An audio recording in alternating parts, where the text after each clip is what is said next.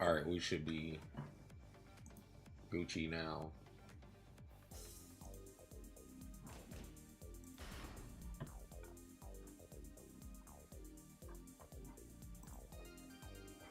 What? They turned my fucking...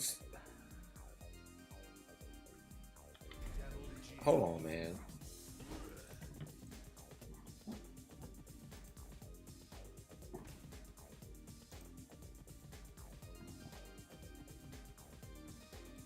I gotta restart the game. No, no, they didn't just turn my... They actually turned my shit down. There's no need to turn... Hold on. Is there a new driver?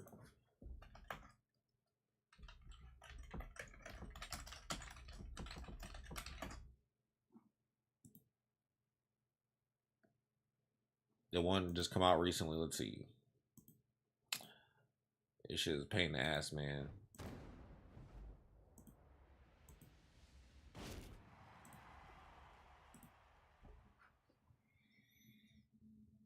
No, I have that shit installed. So why being weird to me?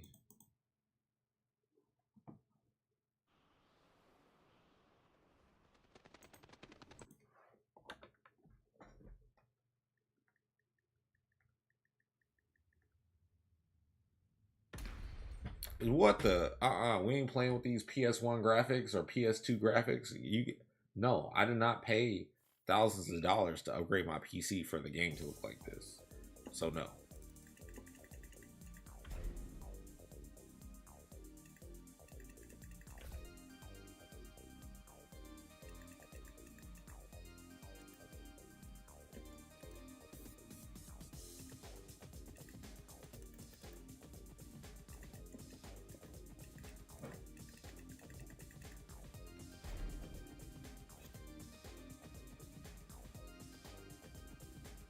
Damn, is this shit in Ultra or not? I want to make sure. Okay. I think the upscale, yeah, there's like a GeForce, a DLSS, yeah.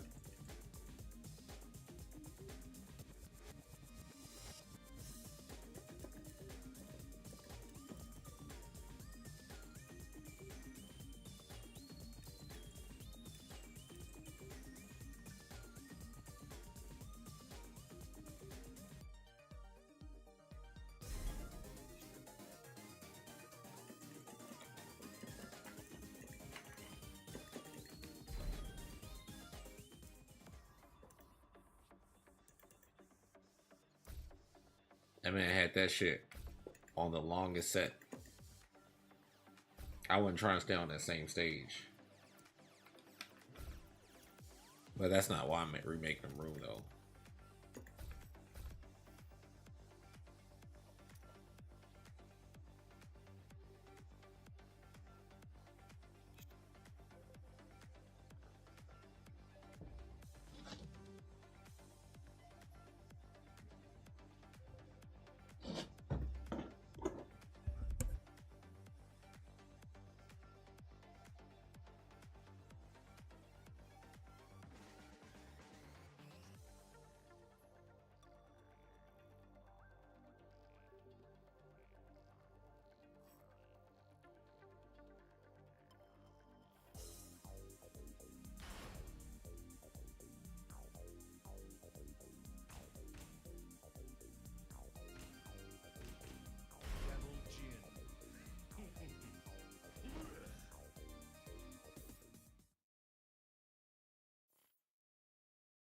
Get ready for the next battle.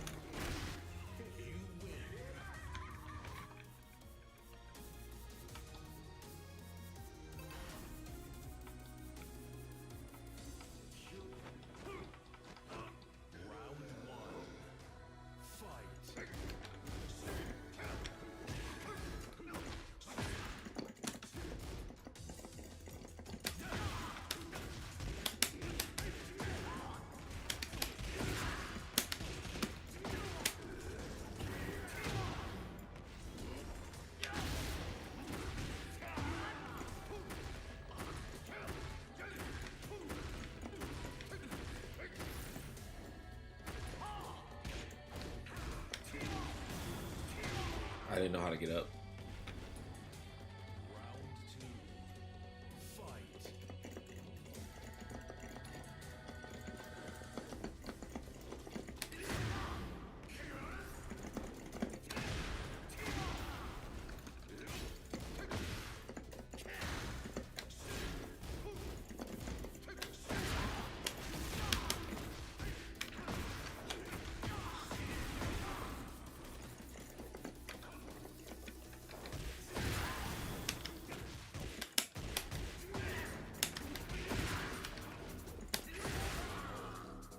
Yeah, Joe Crush beat me with that type of setup.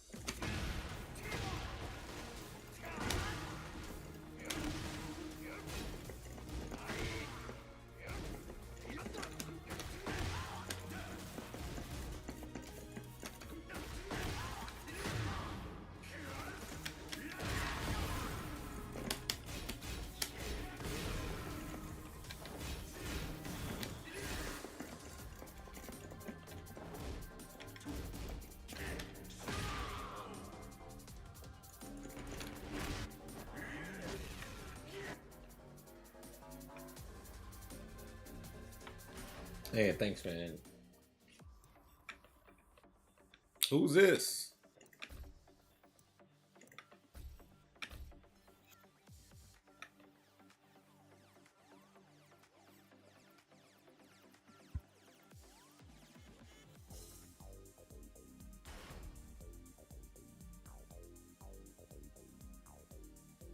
Devil Jin.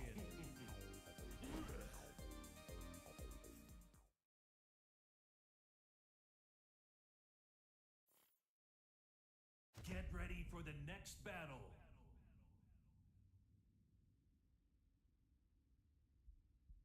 My game plan is let me hit you with Hell Sweep.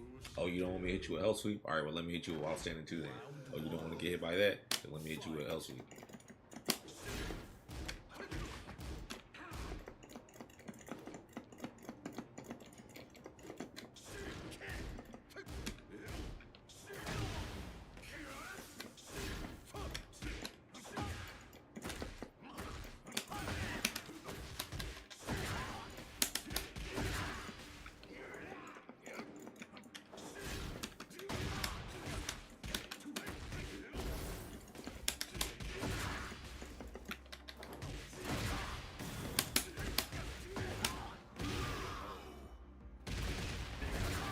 Round two. Fight.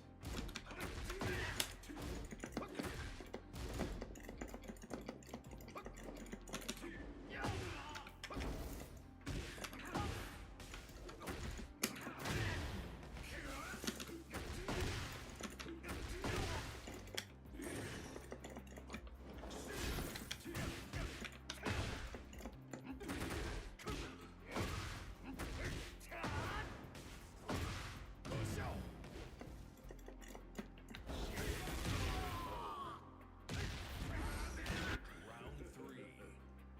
Fight. Maybe did it again.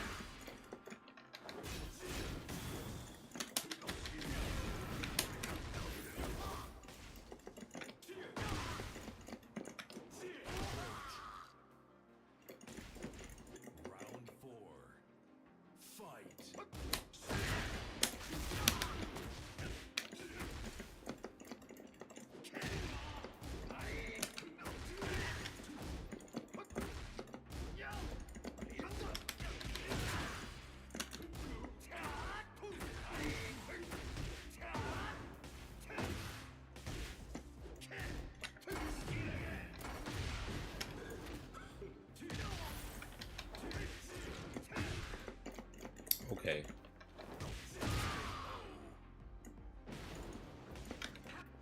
You win.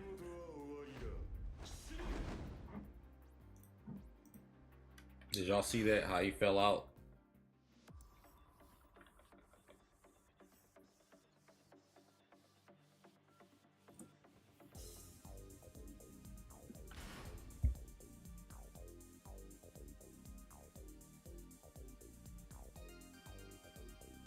Devil Jin.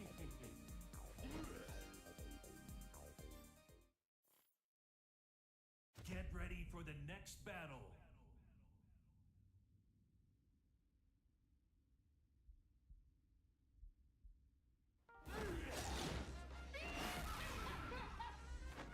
Round 1. Yeah, man. It was Round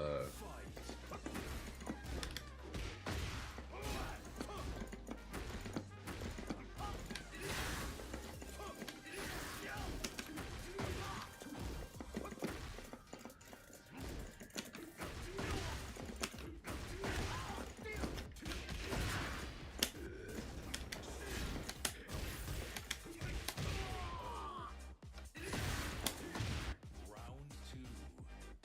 Fight.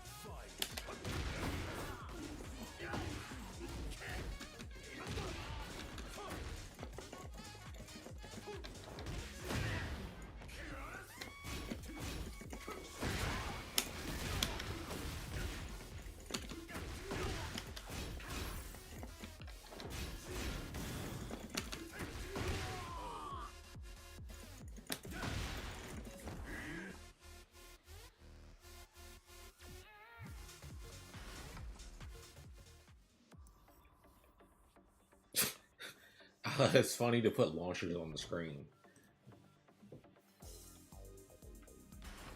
Heat engage. All right, 50-50 time. Time to guess.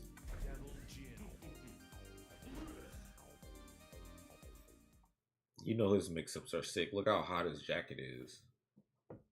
Get ready for the next battle.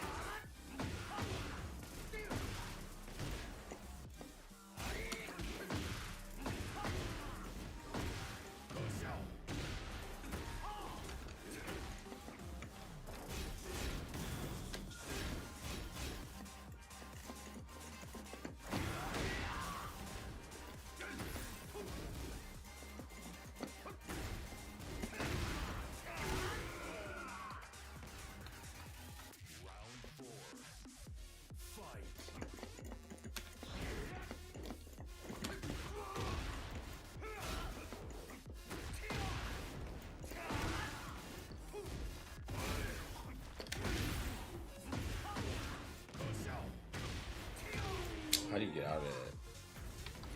I try to interrupt it.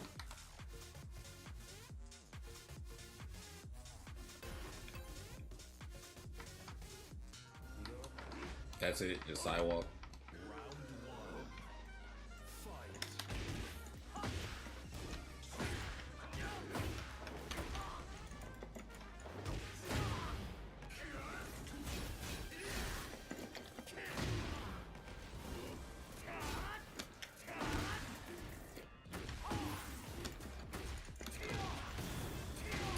I keep sidestepping left.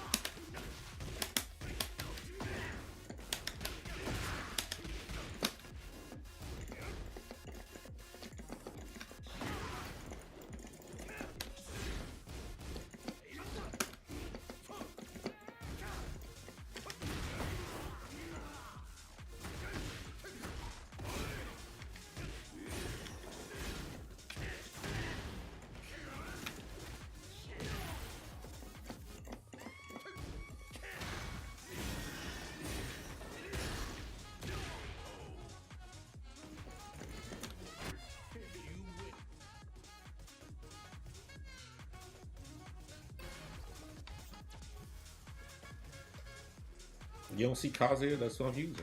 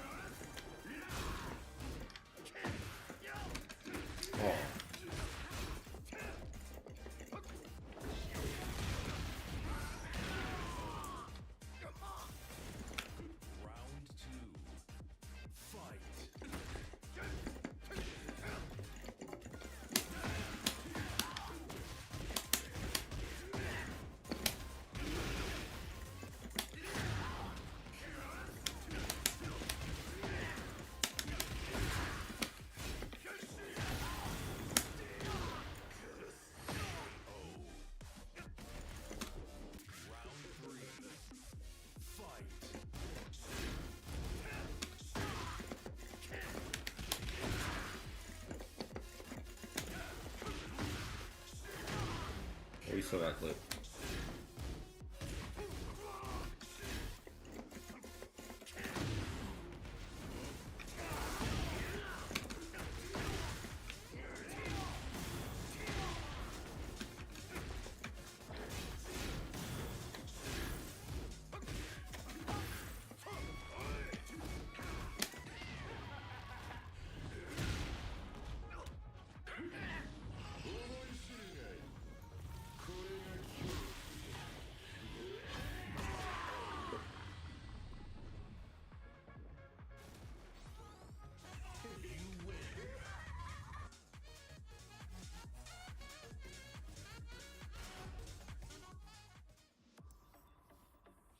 I gotta block the low first.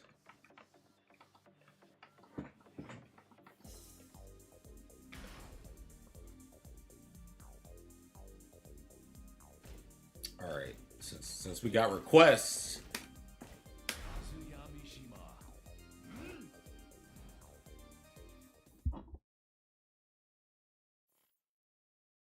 Get ready for the next battle.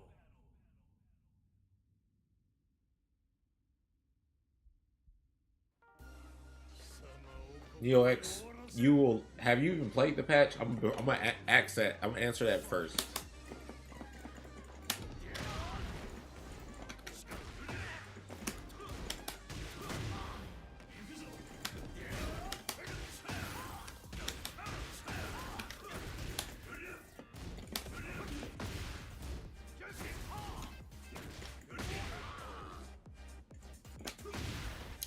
All right, well, you gonna love this shit because it feels like Tekken again. Like you can hella moves are sidesteppable. It don't feel like you just guessing for your life no more. Hey, look, you can sidestep heat burst now. See?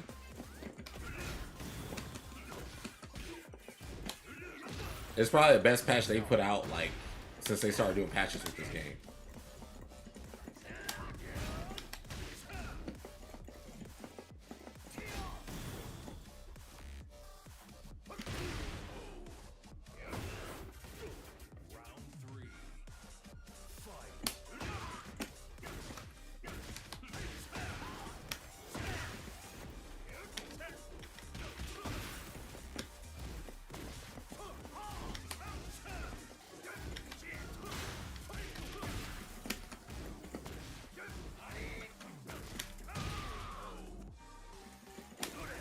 Dude, you can sidestep heat burst. You can power crush heat burst. You can so it's more than just doing lows and shit. You can do more and throws to deal with it.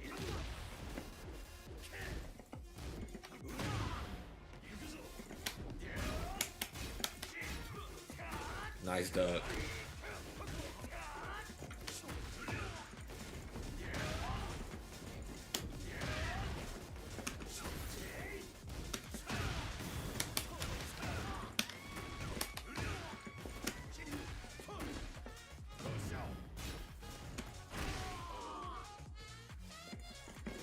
Now I don't feel like everything just homes in on you. It's barely hard to sidestep. Now you could be. It feels like Tekken Tag 2 sidestep or Tekken 6's sidestep. Like, movement matters now.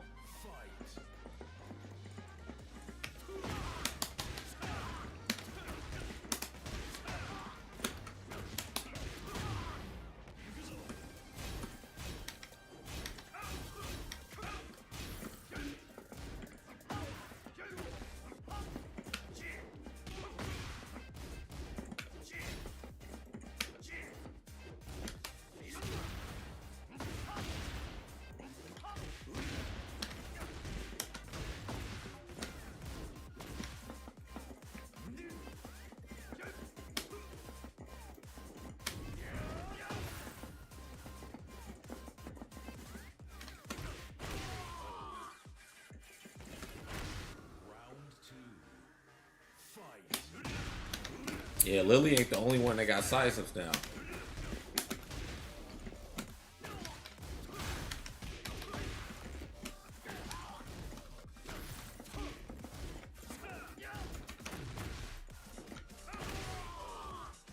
Yeah, you can finally hitbox cheat.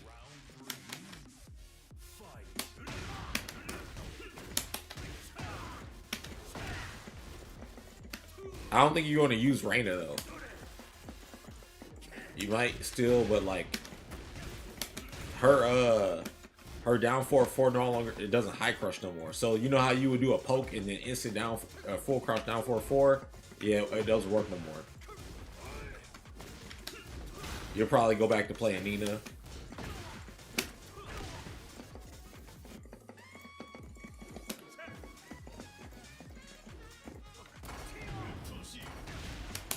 Also, Heat Burst no longer kills.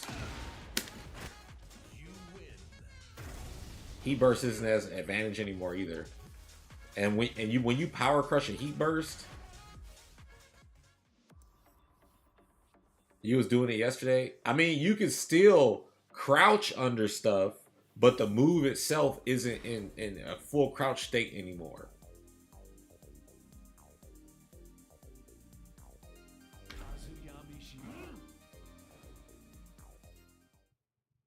So like, if you do it at the same time as I jab, you wouldn't high crush me. Basically, what you were doing is you were just ducking them first and letting them whiff and then doing it. So that still works. It matters for other people.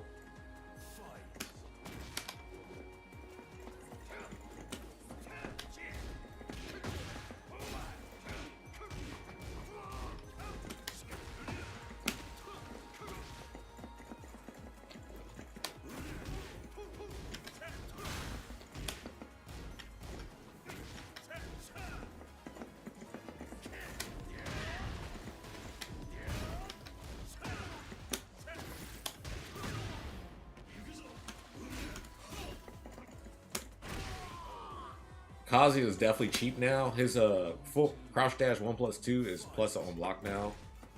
Like +5. This +5.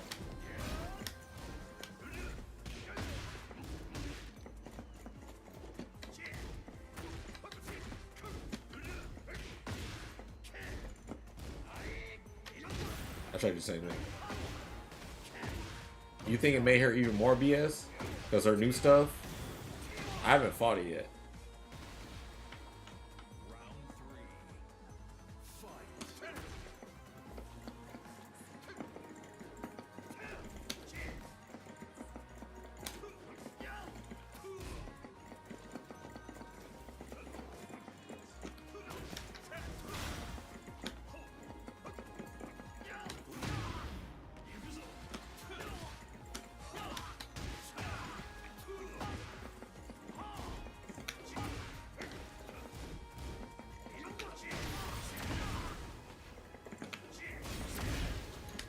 Look at that block stun.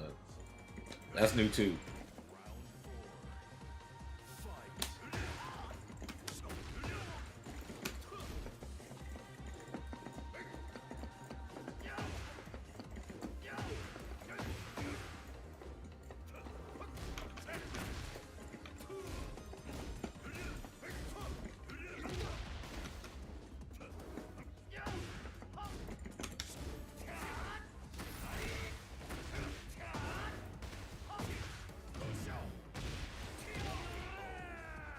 All right, I don't know what I was doing. Let me get back to what I was doing.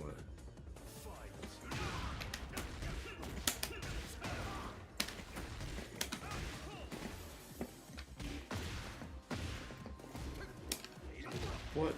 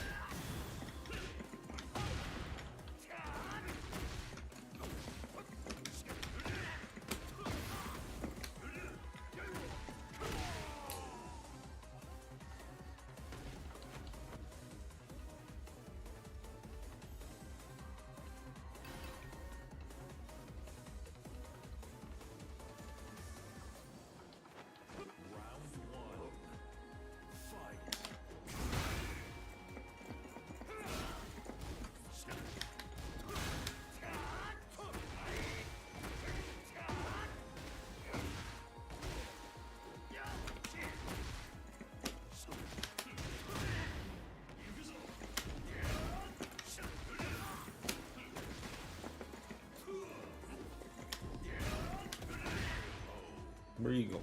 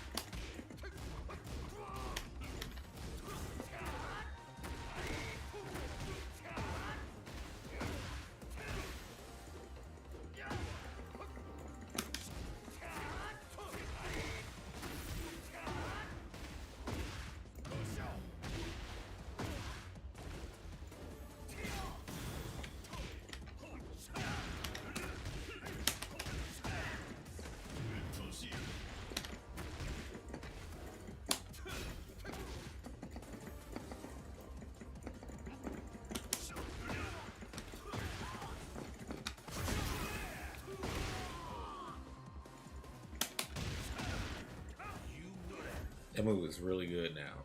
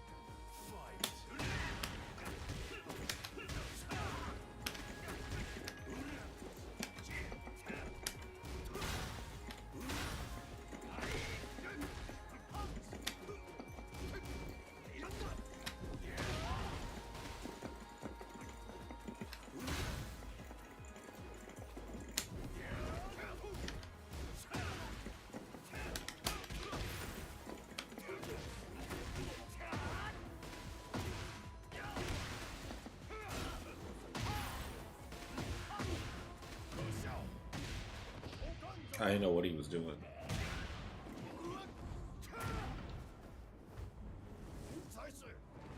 I just ducked and then it hit me.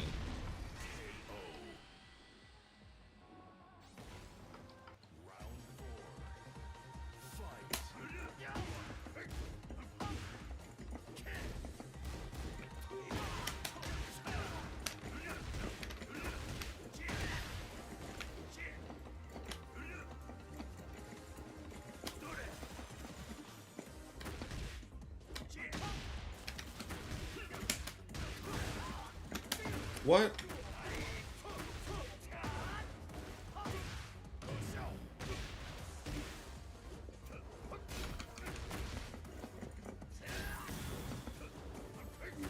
Again, another low?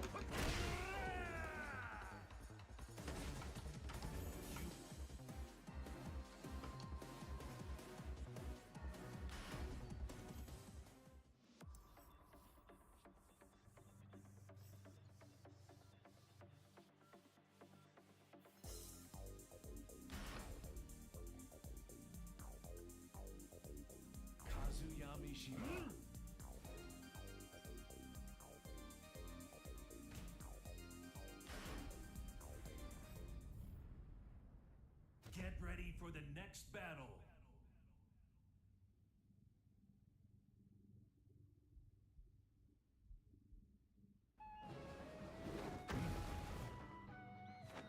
Round one. Fight.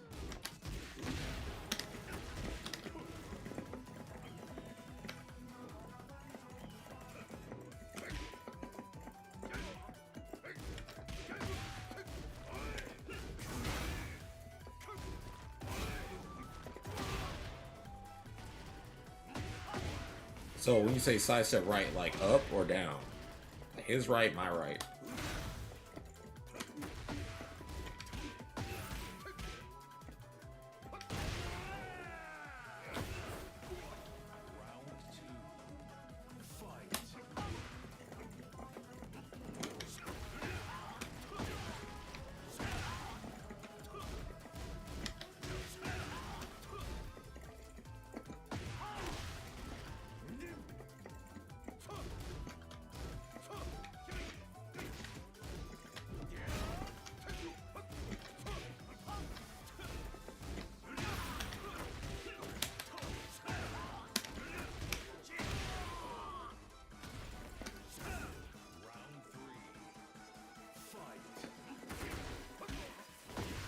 I'm so confused.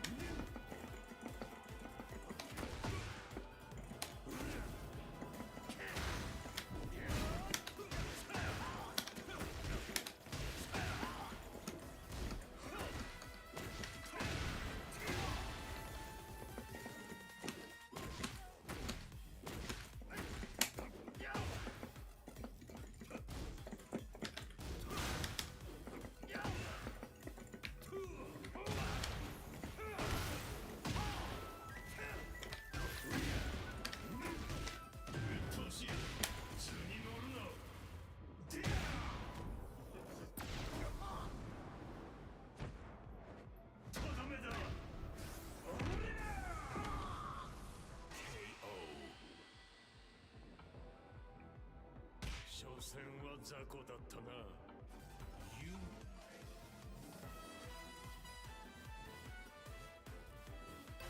Kazuya feels really slow, I ain't gonna lie. All his moves are like 20 frames. fight. Other than like that.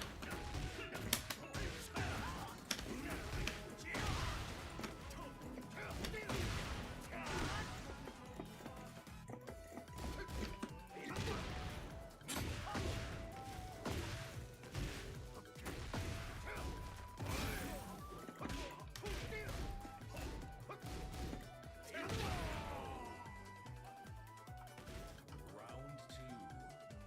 Fight. Wow, still? What layer is he playing at?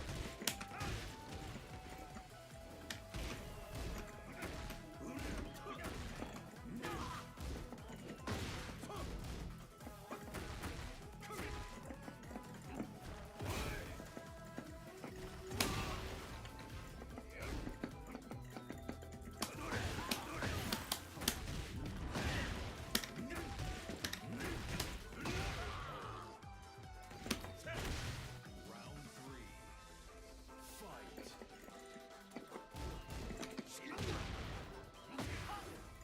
Round four.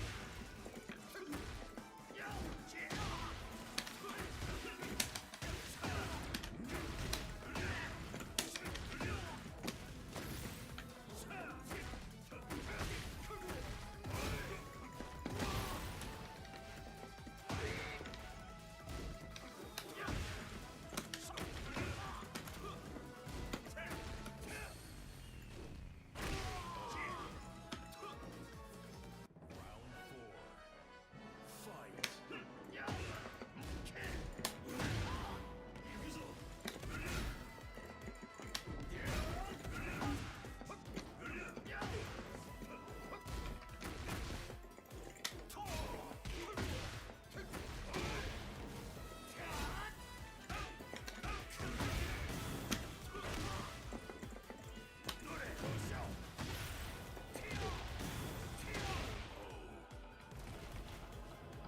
Final round.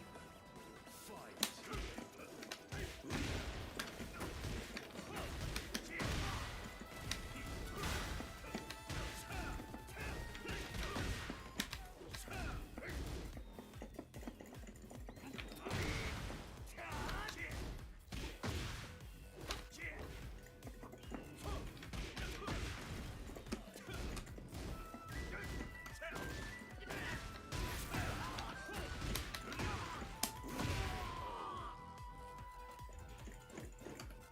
You win. 俺は全てを支配する。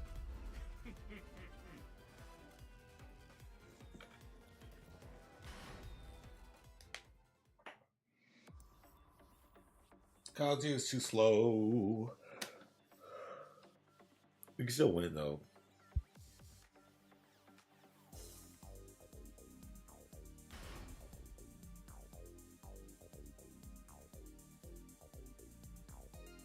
Kazuyami Shima.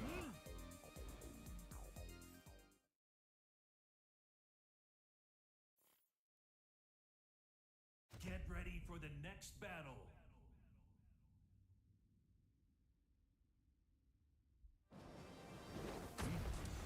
I like Double Jim better. Round one. Fight.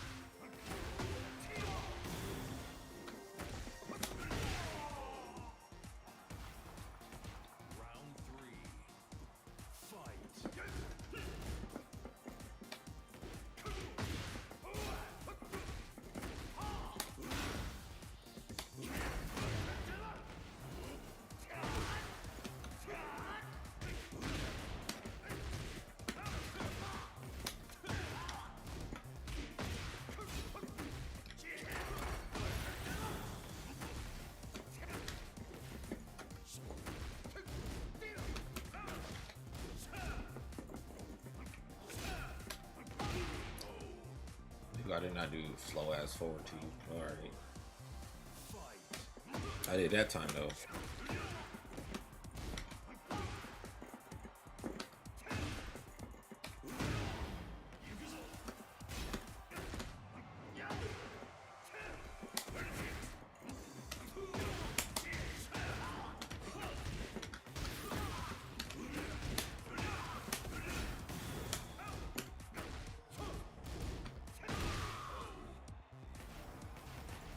Final round.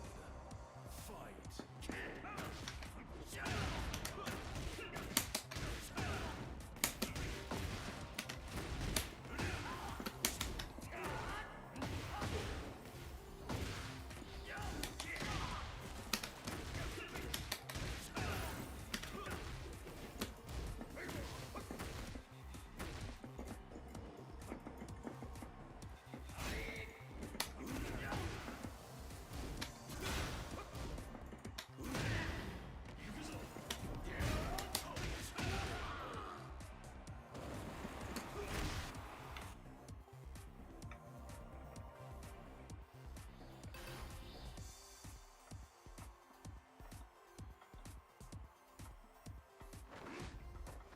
Round one. Fight.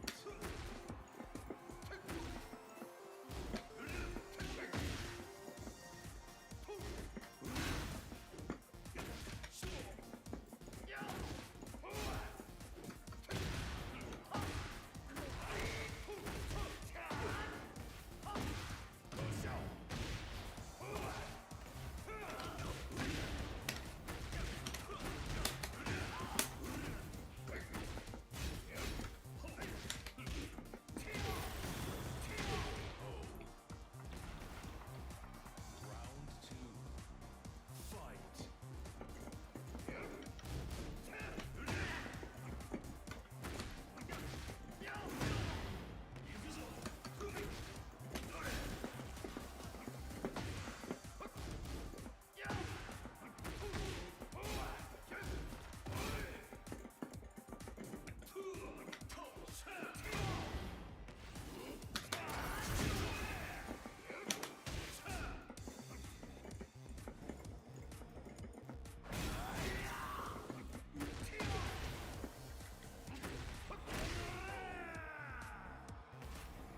Round three.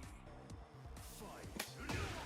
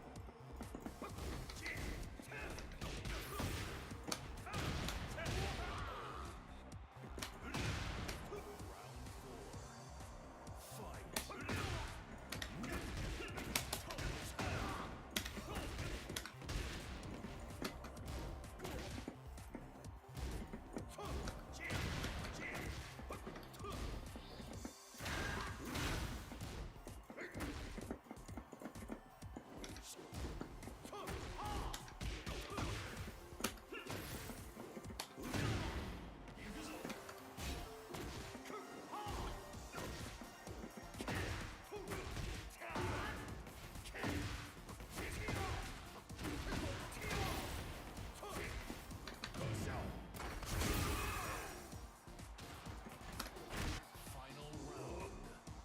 Fight.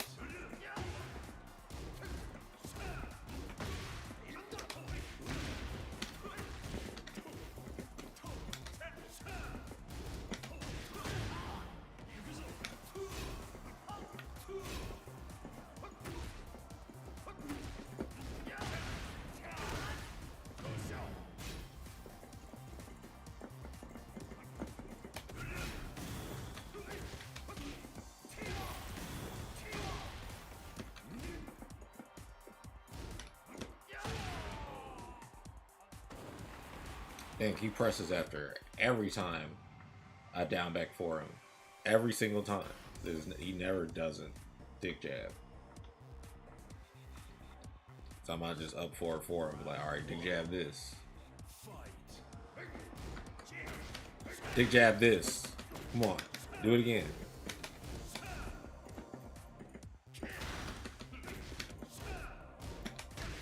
Oh. Good adaptation.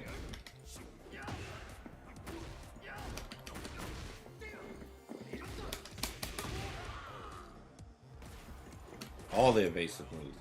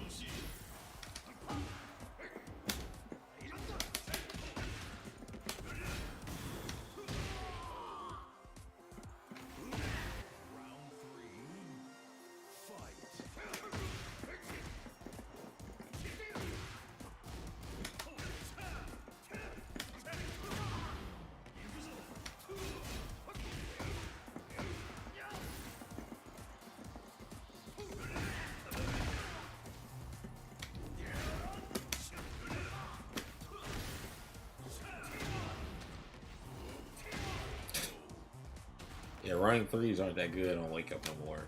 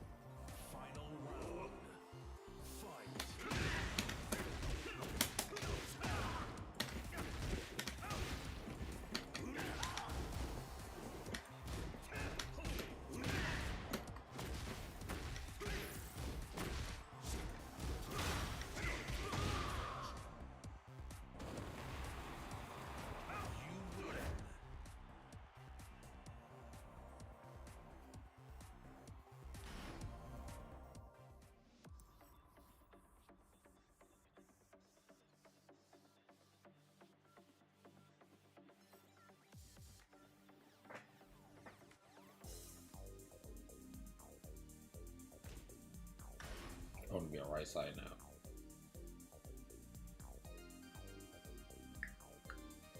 He said last day his hands is about to start hurt. His hands is starting to hurt.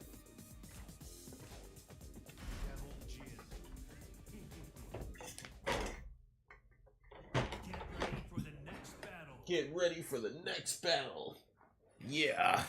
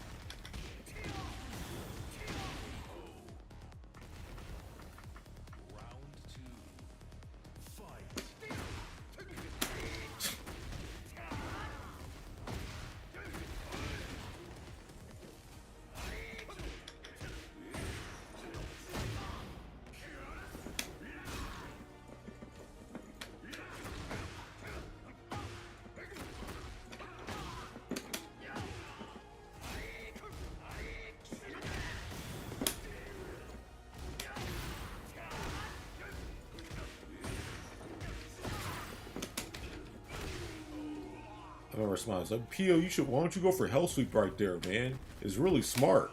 Did you just not see this man block that shit? Always just go for your guaranteed damage. All you want to go for these fucking resets thinking you about to have a godlike clip and shit. No, dude, do what you gotta do.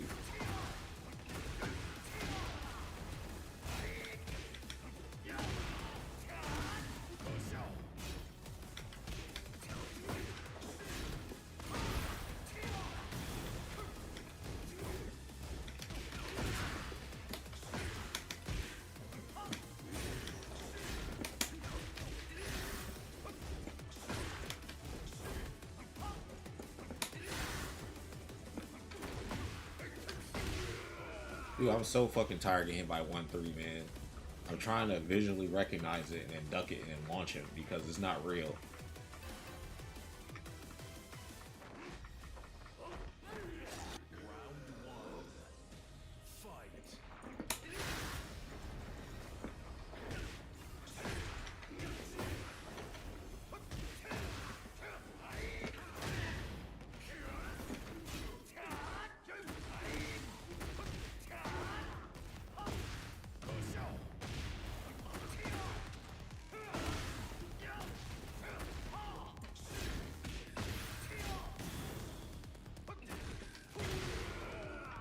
I hate this stage, dude.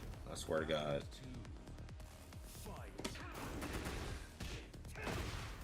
How that crush? Okay.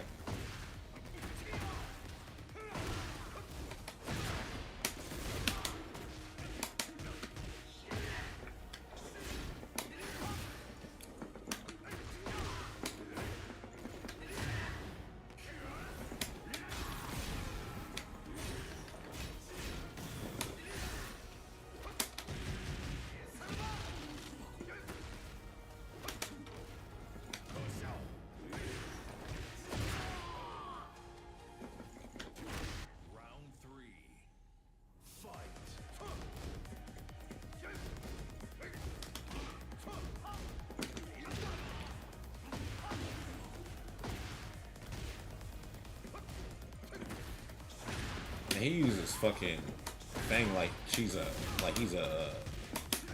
Shang Fa player. Move into evasive move.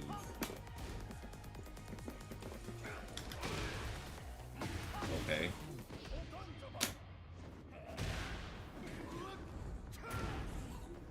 Fang's got the weirdest hitbox shit, I swear.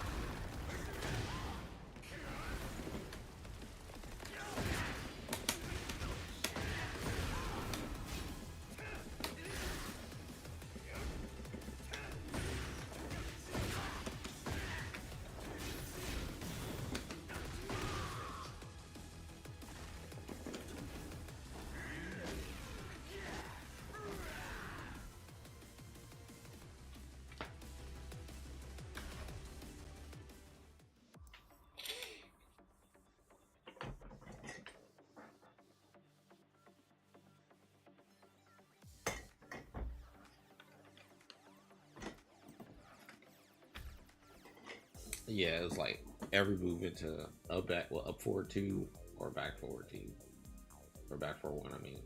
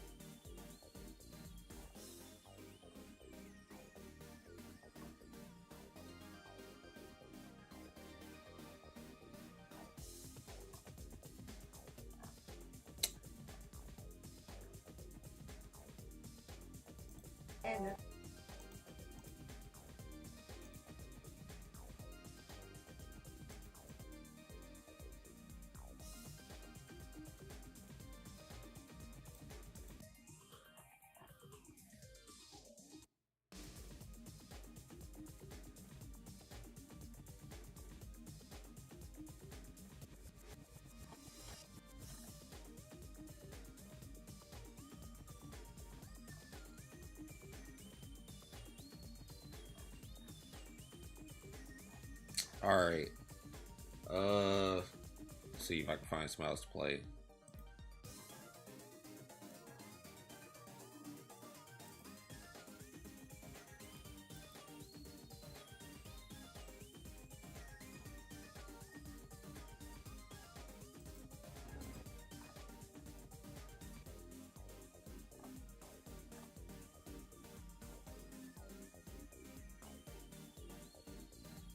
I like it. I like the Tekken update a lot.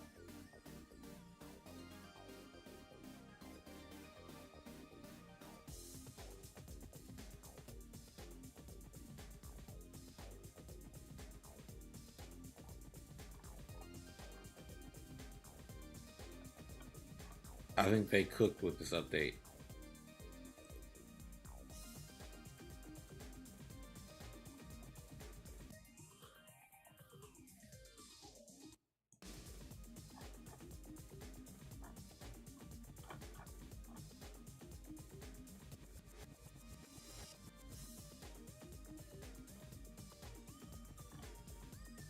Yeah, you can sidestep non-command grabs. Well, regular. I mean, you can sidestep command grabs.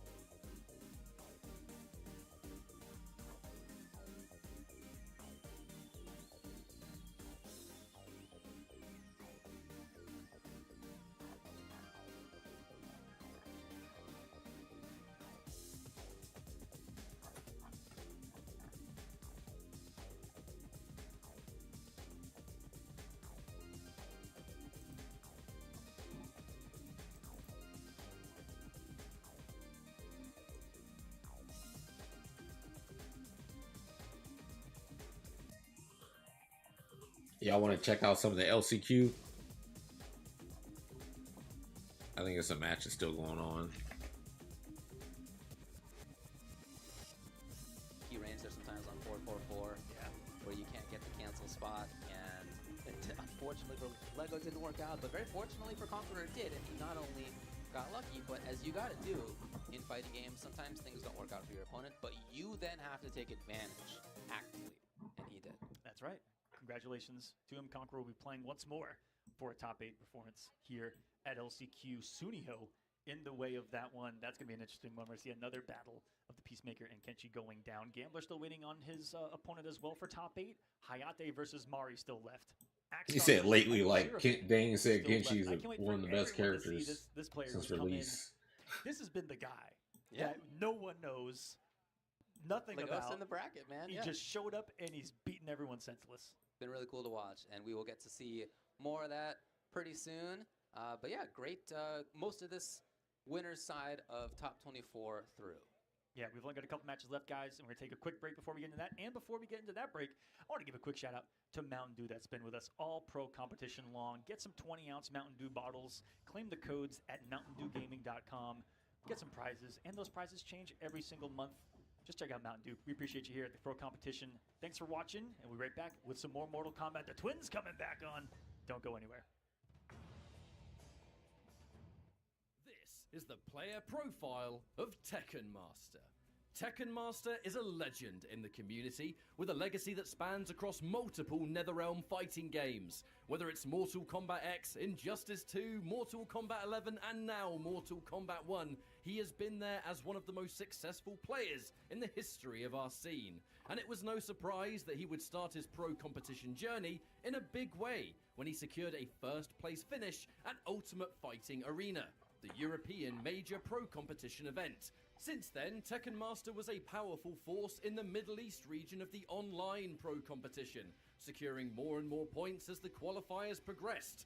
A player that is not afraid to use a variety of characters to get the job done, Tekken Master has seen most of his success in Mortal Kombat 1 with Baraka, but he's also leaned towards other powerful picks such as Raiden and Tanya as of late, favouring a highly aggressive style of play, but with calculated and brave decisions backing them up. Who he uses now is anybody's guess, because for the finals, Tekken Master has historically had some tricks up his sleeve.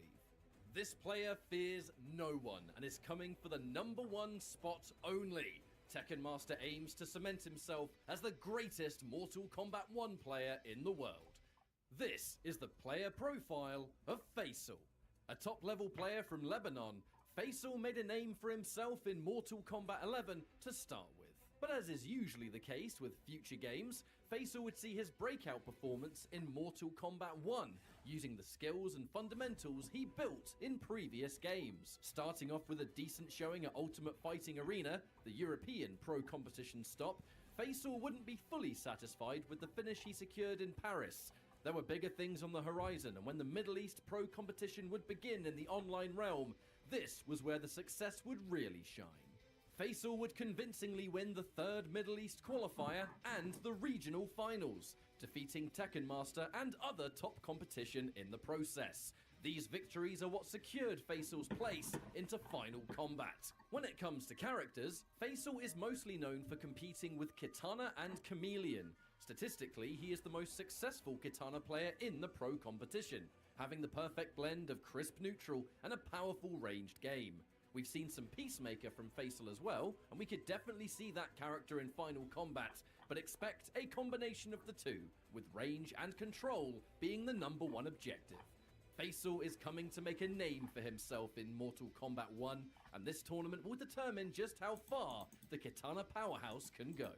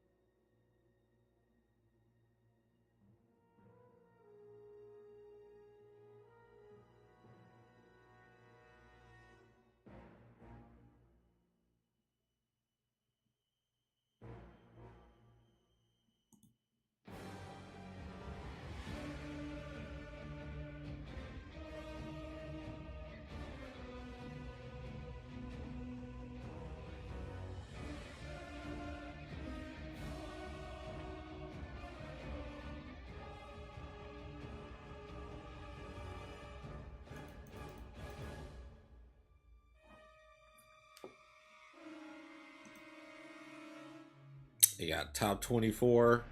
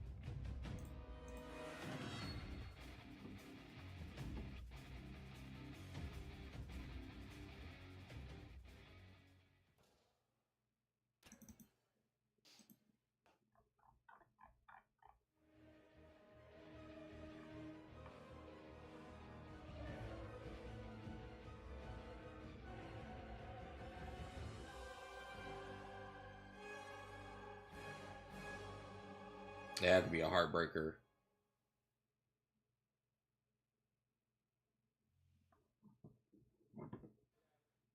Hello everyone and welcome back, where we have returned with the top 24 here at the last chance qualifier here in Toronto, Ontario, where we are trying to send one player and one player only to join our final combat finalists for this first ever MK1 World Finals. We are Ketchup and Mustard. Hello. And we'll be your commentators for the rest of this block before we get down to the top 8, as we have a handful of juicy matches left to go to find out who will be our final top 8 players going into the rest of today's action.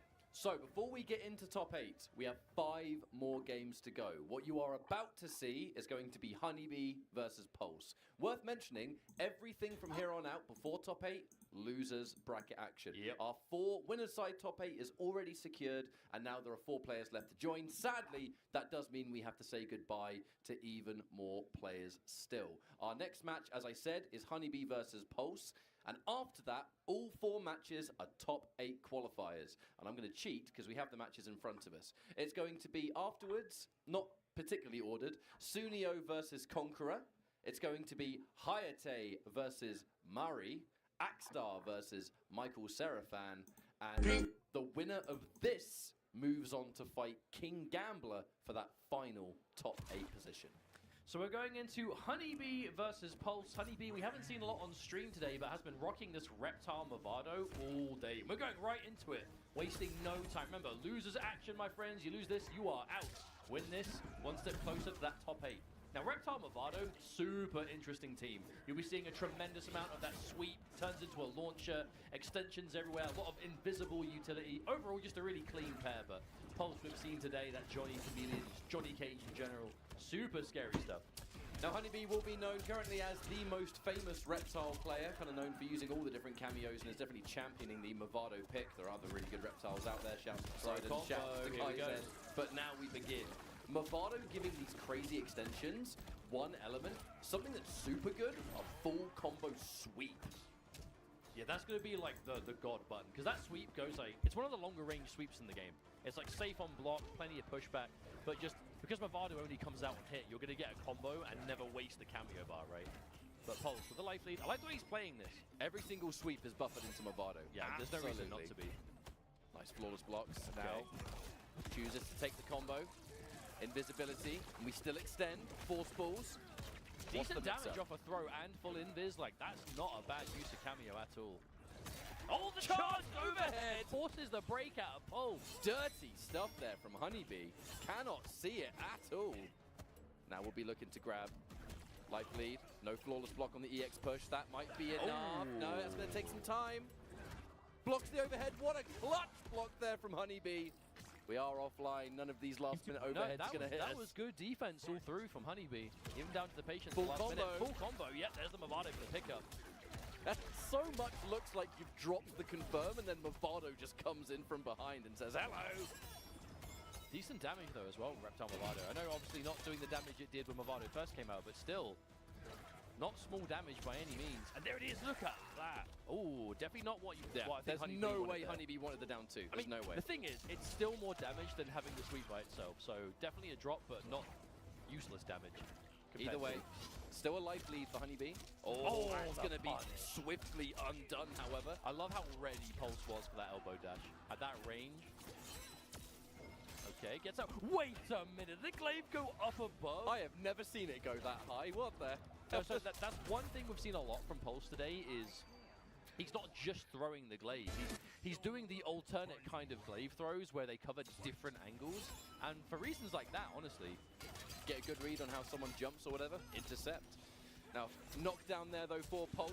Tried to whiff punish. Couldn't quite find it. Low poke now. The stagger. Goes in for the grab. Parry. Just escaping the situation now. Pulse. Definitely blood in the water situation. That sweet knockdown. Again, trying to beat it. Lovely up block.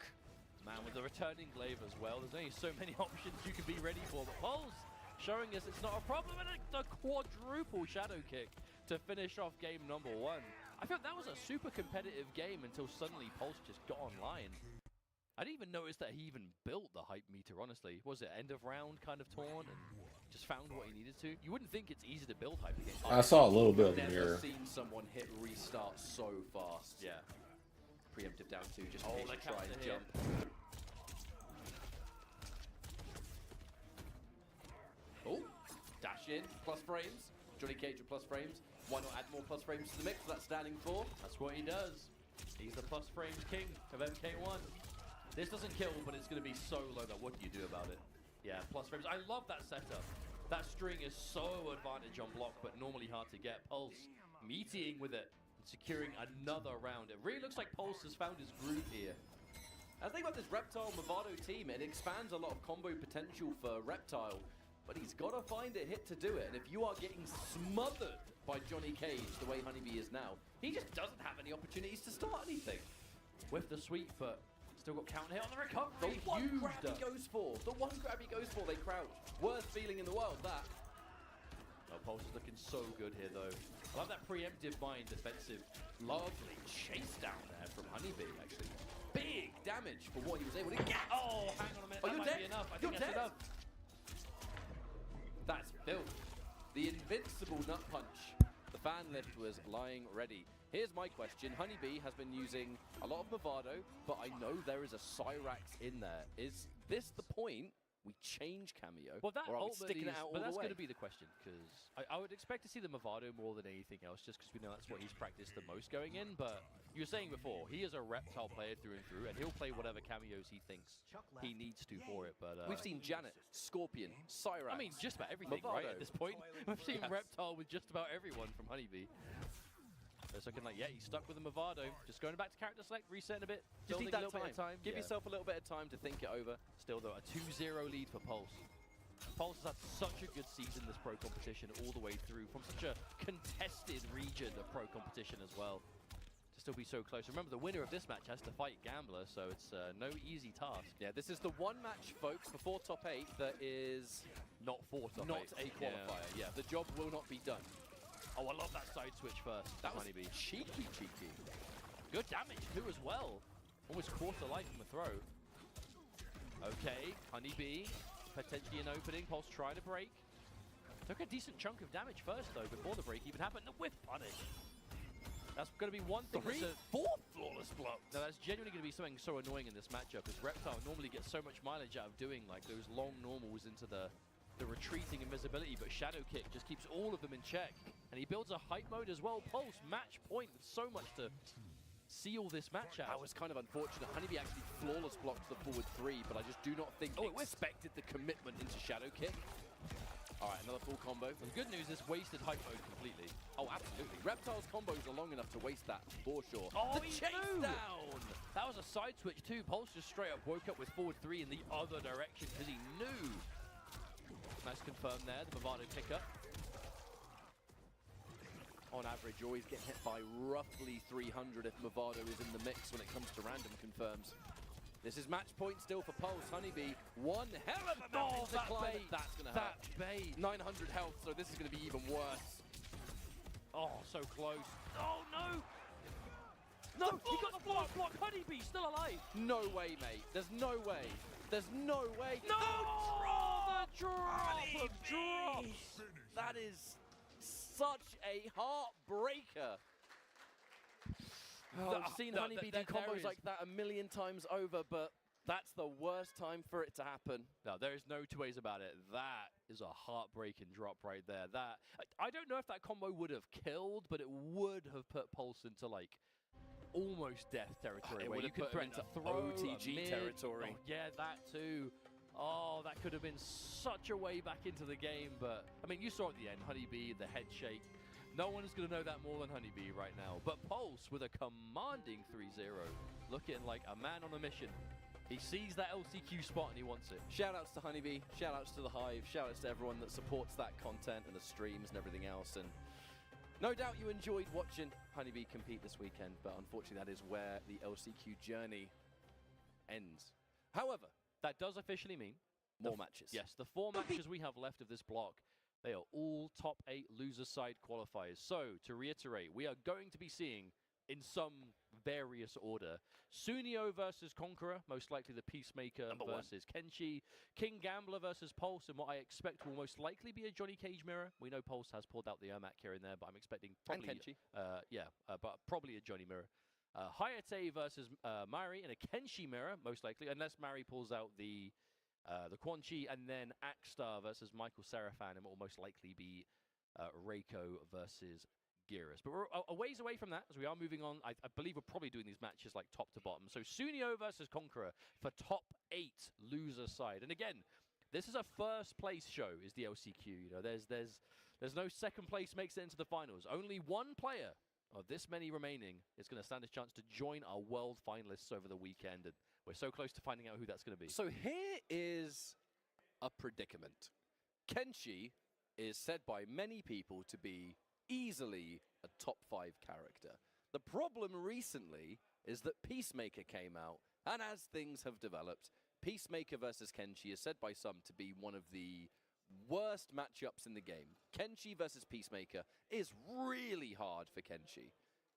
I'm saying this because although Conqueror is an absolute legend of Brazilian Mortal Kombat and is one of the best Kenshis we have in the scene, he's got to fight Sunio, and Sunio loves fighting Kenshi because that matchup is so hard. No, but Sunio looks very comfortable in it as well. I know, like, matchup aside, I'm not going to sit here and tell you it's a horrible, like, unwinnable matchup for Kenshi. Very hard, at least. But of all the top characters, it is like a clear-cut matchup problem for Kenshi, right? But Sunio, he just looks really comfortable. But at the same time, Conqueror, he plays the Sub-Zero cameo, which does help you with keep away, and we know Sunio loves his projectile characters. There's no coincidence he's ended up playing Peacemaker with Sonya of all cameos, right? It's maximum projectiles, maximum keep away. And the Sub-Zero cameo that we see from Conqueror, unlike the Cyrax we see with most of the other Kenshis in the bracket, does have that projectile armor, which is going to do quite a lot of work for him, I would say, because we're seeing quite a few other characters go to Sub-Zero cameo for Peacemaker and Joe. That's literally the first thing Conqueror does. He's feasting on him. I know. Yeah, Sub-Zero came in to give that projectile armor. He's taking so much damage. Alive. Come on, get off him. Poor Sub-Zero. He's gone from getting destroyed in every trailer to eaten by a bird. Well, looks like we're going into a full combo anyway. Conqueror has found the hit. Bad matchup, be damned. Now, that's kind of the issue. It's not the fact that Kenshi gets zoned out, which he does kind of. It's that when the Sento is on the screen, Eagly intercepts rather reliably. So it's kind of hard for Kenshi to get started anyway. No, but that right there is the key. It's not a case of, like, Kenshi cannot use Sento. It's just that Peacemaker has much more options versus it compared to a lot of characters. However, it's still Kenshi if you can get the opening, and it's Conqueror, right? And we're talking about the characters here and there, but we're talking about Conqueror here. Yeah, we seriously going to say that players Conqueror from has Brazil. Peacemaker before. No, 100%. He is one of those, I would say, one of these the most fundamentally talented players in the MK community. Oh, there's the confirm though. Now, off of just the grab into Fatal Blow, I'm not gonna lie, I don't know how much damage this does. I think you survive because Sub-Zero gives you extra 50 anyway. Do you think that's really that much of a deal breaker here? Yeah, you'll live. I think Sub-Zero will be the reason for it, look. No, not even. One not of even. 10 damage in it. Oh, but it would tell you what it was. Enough for anti-gravity to chip out. And Sunio could tell immediately. That's the scary thing. Whenever you're taking a fatal blow from Peacemaker, it's not even how much is it going to do, is do I have 50 damage left at the end? And if so, uh-oh. Now, Conqueror strictly a Kenshi Sub-Zero player. I was chatting to him yesterday, and he was like, you know, there are other cameos that Kenshi uses, but he loves Sub-Zero because he just loves playing for the hit confirm. He likes playing for the whip punish. You make one error, and then boom, he's converted into the freeze. Oh, nice idea. Different ball game here. Sunio with the... Oh, the taunt Sunio! What? Only Sunio is the player left in bracket that, with LCQ on the line, will take that advantage to taunt. Charged it enough to get an extension. Yo, Sunio, the confidence on this man. This is a top 8 qualification match, and man's taunting. He's having so much fun. That's how you know it's a Sunio game. Oh, used the shoulder charge, but couldn't get Sento out. No, went for the shoulder instead of any sort of ambush. Shoot his feet! Come on, man! So rude. Lovely flawless block. Gets the jump in. Oh, cancel into the jump normal, though. I don't think there's kills, but it's going to be... No, he drops it! Hang on a minute. Crucial drop for Sunio. I think that would have been the game. Is that actually enough to kill? I mean, it's Kenshi Fatal Blow, so to be honest, probably... I mean, that's definitely enough. Surely. It might come down to the mash. It might come down to the mash. Oh my goodness, he survived. Rare footage of Kenshi Fatal Blow not closing out the round. Chip damage is starting to become real. Oh, that was straight out of the Matrix. We've seen that before. Deflecting the bullets. Conqueror keeping himself in this game. That was the coolest thing I've ever seen in MK1. Right. Trying to pay respectful again. Big jump in though. No breaker for Sunio. Okay, actually, I think this is the first time we've seen a proper just straight up hit confirm into Sento so far. We saw one at the very beginning, but I think that was more of a conversion. This was just, I hit you, I get my combo, please. And this is now not great. Sunio. Oh, that's 180 damage. I actually wonder if Sunio took that hit intentionally, because it did send him to full screen. I have seen players talk about that before. Well, Sento is gone. Oh, I love that. Using the charged ring to make anti-gravity guaranteed. Nah, this is not great. The knockdown, overhead. One more good hit is going to do it for this first game. Conqueror not looking to overcommit. That is an unsafe string, that low launcher. Of course, you wouldn't know that because normally Sento's there, but... Oh, it's worth knowing for situations like this. Sunio, though. Sunio, what do you do? What do you do, mate? You know, he's looking at that time, 30 seconds. It's enough! Never mind! Off with his head, Conqueror. One game in the lead now. I love how Conqueror was in no rush to finish that game. Even though at that range, Peacemaker is holding all the cards, he didn't have the health lead. It wasn't even close to having enough health to stay alive. Conqueror did not need to rush to finish that at all. And he didn't. Secured things. Anti-air. This is going to be really respectable damage. We extend the Sonya. Not bad at all. Oh, I actually think you could have comboed off that. Possibly. If you have the partial charged Ring Blast, does give you a lot of advantage in combo. I guess that moment of hesitation can be all it takes sometimes. We're going to go straight into gunshot. Conqueror. Oh, that max range sweep. Ouch. And this is Conqueror, you know, he's always on the hunt. He's gradually walking his way in. Rarely getting opened up by anything significant. A grab here, a grab there, yeah, sure, but... Ooh, oh, with the catch! Yeah, you're side switching. You're side switching. Now suddenly not such a good spot to be in for poor old Sunio. Oh, Plenty of Sento left. I mean, Conqueror puts himself in the corner here, but it won't really matter. Oh, unless Sunio can find the down one. Delicious tech. Now Sento is down. We have 3 bars of meter. We have Sonya. Completely makes that safe, that drop down. Now, okay, this is worst case scenario for Conqueror. 140. Yeah, stuck in Sento mode, full screen against Peacemaker without Sento on the screen. Gonna be rough, especially with the time ticking away. Sunio, oh, the dash up grab, escape failed too. Conqueror tried to get out, 140 grab. Does he get away? He does! Oh! Honestly, I wasn't sure if he made it, because it would have come down to the, you know, the Testral Might Mash on the Fatal Blow, even if that did connect, but Sunio gets out clean. This ranged game is going to be the absolute strategy versus Kenshi here. Like I said, it's said to be a tricky matchup, but Conqueror making very few crucial mistakes, right? Every bit of damage has been piece by piece, so nothing super significant, which gives Kenshi, when he finds a hit, he's still going to out-damage Peacemaker. But Sunio he's still going to get it with the break. Conqueror is finding the openings, but Sunio is keeping his meter for a rainy day, and he keeps getting the perfect breakers. That's what you need to do, right? You know, we talk at length about the matchup and everything, but again, Kenshi is a character who's really built to snowball off a single hit, and a hit just like this, no less. Where it could be a real rough matchup the entire time, but then one good opening, and the right offensive choices can mean the life bar suddenly disappears. Obviously, you've got things like good armor to worry about, Eagle Whip, and we've got the full-on overhead pickup. Conqueror seals away another round. Playing this matchup almost flawlessly. And to be honest, is making it look like not one of those matchups. But well, I think it definitely take my helps word for it, it's tricky. No, genuinely, I feel like it's definitely helped that Conqueror plays Sub-Zero, because obviously Sub-Zero cameo does have the armor, which is more than like the Cyrex teams will have, but that's the cameo system. If you want to have a better matchup against certain characters, that's what it's there for. We have seen players use the Sub-Zero cameo specifically for Peacemaker. This is not an exception, you know? I think it just, in this case, it happens to be that Conqueror plays Sub-Zero exclusively, so it's kind of just worked out. But at the same time, you know he knows the matchup. He would have played this going in. We're seeing that here, even though, again, he's down on life. Sunio significantly right now.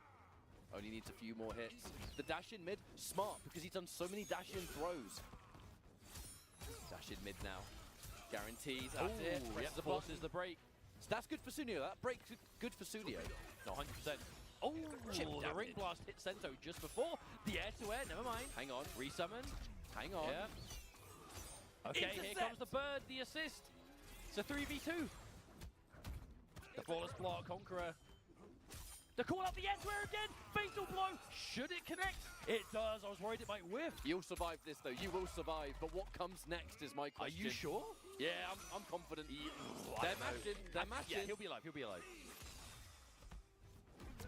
Oh, dash in Do I block. miss this game? Again! Again we see it! Even Sunio, you saw reeling back in the chair. God, I got hit by it again! The end of that game was a straight up rewind. We've seen this already. Oh my goodness. Checketh the tapes. But again, why is Sunio going for it? Because that EX gun normally such a great closer for getting the last little bit of chip damage. Conqueror through called last it breath. out, mate. But He he's done it called twice. it out. Conqueror so prepared. All right. But it's not like Conqueror is like doing excessive run, is he? Like he's not doing it non-stop to make his way in. He's saving I've it. seen him when use the run twice. Yeah. Maybe 3 times. That is good odds. But 2-0 now. These have been 2 close games. Conqueror just, it's the clutch factor. We It are in is the clutch unironic factor. 3-0, but it was close territory. But it's certainly not over. Sunio, he likes playing for the long game. He has to bring this set back, drag it out as long as he needs to, he will. Conqueror finds the whip punish. Sunio thankfully holding on to that meter for a rainy day, and that rainy day has arrived. Back to full screen, at least for now. Conqueror, I'm eyeing up that meter, must have. Oh, the whip eyeing punish it for the up. sweep. I love the way that Conqueror still chased that down. Picked up from the low. Hang on. This won't be enough to kill, but now this is one sequence will do. Oh, the Eagle hits Sento, but it's too late as Conqueror finds the hit anyway. And match point, 1 round away from top 8 loser side. This would be an incredible win here for Conqueror. Going into that top 8 with masses of momentum on your side to conquer the characters. Well, no pun intended, hardest matchup. Patience though from Sunio, respecting here. Okay, manages to catch it. It's been a while since we saw one of those preemptive staying twos, but no, Eagle wasn't back. Force field is activated. The retreat game, Sunio the delay, goes in for the grab anyway. Delicious tech there though from Conqueror. And we're starting to, piece by piece, mount something of a comeback. If the character can make a comeback, Kenshi is that character, make no mistake. I mean, we keep seeing it, like Conqueror down on life, but it really doesn't feel like he's losing. The main thing though is Sunio's got the breaker, so Conqueror's gonna need 2 clean hits to really get the snowball rolling again. Oh, that caught! Conqueror wasn't confident. Oh, that could have been huge! Not enough. No confirm. Wake up invincibility on that shoulder. Oh, I wasn't sure what happened there. I thought the Eagle got stuck on Sub-Zero. Not quite. Sunio finds a round. The match point remains here for Conqueror. Almost completely even on meter, may That as was well the be. quickest resummon of Force Field I've ever seen. It was like the moment it disappeared, Sunio did it again. Nice tech. Sunio getting so much mileage out of that quick dash up grab when you know he's building that distance. Oh, the cancel. That could have been it as well. Both players being quite hesitant to commit to anything here. Can't say I blame them. Both sitting on a full breaker. Don't want to waste the resources. Obviously a bit more important for Sunio to bring this one out. But just that overall patience though, Conqueror. Not wanting to just waste too much time going in, but Still have not 45 rushing. seconds on the clock to work with. What's Exactly. the rush? Oh, empty jump, maybe trying to bait out an up block there. Sunio's wise to it. Oh, again, Conqueror. So good at finding those wake-up standing ones. Sunio just mistiming the meaties, looking for a delay that isn't happening maybe.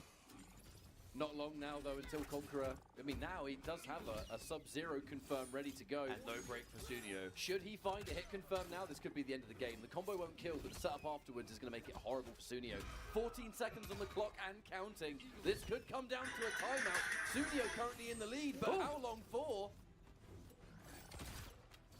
5 seconds. I don't think that's it. Yeah, I think He doesn't have doesn't have the time. Yeah, doesn't matter. Sunio manages to play for the life lead till the very end.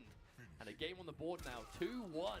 Still in Conqueror's favor, but signs of life from Sunio. And that's the kind of win you know Sunio is looking for. A long, drawn-out timeout when it was like, honestly, a relatively strong lead kept going the entire time. Because that's going to really grind down the opponent, especially when you're looking to play like that. We know Conqueror has the patience, but Sunio, he lives for this. Oh, that's so cheap. The 50 damage of that anti-gravity covered by one of the best charge cameos in the game. Oof. Let's not forget that 130 juicy damage from Sub-Zero's forward throw. Being able to just have that charged energy shot and then the chip damage, making it safe at the same time is such a nice element of just the zoning extension. Well, even if they flawless block the the anti-gravity, you're still hitting it. Oh, there's the catch, but again, Sunio break. That really has been the problem for Conqueror the longer this set is going on, is getting the hit which is then broken, but then finding another hit straight away. All the while Sunio is building, yeah, exactly. He's building more meter even afterwards. However, here is a confirm. Conqueror has got to make this one count. Can afford to maybe be a little bit more open with this. Can break. Neutral jump, but Sunio didn't commit. Maybe worried about the Sento coming back. Maybe trying to avoid a breaker too. Let the Sento run out, and now it is looking for something. Waits for the down one. Tries to cover all angles, dash in. Another wonderful tech there from Conqueror. Tried anti-air, hesitated. And that hesitation's going to lead to a fatal blow. Another match point here for Conqueror. This has been a long series, and you can tell why. No, but that was quite a late jump kick as well. I feel like Sunio was not sure to go for the anti-air. By the time you decide, it's too late. Yeah, exactly.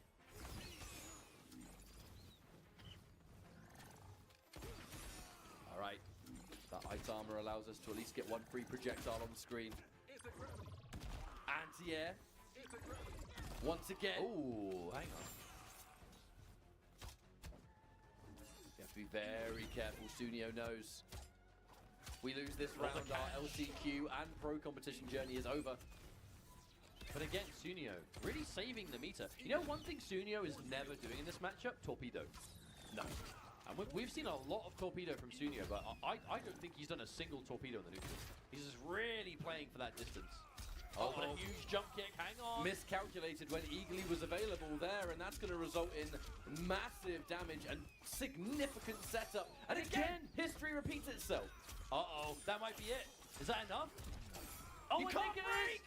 Conqueror is going to do it, taking out Sunio 3-1, and is now top 8 on the loser's side. The dream of Final Combat.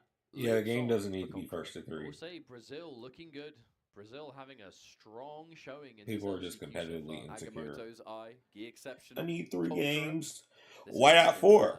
Rather South America heavy, if you ask. Why not 5? Favors them heavily right now. Dang. And the rest of the Before this match start, canceling it out. 3 more positions left.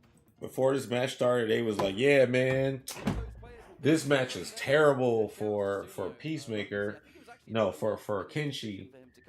And so him rocking up, kind of being like, well, he beat Sunio with have some fun. I think he did Kenshi Sub-Zero. Just outside of the top 8 here is no easy task by any stretch. And just got his game plan started. Be Conqueror now. We'll be seeing a little bit later. Honestly, it really does feel like any of the players that needed to be at this LCQ, like ones that have been regularly competing in the season, you know, they've been to a number of the offlines, so they did really well online. They just needed a bit more points or whatever it was. Basically, if you needed to be here, you are, is what it basically seems like. So it's been a very competitive event and continues to be so as we get very close to finding out who that first place is going to be. Because again, I don't want to be a broken record, but that kind of is the point of today. One player joins our final combat finalists in the group stages tomorrow, and only one of the many that we've got left who have still been doing so good all year. Just seen who has sat down to play. This is a special one. It's going to be Pulse versus King Gambler. Only one of these two can make it into top 8. The journey of King Gambler in pro competition is something I don't even think I need to explain. If you've watched pro competition, you know this guy is the most traveled of any of our competitive Mortal Kombat players. He was this close. And Gambler fighting all losers. For pro competition. He had an incredibly stacked region of North America West, where he got 3rd place in that tournament. It was Wise and Hourglass of Rain. Shouts to you, Hourglass, if you're watching from home. So nearly got that, not quite. Has nearly had those extra climbs, I guess, in the top 8s that he's placed in, but has always been kind of one position lower than he would ideally like to be. And it has accumulated to the last chance qualifier, where for a lot of people he's a favorite, and for a lot of other people they just want to see him do well. There's so many people watching that are rooting so hard for King Gambler, but it's still going to be such a hard tournament to win. I mean, he's got to beat Pulse just to make it into top 8. Of course, loser side, Gambler sent to losers by Agamotto's Eye, another strong player from Latin America who's made the trip down, who we'll be seeing later in the top 8 winner side. But I feel like whenever we talk to, I mean, as you do at events like this, and of course, you know, Gambler and Pulse, good friends. I know neither want to eliminate the other, but that's tournament for you. But as we've been talking to players, as you do at events like this, as I've been talking to all the competitive players, there is no more support for any singular player in this entire tournament than there is for King Gambler. There are so many people who just want to see him go all the way and win this LCQ. Johnny Cage mirror, but is it going to be a cameo mirror? Gambler has 4 different cameos that he's willing to use. Cyrax on one side, Cyrax on the other. Let's go. No, it's not. I misjudged it. I'm dumb. Oh, I could have got away with it. I could have got away with it, I told you. Now, Johnny Cyrax, this is one of the teams to watch this entire weekend. Surprisingly, haven't seen it as much today in the LCQ. We've seen plenty of Johnny, but it's not necessarily Johnny Cyrax. But this team is a problem right now. You're taking Johnny Cage, who already has some of the best offense in the game, and you're putting a truly aggressive cameo with him. And, yeah, very scary. Lots of hype utility, big damage extensions, constant safety with the chopper, net combos with hype. He really does have it all, and big damage. Look at this. Oof. Safety on the rising star into horizontal chopper. Can still turn it into a combo, even if it... Yeah, that's a big reason I'm not competing. Clipped by it. Did not quite believe it was going to hit its mark. All right, the escape failed. Who cares, because we're going to cash out 2 bars spent, but we're going to get ourselves a really sizable combo. 260 for that scaling grab is not bad at all. Invincible, and we turn into a combo. That's it. I think this does enough. That's the round. Wow. What a catch. Gambler finding the EX nut punch, taking that invincibility, turning it into a full combo thanks to Cyrax. And you were saying before about the Cyrax utility. Cyrax is a big talking point right now because of, you know, the chopper situation. I don't think it's a case of every single character in the game is now going to flock to Cyrax. There are specific characters and teams that are definitely either good again because of it or better than they were before. And I feel like for Johnny Cage, Johnny Cyrax has never been better than it is now. There's the parry, and we chase it down. A couple of really quick dashes just to make sure we hit our target, actually. Yeah, there's charged again. Gambler making the most of as much damage as possible. There's to confirm. Forces that break absolutely from Pulse. However, big with punish. Clips him. Forward 1.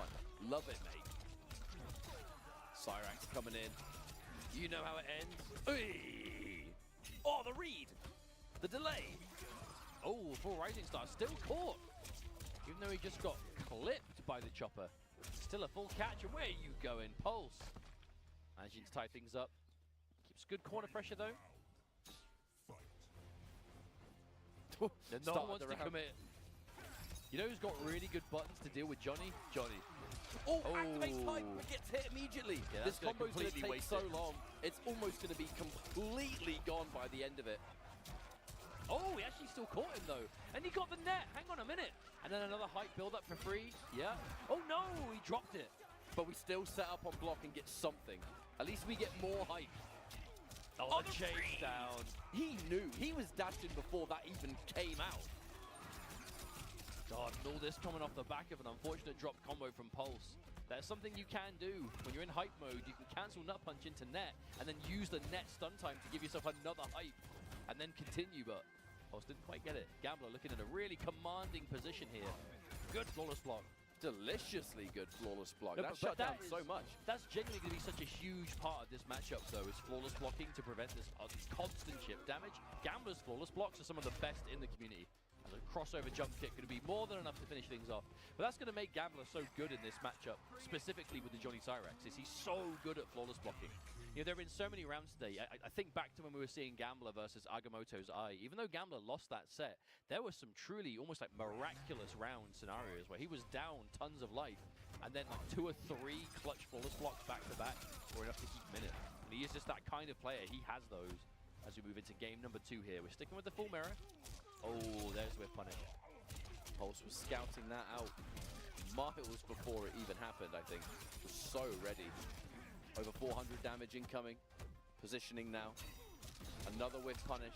Overall around, these kind of rounds just happen, don't they? You stick out a button, you get whiff punished every single time. Ooh. Nice ender there with Perfect the hype. So round now for Pulse. Yeah, to end in hype too. Hype locked and loaded. All Cyrax. That's a good look for Johnny Cage. Another flawless block with the advantage still there. So much staggers on this plus raise from Pulse, but never mind. Instant confirm. Was ideally looking for the side switch there, but couldn't quite get the dashes. Or the patience. Damn, tried to poke 2 and forward 3 gonna catch him. Gambler definitely not out of So this. much forward 1. A true Johnny Mirror. Absolutely. Dash in. What's it gonna be? Yep, 2 bars. We're gonna spend it. Knocked down. That'll be good damage. That is so good. Anytime you get 300 damage for that Cyrax grab. That's good. Yeah, getting 300 off the Cyrax 2 bar is not the easiest thing in the game. So unfortunately, Pulse dropping his opportunity to do the same. Again, not jailing. Pulse calling the chopper a bit too late. Oh, rising star. Oh, the taunt too. Perfect for Gambler. Has to be said, Pulse, in these extreme tournament situations, execution has been a bit of a trouble for him. Full chase down. Oh, caught again. Oh, dropped again. Pulse. It's like I was saying, Given execution so many for Pulse opportunities. has been a consistent issue when the chips are down and it's like you do or die. Pulse has struggled with execution. Not the team you want to have that with. With Cyrax, you want to be nailing everything, otherwise you're just wasting so much. Oh my goodness, that connected, but no, again, a crucial drop. We've been saying the execution for Pulse has been a problem, and we are seeing that get worse as the round goes on. This should absolutely be Pulse's game, but Gambler still alive. We are entering fatal blow territory for Gambler. That should be the game, and it will be Pulse. 1 game apiece, but that game should have been won 30 seconds ago. If you're Pulse, like you're going to be happy with sealing the round out, but you All right, I'll be back. I'm about to go grab food. I'm going to leave it on there's so y'all can see, some watch, tidying up or hang out. to be done. Because actually, I mean, it could just be a case of both players playing with. I know they're experienced tournament players, but just nerves, right? We're talking LCQ, top 8, hanging in the balance. These are 2 players that have had phenomenal seasons. They've both come so close to qualifying at so many of the stacked tournaments, and we're at that point that only one of them can move on. The mirror match, no less, as well. It's a lot at stake. Parry successful, but will scale accordingly. Still going to call in and get as much damage as we can, because why not? Ooh. All right, Cyrax coming back in now. Gambler, there's that mid. No breaker from Pulse. Happy to accept this damage, and damage will be dealt now. Where do we go? Wow, mid 400s. That's a lot of damage for Johnny Cage to be getting. Definitely scouted out there from King Gambler. Was just patient to wait for that invincible nut punch. When Cyrax is ready, I guess that does become so much more of an attractive option. That's the round. Gambler. Now that right there was on paper a mistake, because you didn't need to amplify the throw to get the kill, but it looked like it was either just going to be enough or if you were off by 0.5%, Pulse had in that a chance. instant, spend the bar, even if you don't necessarily need to, just make sure. If there's any doubt in your mind, spend the bar. Yep. If they live with 0.5% and win the round, you should have done the other option, right? For sure. Never take that risk, not with what's on the line. Plus, it's not like Johnny Cage is going to struggle to build the bar back, right? Exactly. Ooh, wow. That whiff grab made me a little bit nervous, it did. Oh, that's going to be a full pickup. 190 damage. Oh, straight Okay, up, yeah. 2-1. Character select now. But there was no Cameo there was change no or counter character hit. change? What do you think? I mean, it could be neither. We could just be seeing Pulse resetting for some time, but we know Pulse has had a tendency to swap cameos a lot in tournament in That's this the game. only reason it's in my mind, because he changes a lot. Okay, there it is, the Chameleon change.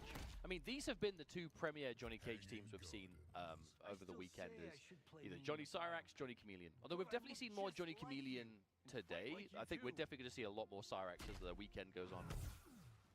It is looking who's entirely a qualified. matter of player preference, and I guess that's just the nature of the cameo system. Johnny Cage and Chameleon was very quickly becoming kind of the only team at this level that we were consistently seeing. The inclusion of Cyrax in this manner, it just means there's a new team.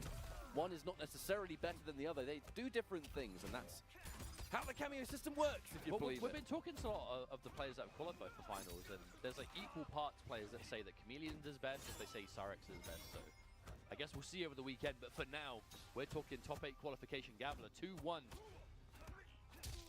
Pulse looking to bring it back. Nice throw combo. Oh wow, good damage. Absolutely. And we're using the fast cooldown. Cameo's whip punish!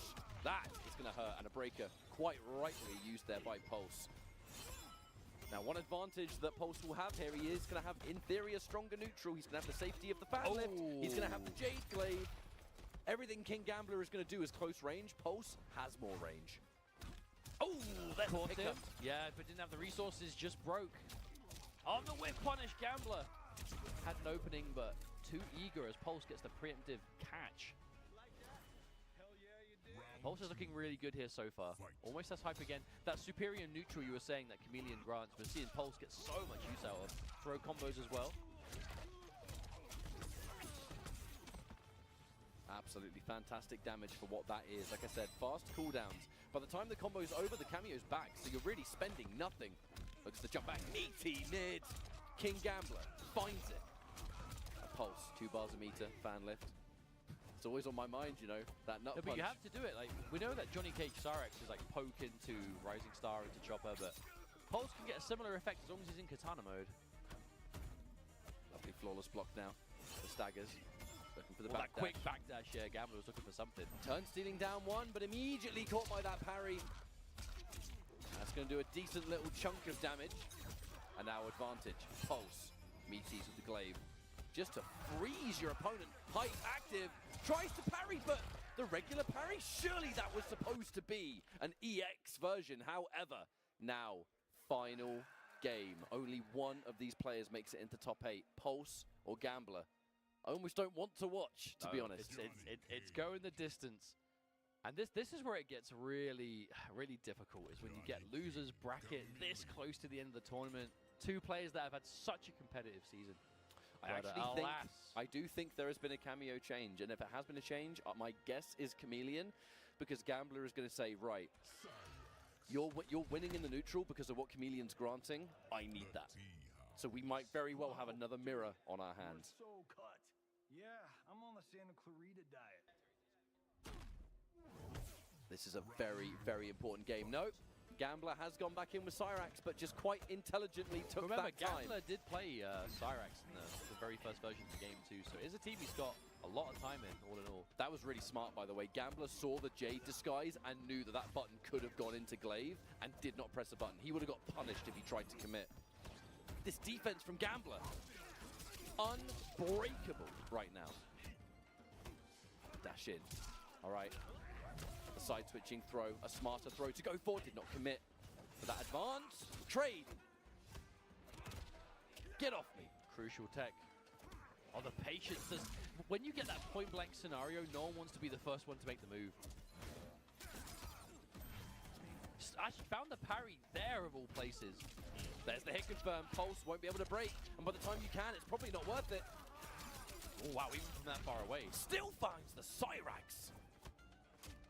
Down one bite. What are you going to do? Dashing grab. That grab was a humongous risk, but a risk worth taking is now King Gambler.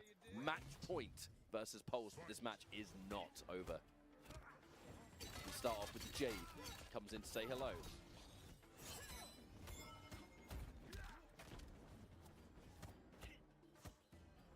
This is some intense business. You have to want to press remember, the though- button one time, you get caught by something, full combo. No, thank you. No, but if you're Pulse, you know every single poke could be a rising star waiting to happen. Full, well, not a massive punish, but still, damage is damage. There's a catch. The He read knows. calls out the parry. Now, it's not even damage that's going to be adding up here for Gambler. It's that That's everything huge. is working out. The meter's gone. The meter is completely gone. Gambler. This is the upper hand he has been looking for. Cyrax comes in. Charge that back too. Give me 300 damage. And this is the last laugh for Pulse possibly. Can he find it? There's the confirm. And King Gambler qualifies for top 8. The job is not done and he knows it, but he can at least breathe a temporary sigh of relief. What a set. I mean, that was everything we were hoping that mirror was going to end up being. You know, whenever you know Gambler and Pulse are going to face off, that is the kind of set you have in store. But again, sad to see Pulse go, but thrilled to see Gambler advance, as Gambler does secure top 8. Of course, on the loser's side, but still alive in the tournament is the most important thing. And for the many Gambler supporters out there, all going to be, like you said, breathing that sigh of relief together. Like I said, though, the job isn't done. Every win you get brings you one step closer, but we've only just qualified for top 8. We've only just qualified for top 8. So, who the opponent will be, we'll have to double check the bracket, and we will, of course, let you know a little bit later. Our next matchup, a Kenshi mirror match. From one mirror to another. It is from one mirror to another. It's going to be Mari versus Hayate. I was going to say it's not a guaranteed mirror, though, as it is going to be Mari, who has played kind of equal parts Kenshi and Quan Chi. That's a very good shout. It could be Quan Chi versus Kenshi. Quan Chi, what do you think of the matchup, though, Quan Kenshi? Because that sounds weird to me on paper. Because, like, All right, I'm going to break it down for you. please do. At range, Quan Chi wins because he can zone the hell out of Kenshi. When Sento is on the screen and close range, Quan does not have the buttons to fight back. So basically, it's a win condition. Quan Chi win condition is set up an impressive display of like spells behind you and just keep that rotation of projectiles and spells going. Kenshi's win condition is get in that one time and you've possibly won the round on a single Sento setup. So if that's what we see, that is... I think that's quite an explosive matchup, honestly, because you have to fight tooth and nail to be either far away or point blank. There is no in between. I think that's cool. It's crazy how I feel like a number of Quan Chi's matchups end up being like that in terms of like, if he has the range, he's a menace. If they're point blank, he's in serious trouble. I think he's just that kind of character inherently. Yeah, it's just what he's designed as. He's a very, he either beats the hell out of characters or he gets annihilated by them. It's like I've said this a few times.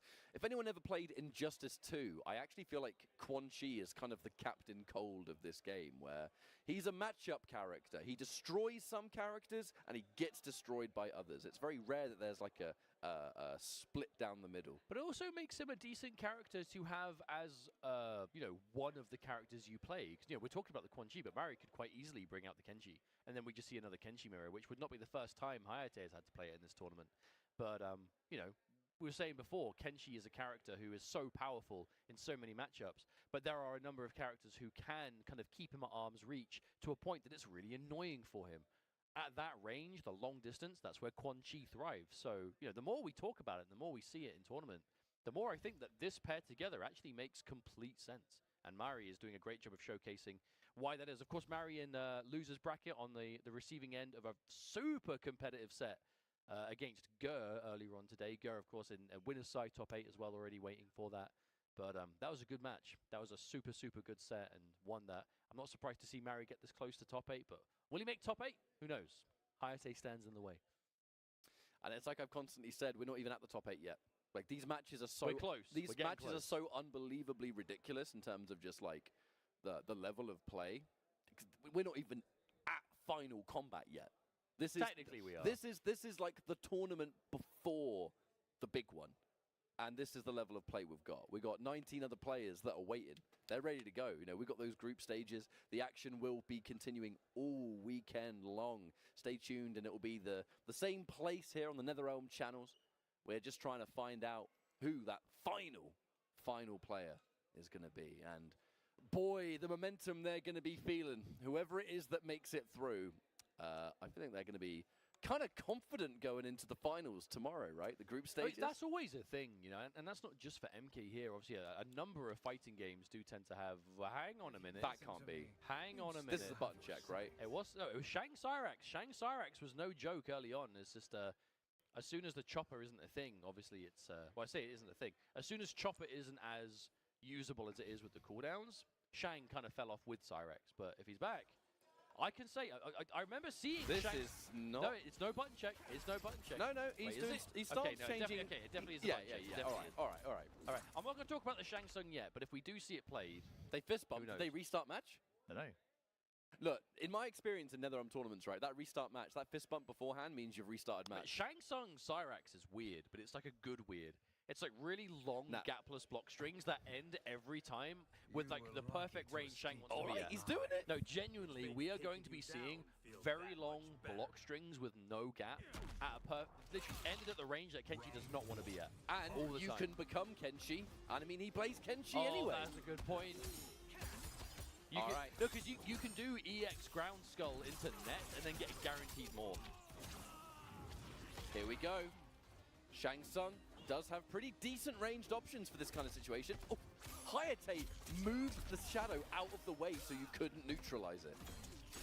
Armor broken though, tried to wake up armor, did not quite work out. Now Mari without meter, Shang is gonna have to do this the old-fashioned way. And now it will not be worth meter, even if that combo didn't kill, but it will. Hayate now. First Hayate's round. had we talked at length about Mari, we've not really been talking about Hayate. He's had such a good tournament so far. We haven't seen Hayate compete as much this season, but whenever he has, he's made quite a splash. And here is no exception. Hayate is just one of the most seasoned competitors that we have in the NRSC. Absolute major finals, world championships, EVO, you name it. He has been right up there consistently in so many games. So him being at this stage of LCQ does not surprise me. All right, that was an interesting choice. One that works out. He's got half of the Sento left. Oof, the read. Quite ready to capitalize though.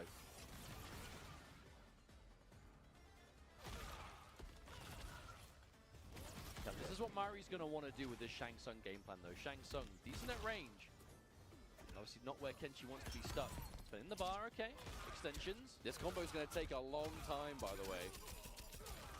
Ooh, tried something sneaky at the end. Didn't quite get it. I mean, still got like 260, so plenty of damage, but obviously not the ideal then. Looks for the anti-air.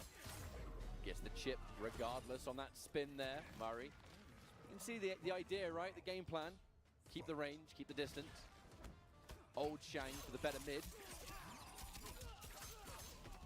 Full screen. That's Yeah, where so we on want hit, you. you're going to get combos on block. That just turns into a very long string with no gap.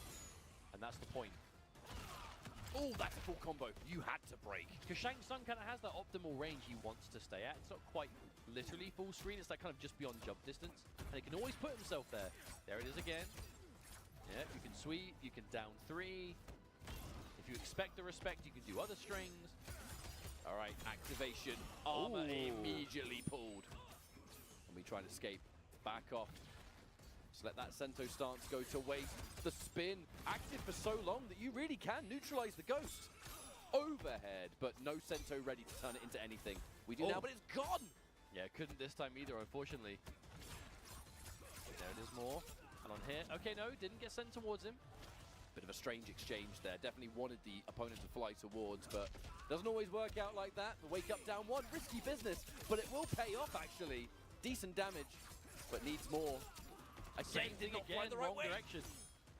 This definitely looks like something that Mari is like pulling out for a very specific reason, but I mean, you can definitely tell when a very strong player doesn't have as much time in a character as their other ones, right? And I feel we're seeing elements of that from this Shang Tsung, but the game plan that he's enforcing and the game plan that he's looking for, which is, again, stay at that amazing range, make Kenshi constantly have to chase you. Yeah, the damage might not be flawless, but the idea is there and it's working. Having the ability to pop that spin into the Cyrax chopper as well looks like a rather effective answer for Sento, and that's the thing. You know, I guarantee you this is not Mari just picking Shang Tsung for the hell of it. This is a Kenshi-specific choice. Otherwise, no way. He would have picked one of his actual main characters. Hayate I must say, I do actually worry that Hayate, I don't think he was prepared for this. There's no way. You're fighting Mari. I was actually talking to Hayate earlier. I was like, who you got to fight? Goodness, Hayate, do you see that? Hayate goes, I got to fight Mari. It's going to be a Kenshi mirror. Everyone thought it was a Kenshi mirror. And now Shang Tsung is here. Who expected that? Oh, God. It just so keeps good. going. It's going. Come on. World's longest 400 combo. plus. Oh, the crucial flawless block, I'd say. Not out of this, but Had to do it. how do you avoid chip on the way in? There's a flawless block. Mari. Good block on the overhead too, but the down 3. Hang on a minute. Oh, never mind. Even looked like Hayate went for the meaty there with Sento, but Mari still finds the wake-up poke. Back to young Shang. Want those straight skulls. A decent attempt there. The better spikes didn't quite work, but didn't get punished Ooh, too what a far trade. away. Lovely up block. All right, activate. Have to worry about that spin. It's always going to be on his mind. Tries to jump, tries to disrespect. Is going to pay the price for it though. Big damage. Doesn't got quite a combo. We'll call that a reset. Call that a reset, mate. There are no combo drops with Sento. It's always a reset. Fully intentional. Don't worry about it.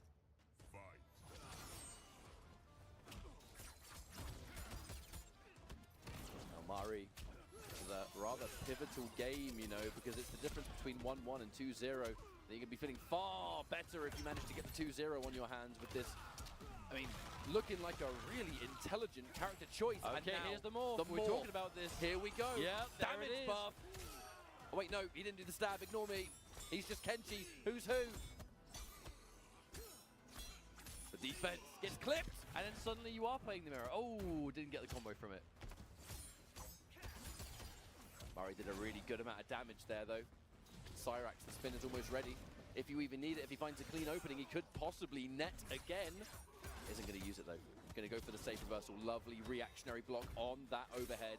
Expects the stagger and is ready. No, the drop. With the drop and the get-off-me throw. That combo drop could be the absolute difference between winning this game and not making it through. There was no Kenshi ready. Wake up, fatal blow. No, the patience. Hayate not letting that work, and then a return. A blocked jaws, here's mine.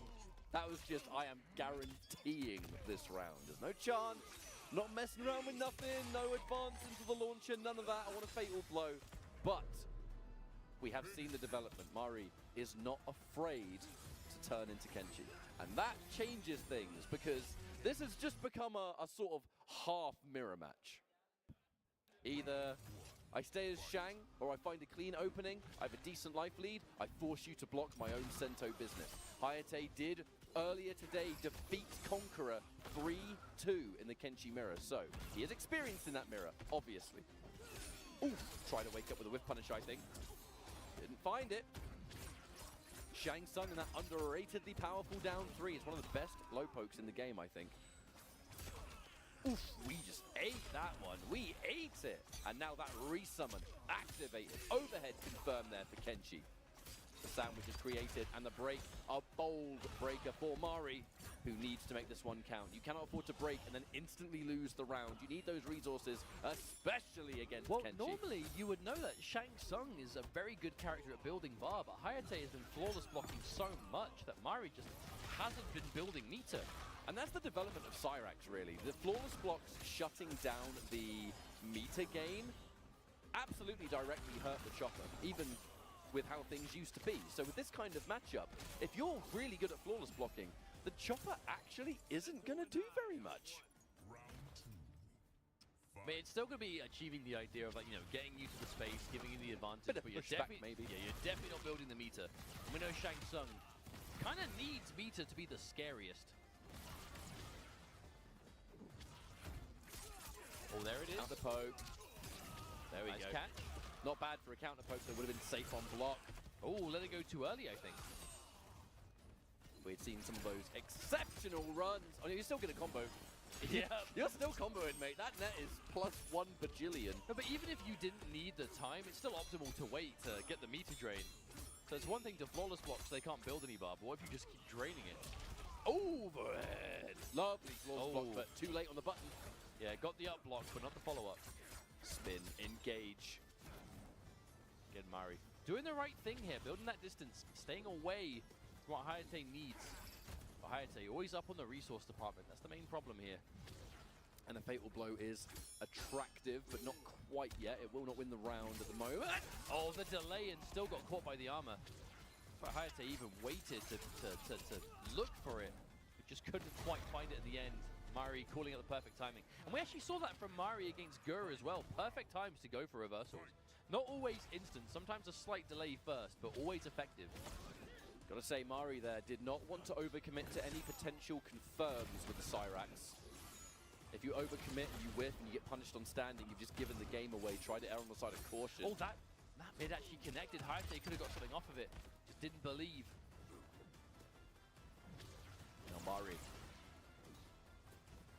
This is an interesting game because it's a game of absolute zoning and keeping Kenshi as far away as possible. But even there, like one counter clean poke land, bed of though. spikes into Chopper, just always trying to be safe. One clean hit, though, is going to be launching skulls, and then the net is coming. Oh, no, the whiff! Uh-oh! And that's why he didn't want to overcommit to confirm for the last round. You whiff it, you're dead! No, but he just spent the bar, too. So no break. They're gonna have break here. Do you do it? Yeah, waits until the end. Here's advantage Shang this far away. Oh, the better spikes!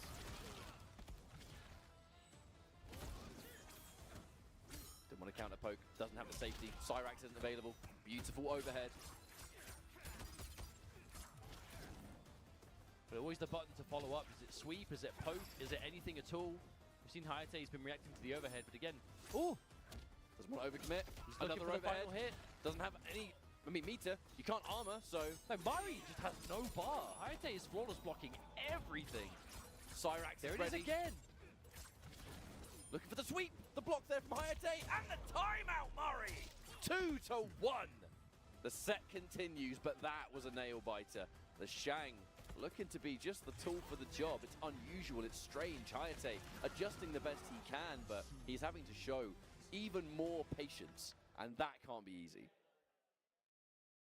I think if you're an experienced Kenshi player, you kind of are used to people having to, well, especially at the highest level, playing at this speed.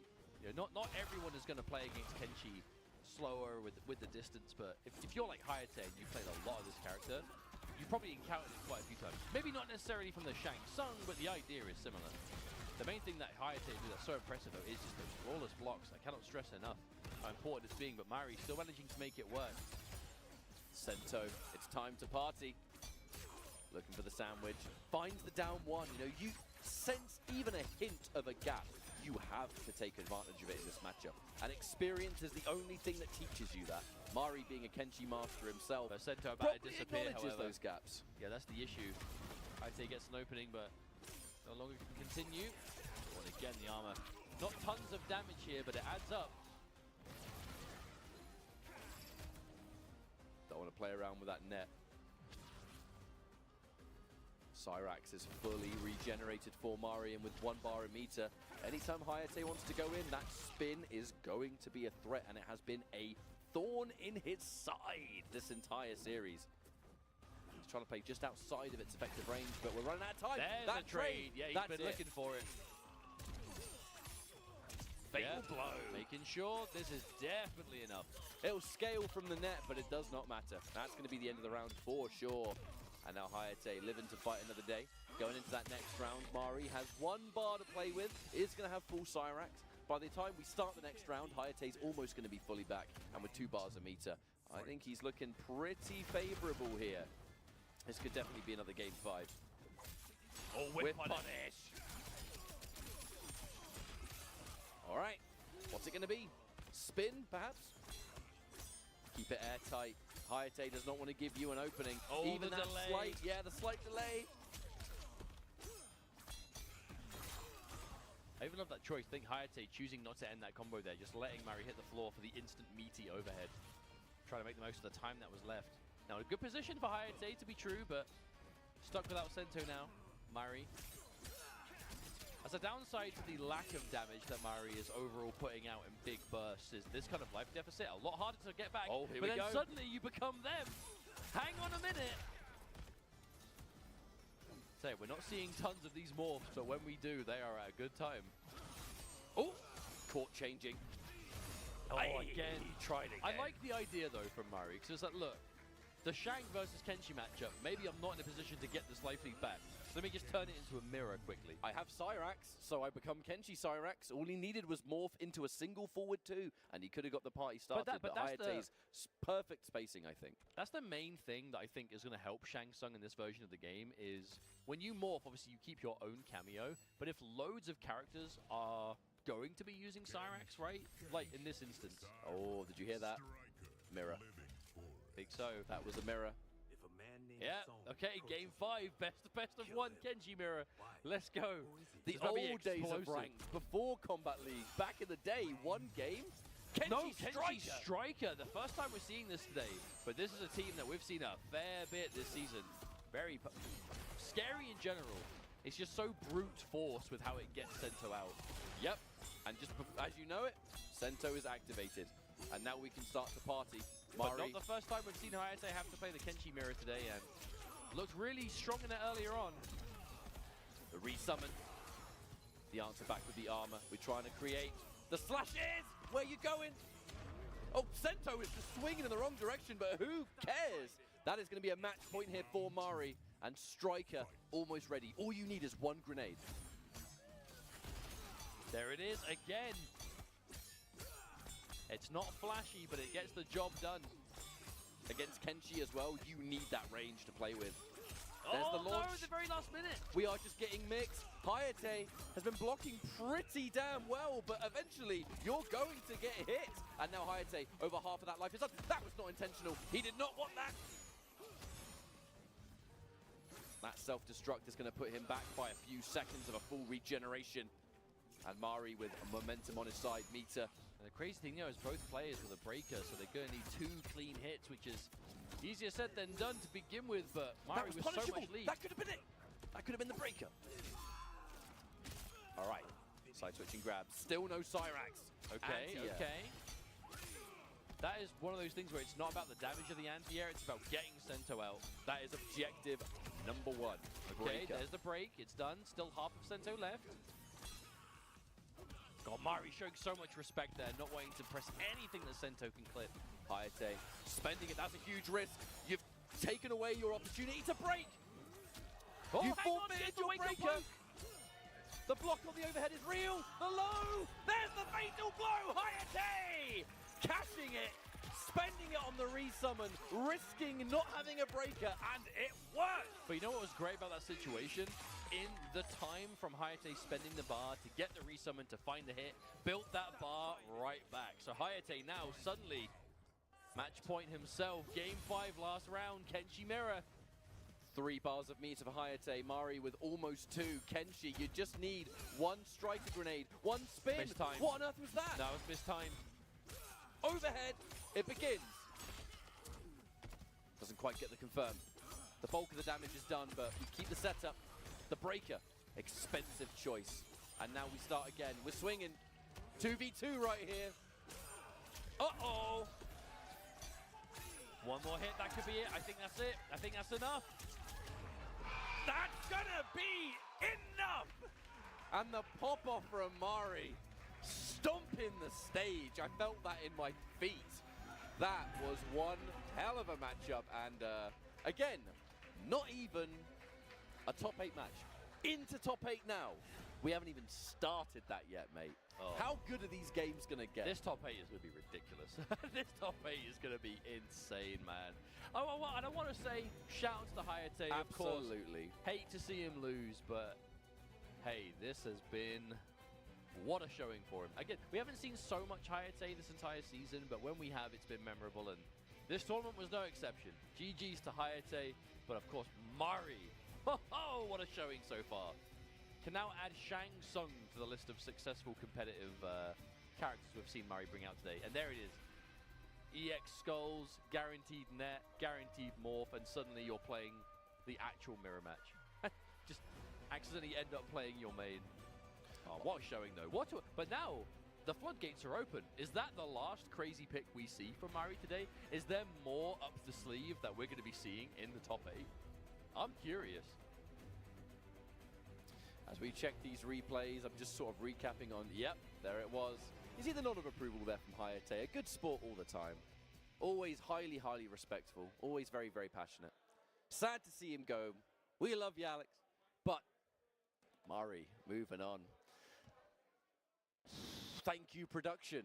Final matchup before the top 8 begins. Michael Serafan versus Axstar. 2 players walk in. Only 1 player makes top 8.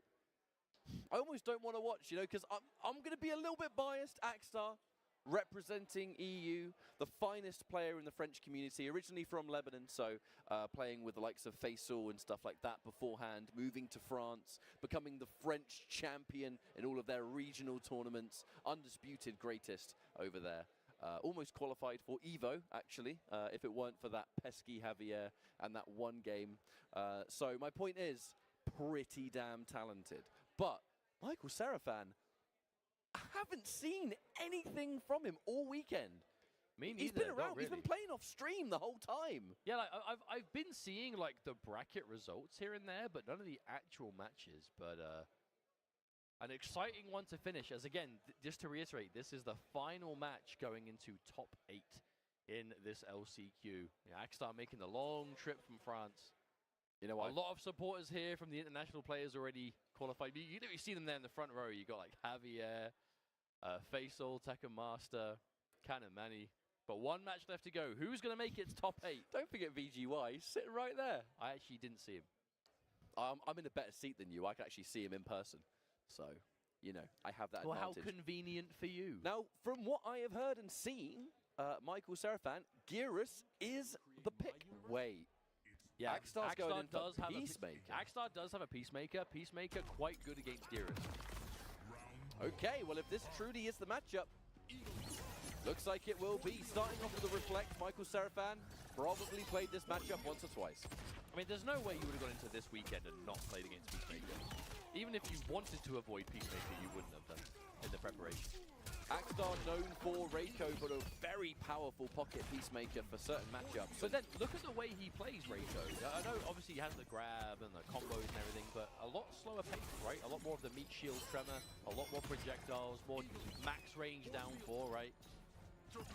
There's a bit of that DNA within Peacemaker, I think, from a gameplay sense. No wonder it works so well. That's a full combo. Ooh, maybe didn't quite believe. I think the Eagly might not have been ready. That's it. Yeah. The up block in vain, as that will be a guaranteed chip in that situation. As now we go 1-0 for Axstar. Oh, torpedo. There it is again. Oh. Okay. The zoning has been real so far. You can really see why this matchup has been picked by Axstar. Oh wow, caught on the way up. Again, Axstar. Potential opening from the glaive, but not interested in pushing the advantage. Have you got this much of a life lead? Oh, never mind, hang on. Michael Serafan finds an opening here. What's it going to be? Cashes out. The pressure, the jailing low. Goes for the low again. Axstar going to be a bit more not confident to go for that EX torpedo without the fan lift. But this time it will be good. That jump kick's fantastic. Needs a bit more. The reflect, the Motaro. Oh, that was what he was looking for. I feel like Michael Serafan really tried to mask that, right? Trying to cover with the Motaro, but second the resummon. And that's going to be a problem, like anywhere on screen for Gearus. Is anywhere on screen that torpedo is going to be a serious threat as a whiff punish. 1-0 to Axstar. Just to remind everyone, this is the final match to qualify for top 8. By all means, do not go anywhere, because after this matchup, we will be starting the top 8. We're getting it all done today. All right, dash in throw. Can't turn it into a throw combo because there was no katana ready to rock.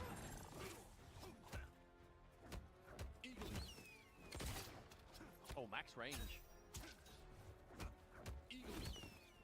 We're not seeing any massive hits from Axstar for the most part. Constant damage in as many ways as possible, and it's just adding up in a big payout. And again, every time Axstar is full screen with that katana, we see that torpedo. But even if you're ready for it, it's so problematic to deal with, especially for someone like Gearus. Because Geras thrives when he has his ball rolling. He needs to get the hourglass stacked. He needs to get the utility, but just cannot build any of it. Axstar not literally giving him any moments. I mean, right there. Michael Seraphan was forced to go for the EX version just to make sure he gets the hourglasses. I don't think we're going to see him get hourglass without EXing it, honestly. And even then, like, it's going to be so hard to find. Expects the up block, and by doing so, we'll just cancel the standard jump in. Every torpedo is paying off. Tick throw, okay. Need a lot more than that, but we're going straight into Motaro. That's a hit confirmed. The Jade Glaive is going to result in some impressive damage.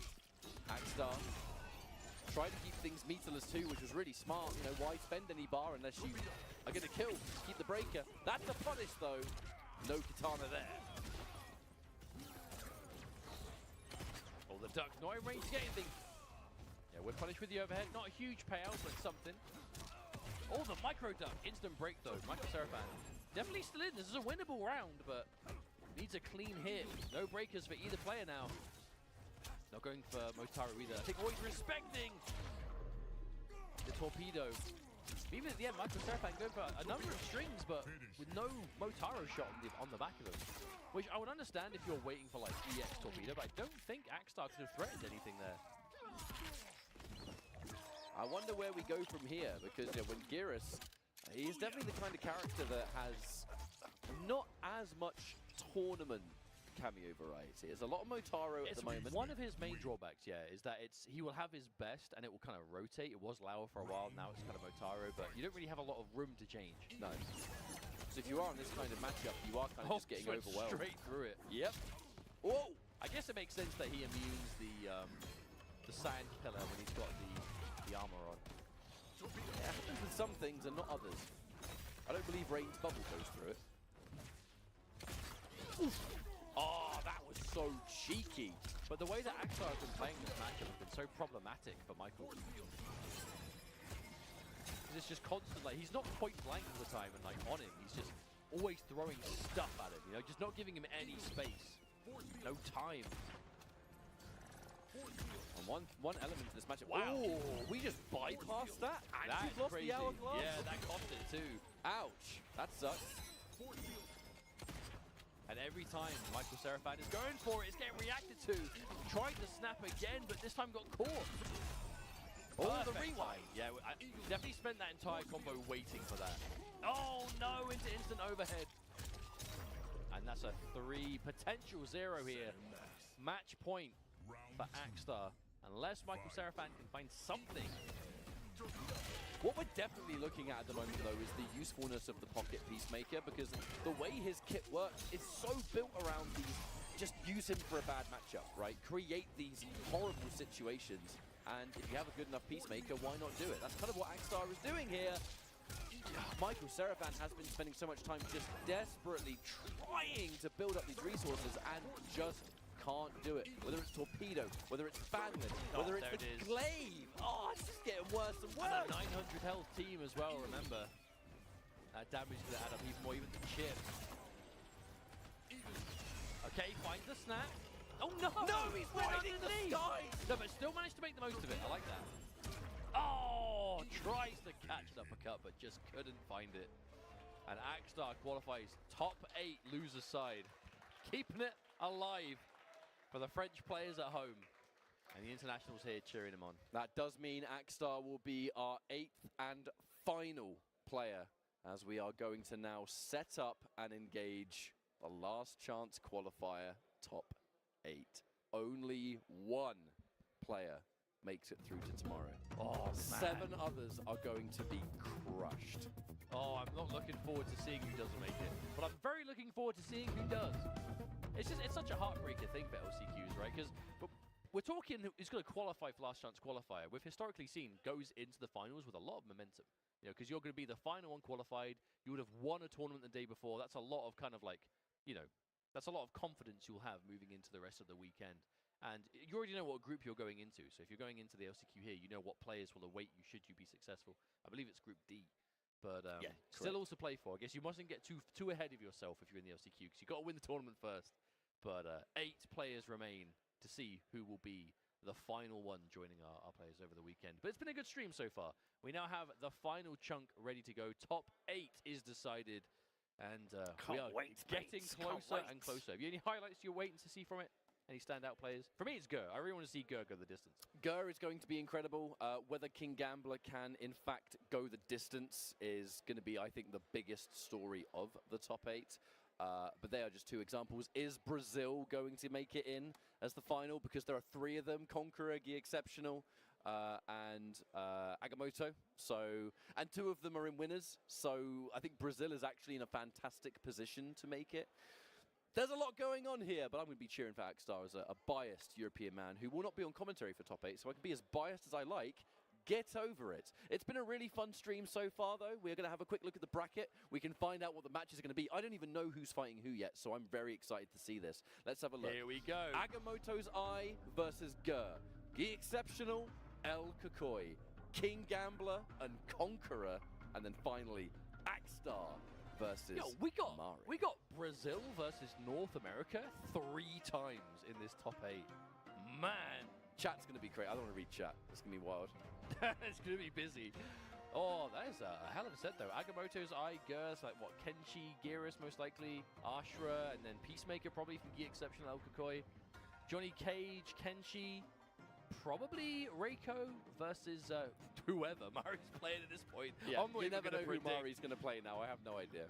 Oh, that is going to be an exciting Oh, let's top 8. go! And honestly, genuinely, this isn't like for tomorrow. We're going to go for a break, and when we come back after, like, I don't know, like 10 minutes or so, this top 8's going to start. So do not go anywhere. So it's a good thing I'm not doing this top 8. I know what you meant. So don't worry about it. It's got there in the end. Slipping the jet lag. I need a coffee. Well, I'm going to interrupt very My quick. 'cause excuses. I need caffeine. Don't have coffee. Have Mountain Dew, the premium sponsor of Damn, Pro we're good. Competition. You at home can get some freebies, some promos, things like that. Go to mountaindewgaming.com because there are caps of specially marked bottles of Mountain Dew where you can earn points and redeem them on the website mountaindewgaming.com. Check it out, see what you can get. Thank you again to Mountain Dew for supporting Pro Competition. Before we go to a break, finally going to shout out merchandise. You at home can pick up some cool stuff to Buy wear. a shirt. You know you want to. Or a hoodie, or a hat. I have enough hoodies, but I don't have enough shirts. Of course you have hoodies, you work in esports. Yeah, I know, right? That's it. Your time is completely weighed up by how many black hoodies you own. And I have a Mortal Kombat one. I'm wearing it right now, for crying out loud. Go to wbshop.com. Support Mortal Kombat. Wear some cool clothes. And we thank you very much for everything today. We're about to start our top 8. So whether you've been here since the very beginning, whether you just got here, any of that, everything of the in-between, cheers. And we appreciate your time spending it with us here this Friday.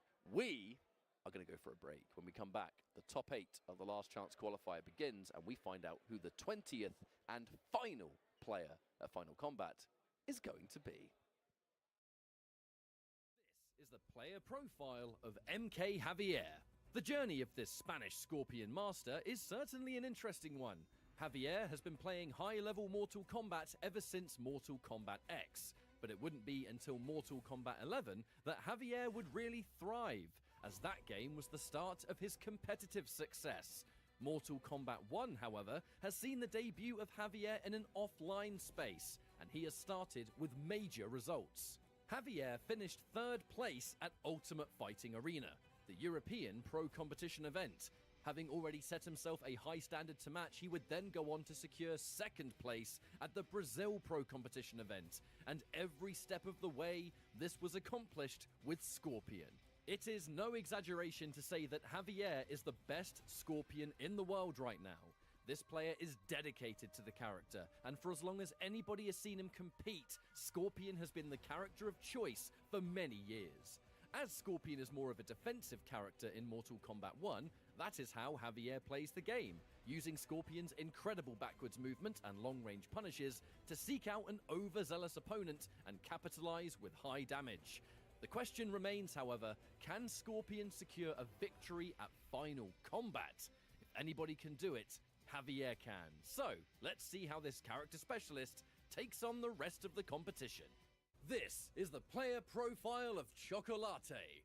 Qualified through Liga Latina South and coming all the way from Argentina, Chocolate is a Johnny Cage specialist, seen briefly in the pro competition Brazil offline event and online in Liga Latina. Chocolate is one of the players that you may be more unfamiliar with in the global pro competition, as he hasn't had as much stream time as some of the other players you've been watching, but do not let the lack of appearances fool you. Chocolate is here to play and will be bringing everything he can for Final Combat. Playing a character like Johnny Cage since launch gives Chocolate a frightening level of consistency, and with a vast array of cameos to choose from, a talented Johnny Cage of Chocolate's caliber is a lethal combination in a tournament setting. Liga Latina South was a highly contested region, containing the twins of Nicolas and Scorpion Prox as your competition. If you qualify through a region like that, you are a player to look out for, absolutely. This is the player profile of the mighty Unjust. It turns out, twins in fighting games are pretty overpowered, wouldn't you say? As the mighty Unjust and his brother El Kakoi have been competing together since the early days of Mortal Kombat 11, with mighty Unjust making it into Final Combat as number 7 on the global pro competition leaderboard. Unjust has always been known as a top player, but took some time to really see that skill translate into major success. And this changed at the final major tournament of Mortal Kombat 11, starting off MK1 with a lot of momentum. In the world of Mortal Kombat 1, it has been very recently that Unjust has begun to climb into that next level of competition still, where through an intense grind with Peacemaker, Unjust was not only able to place 4th at Combo Breaker 2024 while taking out some big names, but he also won the online pro competition regional finals for NA East, defeating players such as Zombat and Ninja Killer. When discussing character choice, Unjust plays most of the roster. In fact, that is usually Unjust's MO in NetherRealm games, but it has very much been the Peacemaker pick that has refined the universal style that Unjust is known for and allowed him to power through to new heights. I would be very surprised if Peacemaker did not return in Toronto. The mighty Unjust is a player that everybody must be ready for, because judging from recent success, we may very well have a new world champion on our hands.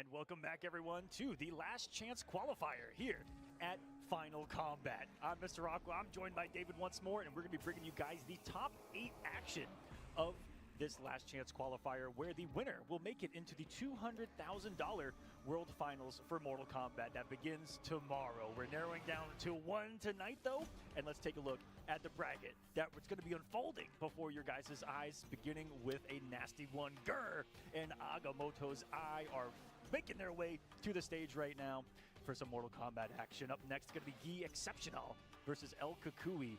Brazil came to play here, David. That's 3 for sure. here in the top 8, 2 on the winner's side. Excellent matches there. And then on the loser's side, King Gambler still alive versus Conqueror, Axstar versus Mari, and some absolute classics before that last break. If you guys missed out, welcome. This is Mortal Kombat 1. It's top 8 and the winner getting into the World Finals. The final combat before Final Combat, Yes. you might say. It's a very interesting top 8. Lots of different characters in there. Lots of different countries as well. Really excited as always to see how international the scene is. Even for the LCQ, with one chance to make it in, people still put in the work, flew out here from parts all over the place, and have shown up big. And I know that we hit that nail a lot, but we get the matchups each and every one here Yes, in we round do, number yeah. 1, where we get NA versus international. And Yep. you know, I hate to beat the nails this many times, but it's just awesome It's to see. cool. Because it's matches that we don't get to see a lot. Exactly. And play styles that we don't get to see a lot go head to head. As Gur getting ready for the big test. Yeah, Gur already having made it past a couple matchups that he considers tough for his character. Impressive stuff. He made it past a strong Quan. He made it past a strong Peacemaker. And now he's got to go up against Agamotto's Eye in Kenshi. Gur Geras, of course, one of the foremost in the world. I would say the most success of anybody who's been using Geras since the game came out, having won some big tournaments here in NA. Won some big tournaments, won some big team battles as well. At some Oh, of the, that's at, true, at dude, some of the yeah. big events, almost single-handedly. That's right. It got to a point where we considered Team Battle Gur the best Mortal Kombat 1 player on planet Earth. That's right, yeah. So No doubt. the fact that we're in a one-on-one bracket gives Agamotto's Eye a chance here. Is I guess what I'm saying, David. We'll see if he can do it. Here we It'll go. be sick either way. Top 8 beginning now. 1 player to make it into the final combat tomorrow. 19 already in there. Who will be the 20th? Let's see how Agamotto wants to play this game. Does he want to play the ranged game? Does he want to be up close and just get the Sento stance going? Let's find out here as We were talking about this matchup a little bit last time. Oh, what a beautiful little movement there with the teleport. Both characters can't really do some of their normal stuff in this matchup. They both just kind of counter each other's tools. And so they have to play a little bit differently than usual, which is a lot of fun. Sand mode, out of there. After a little timer, you go back to the start. Oh, feigns in and out. You love to see the movement. Yeah. recognized the lack of Motaro right there and went, wait a minute. I don't know the plus frames. Yeah. Give me a second. He's coming in now. Spending no bar. Probably thought he was going to build it on the startup. Gets his hourglasses though. It's all good to get started. The Motaro low on the pressure. It never stops. The overhead works out. Sindel watching the background. An impressive closeout from Gur. The OS with the Motaro low shot. If you block it, you're still in some block advantage. And they're on hit. Enough recovery to get the swing afterwards. And Gur striking first here. Okay, that said, Agamotto's Eye very quickly back into this thing. Got some help from Cyrax, though, on the helicopter spin. One of the blades missing in the rotation.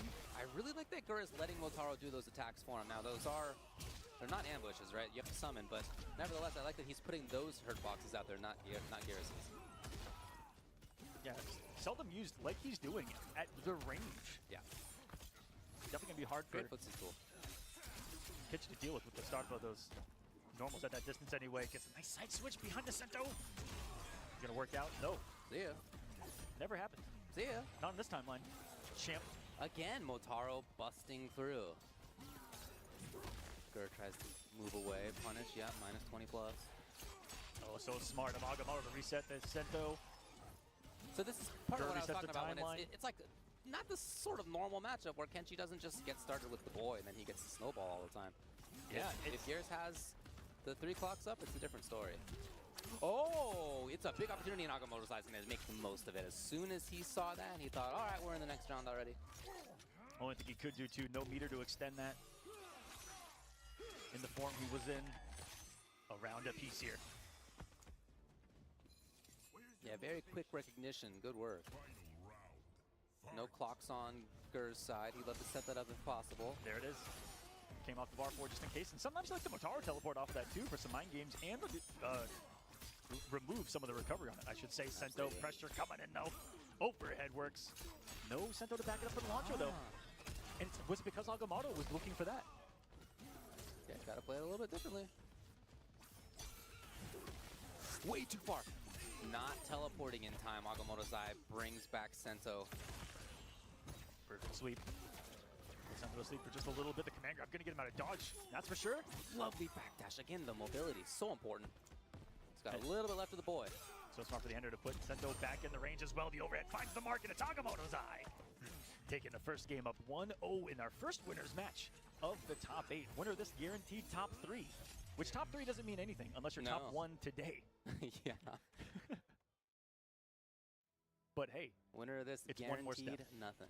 One more step. Just another Yeah, chance. That's it. That's pretty savage when you think that. You're going to winners finals, kid.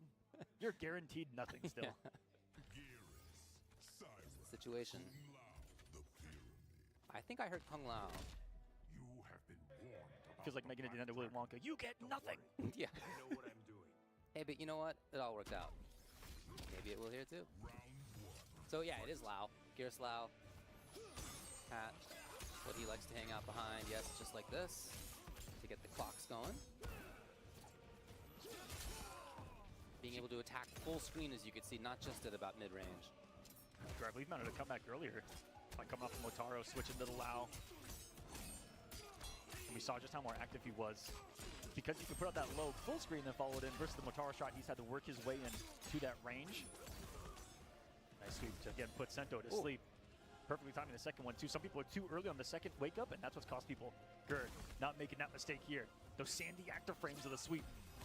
Looks much more like Gur of old. Lots of in and out, very sweep heavy, picking from comes. He tries 4-4-4 a lot when he's got Motaro, and certainly you can do that with Lao, although you're not going to be plus as you are with the Motaro shot. And knows the ranges to stay out of. He was just outside of 4-2 in his zone. Big enough to find the mark. Thought he wasn't going to have to come off the meter. Oh, how to do it though. Again, kind of safety first solution. So now Gur won the last round. Agamotto's Eye then won the next 2 in the previous game. See if Agamotto's Eye can recover in the same way. Gur coming into this round fully loaded, even on meter. Has a Lao hat, has his hourglasses. The entire time knew that jump kick was going to be a beefy thing to try to interrupt. Really has big control of that mid-range. That said, Agamotto's Eye passed it. He's in. Lots of single hits adding up. The crossover got him. Yes. Never mind. All the health back too. Sento going to sleep. Only got the punish there. Could have gotten more. Looked like he was pre-committed to the mix. That's what happened. There's that in and out. The classic Gur movement. It's frightening how perfect he was on the max range of 4-2 to walk into, then walk out of. That's what. That's right. Flawless blocks on these. Avoiding some chip through the fire and the flames. This is Kenshi there. Yeah, that was sick. No projectiles for you. Stabbing in. Not exactly plus situations. Taking a turn, Agamotto's Eye finds it now. There's one way to stop a runaway. Tech overneath the sweep with that one. And the damage adding up on those hats. Yeah, and he's calling out movement now too with the whirlwind, which is not safe. But look at the time, 14 on the clock. The tech extremely important. Agamotto's Eye still has a chance if he can find something. And he found nothing. He found game number 3, tied 1-1. He found Gears there, seeing him jump. The big boy. In slow motion going, ha ha ha. Yeah, exactly. Got you now. But even if that had been blocked, the time was so low. Any chip at that point. It was going to be a 3-hitting string in the Lao hat. Yeah, it would have been 1 second left. What do you do? Yeah, no, it was already just a really bad spot to have been in.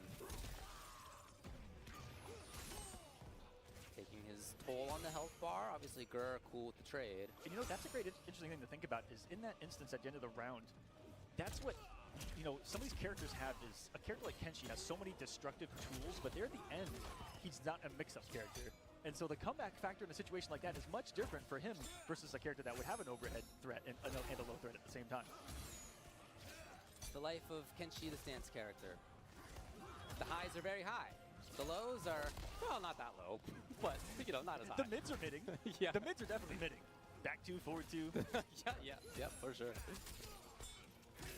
He's got a comeback here. Now there is snap to think about. It's not even gonna come up as Kerr finds the overhead, takes the round. You're right, he's looked so much more of his old school control self with this team in particular. Yeah, his sweep quotient has gone up by like 80%.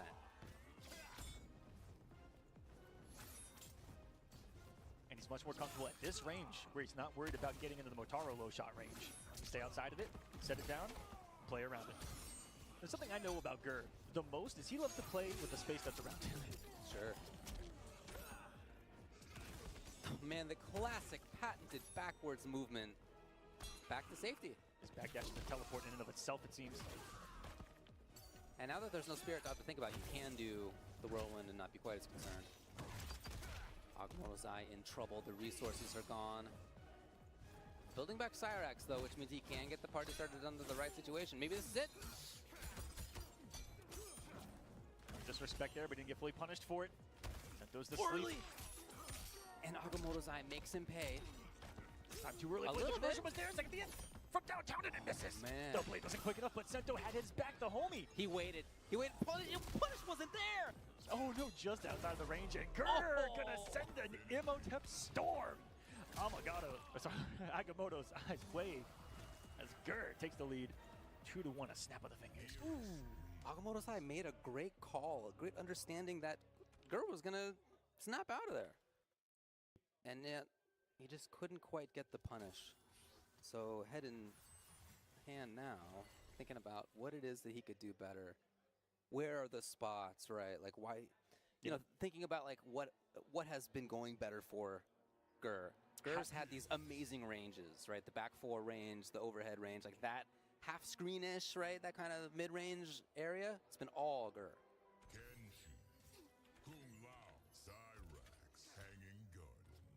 And with Tenchi's tools, you think, how does he advance any differently? How does he close that gap any differently? At a range where Gears' normals are going to be superior. At a range where you also have to worry about him putting down Lao Hat and being able to get away with it. Again, considering the range where even a jump is going to land on the Lao Hat. Very smartly played by Gur in keeping himself at that range. That's going to be annoying for Tenchi. And not easy to do. No, for sure. Simply put, it is hard to enforce your will on another human being in a fighting game, but here we go. Sento's out. And Zen is going to force a situation. It's going to be a sandwich here in this one. Sento's trying to run up, but that Lao Hat has been so big for shutting him down. Just that by itself has honestly been a big change. And Lao Hat hasn't done a lot of damage to Kenshi, but it's done a lot of damage to Sento. Yeah, that for sure. Yeah, equally as effective in the grand scheme of things. The quick mix. Even had enough time to block the block the net, send the hat, and a mix on top of that Gur. Becoming a master of time before our eyes. Really getting more comfortable with this Lao team even as we progress here. Yeah, he already looked good earlier today, but man, this is maybe the best that I've seen him play. So what's the recovery now for Agamotto's Eye? You can see he's scheming on his approach. He feels he needs to be in mid-range to up close range to get things going. Yeah, he wants 1-4-2 on block in the Cyrax, get something going, but he has been denied entry into the port of Gur tonight. Gur just sailing around outside of the bay on patrol. Patrolling the shores of Toronto here, attached to the beautiful Great Lakes. Look at this. Totally in control of that half screen. He hasn't been in normal range this entire match. No, I mean, Gur's throwing sand at him. Back four. That's Eat the normal. sand, bro. Yeah. That is your destiny. Finally. But it's erased immediately. And because that was so fast, the time that he went back to was the time when he was over here rather than closer to the corner. Oh, right? and So here we go. Really Back to good full screen. understanding. Completely safe. Almost no risk inherent in what he did right there. Oh, yeah. To rebuild the space. Gur not playing with his food, but he is definitely playing with the space on the screen, that's for sure. And with the timer. This just backing up right here has been 10 seconds. Ooh. And he's not even going to go in. Look at this. He is absolutely committed to safety first. Defensive, runaway. 5 left. Agamotto's Eye with huge range. That's going to pick up. No, he erased anyone already. Wow. Can he get there anyway? 2 seconds. Didn't commit, but he had something there. And Gurr will Wow. take this 3-1 in something that's almost indescribable in the end. Genius stuff by Gurr. There are lots of situations where if the opponent does a fatal, you can't really snap out of it like that. It's just not really how the rewind works. But in that specific situation, excellent understanding that he would float above it. And even though he could have gotten punished maybe for a little bit more, it would not have been enough for the kill. The term, Agamotto's Eye knew that. He knew that he needed another mix-up, and unfortunately for him, he didn't find it. the term galaxy brain applies to players like Gurr that just use their brain a little differently than we do. Very smart. In the heat of the moment, Smart, yeah. great recognition. And Gurr will be in winners finals of the last chance qualifier. One of the fan favorites. I know people are probably going crazy out there. Yeah, really fun match to watch. And a lot of strong stuff on both sides earlier on, and yet as it went on, I'm sure we'll see some of the clips here, but as it went on, Gurr just felt like he had more and more control once he went back to the Lao hat. You know, the big Centaur, great in many ways. Big plus frames, good movement on him, reflect is important in projectile matchups, although, you know, there's a lot.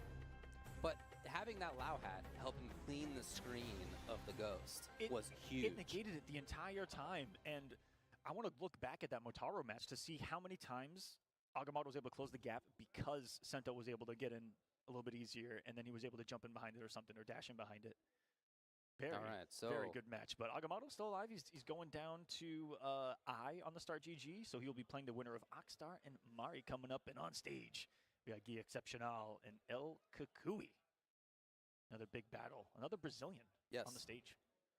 Yeah, no, really interesting winner side of this top 8 because it could have ended up as US versus US or Brazil versus Brazil. We know that part's not going to happen at least, but it could still be US versus Brazil.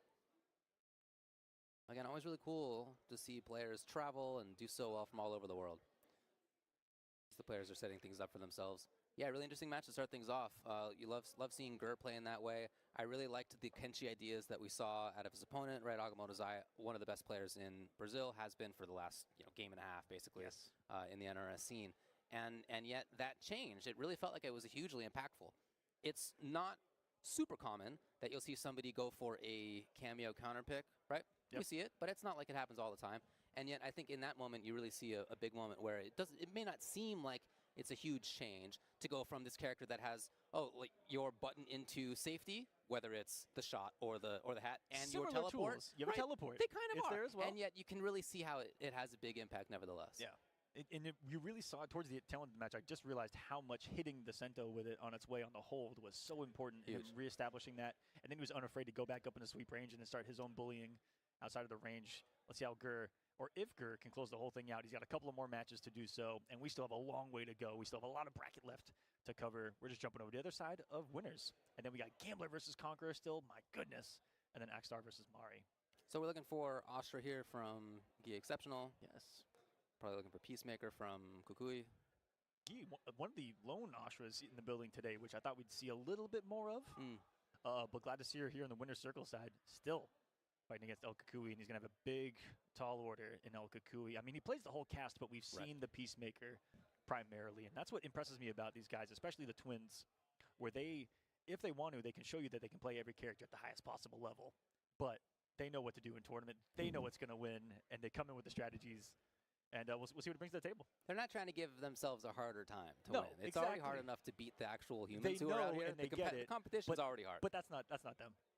Yeah. Why give yourself a harder chance? I understand. Yeah, it's hard to argue against logic. That as two people who have nevertheless given themselves harder chances in competition for the last 50 years. Who does that to themselves? I don't know. Somebody who hasn't thought well enough. Who just wakes up in the morning and goes, "I want less options than you do." It takes a special kind of someone. It does. That's the answer to that question. I think that's the great answer. Yeah. But these two folks. Honda's in a good spot. You'll be all right. I'm not upset. I don't even. I mean, I play Garrus in this game, and I think that he's. He could use some help, but I also don't think he's as bad as some people say. I'm looking at a bracket where he's in.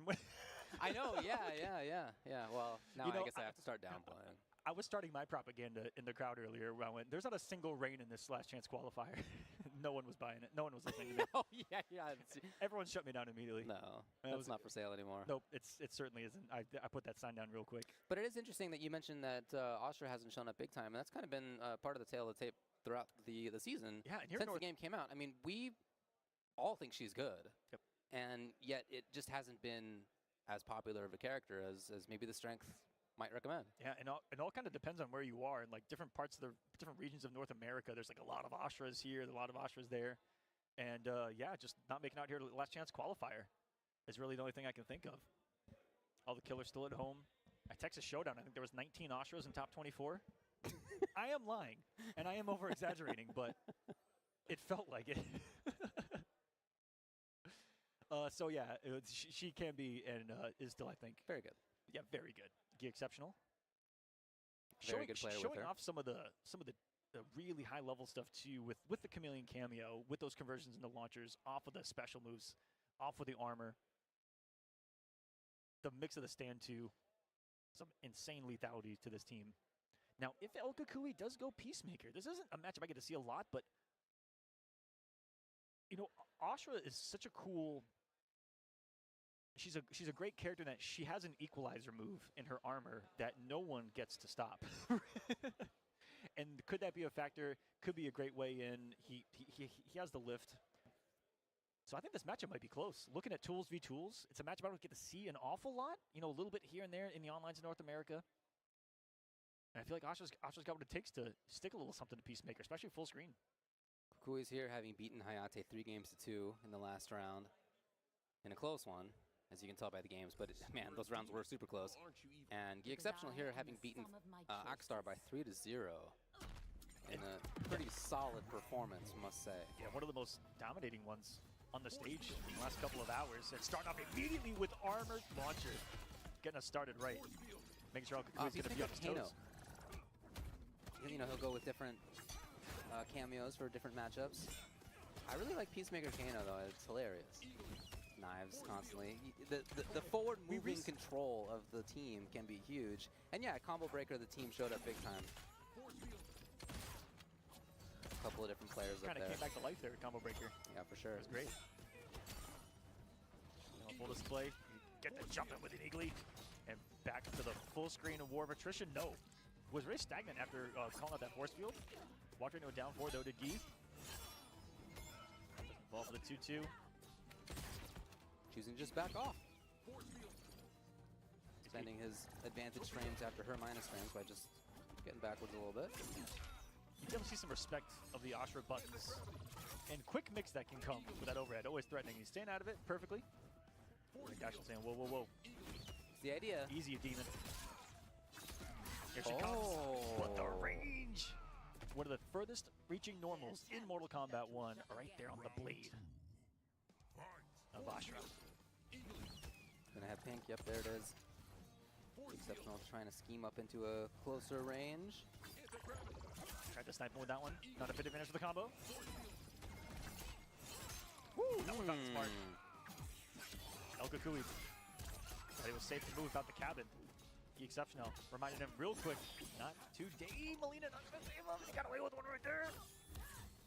I think El Kukui just saw pink and assumed it wasn't gonna be his turn. Woke up with the punch. Disrespect the Exceptional. But nothing. Could have been a lot more out of it. Knockdown. That Surely torpedo, yeah. Bro. You know, some characters have trouble punishing, but this dude's not gonna. All Gee right now, off the bars. El Kukui now.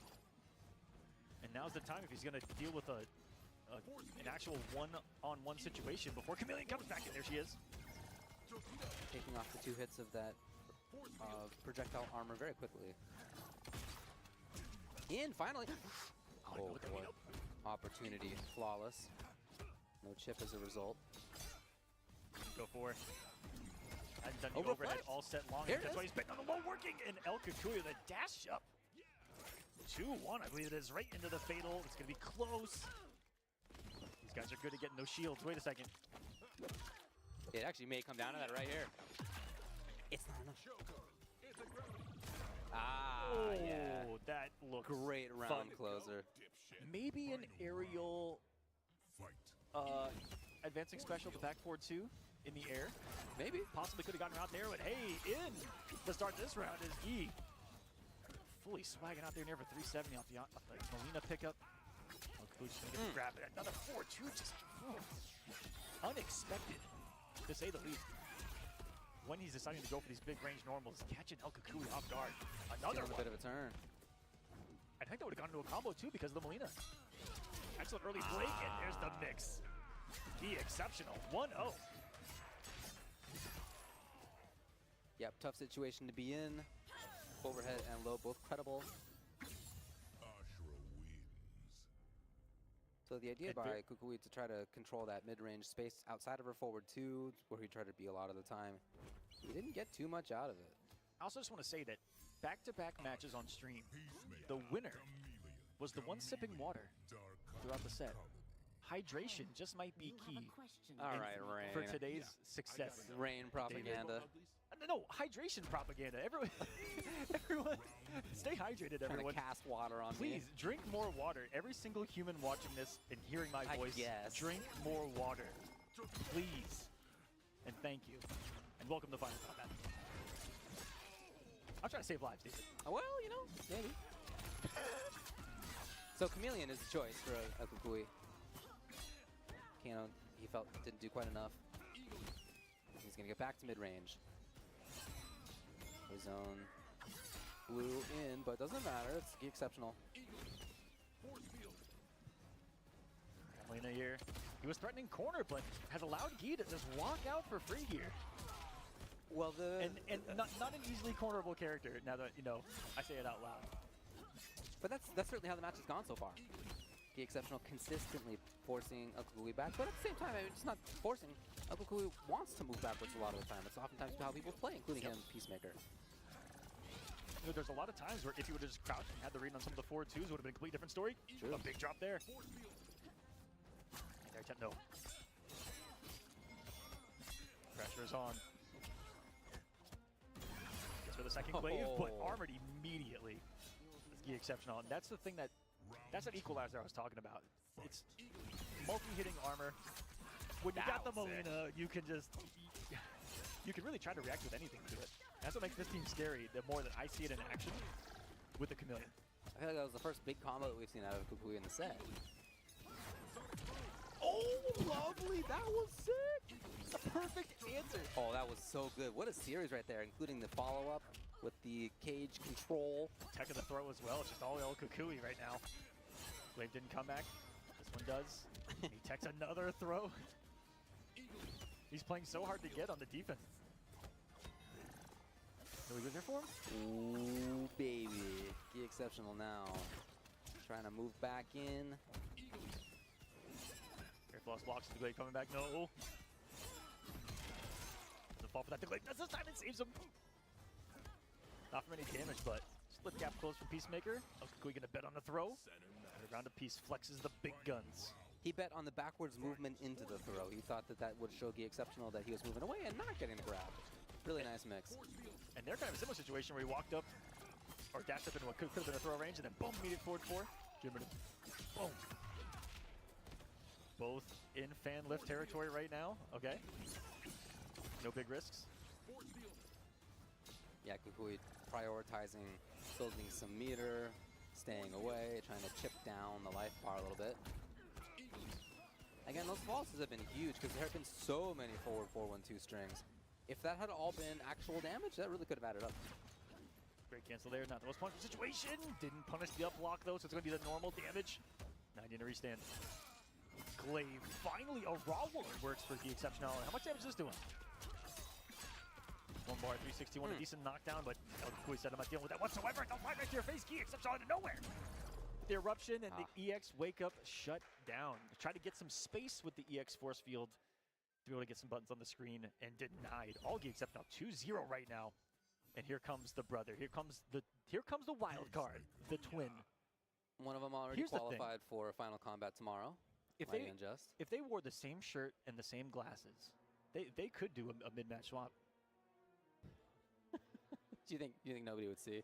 They'd have to like go to the bathroom or something. I mean, we would see, but that would be crazy. They just bring up like a huge coffin or something for them both to get in. It's a magic trick. I've never locked horns. Wow, this coffin's way deeper than I thought it was going to be. What's all the extra space under there? 2-0. Finds himself in a hole. Any changes? No, it's still Chameleon.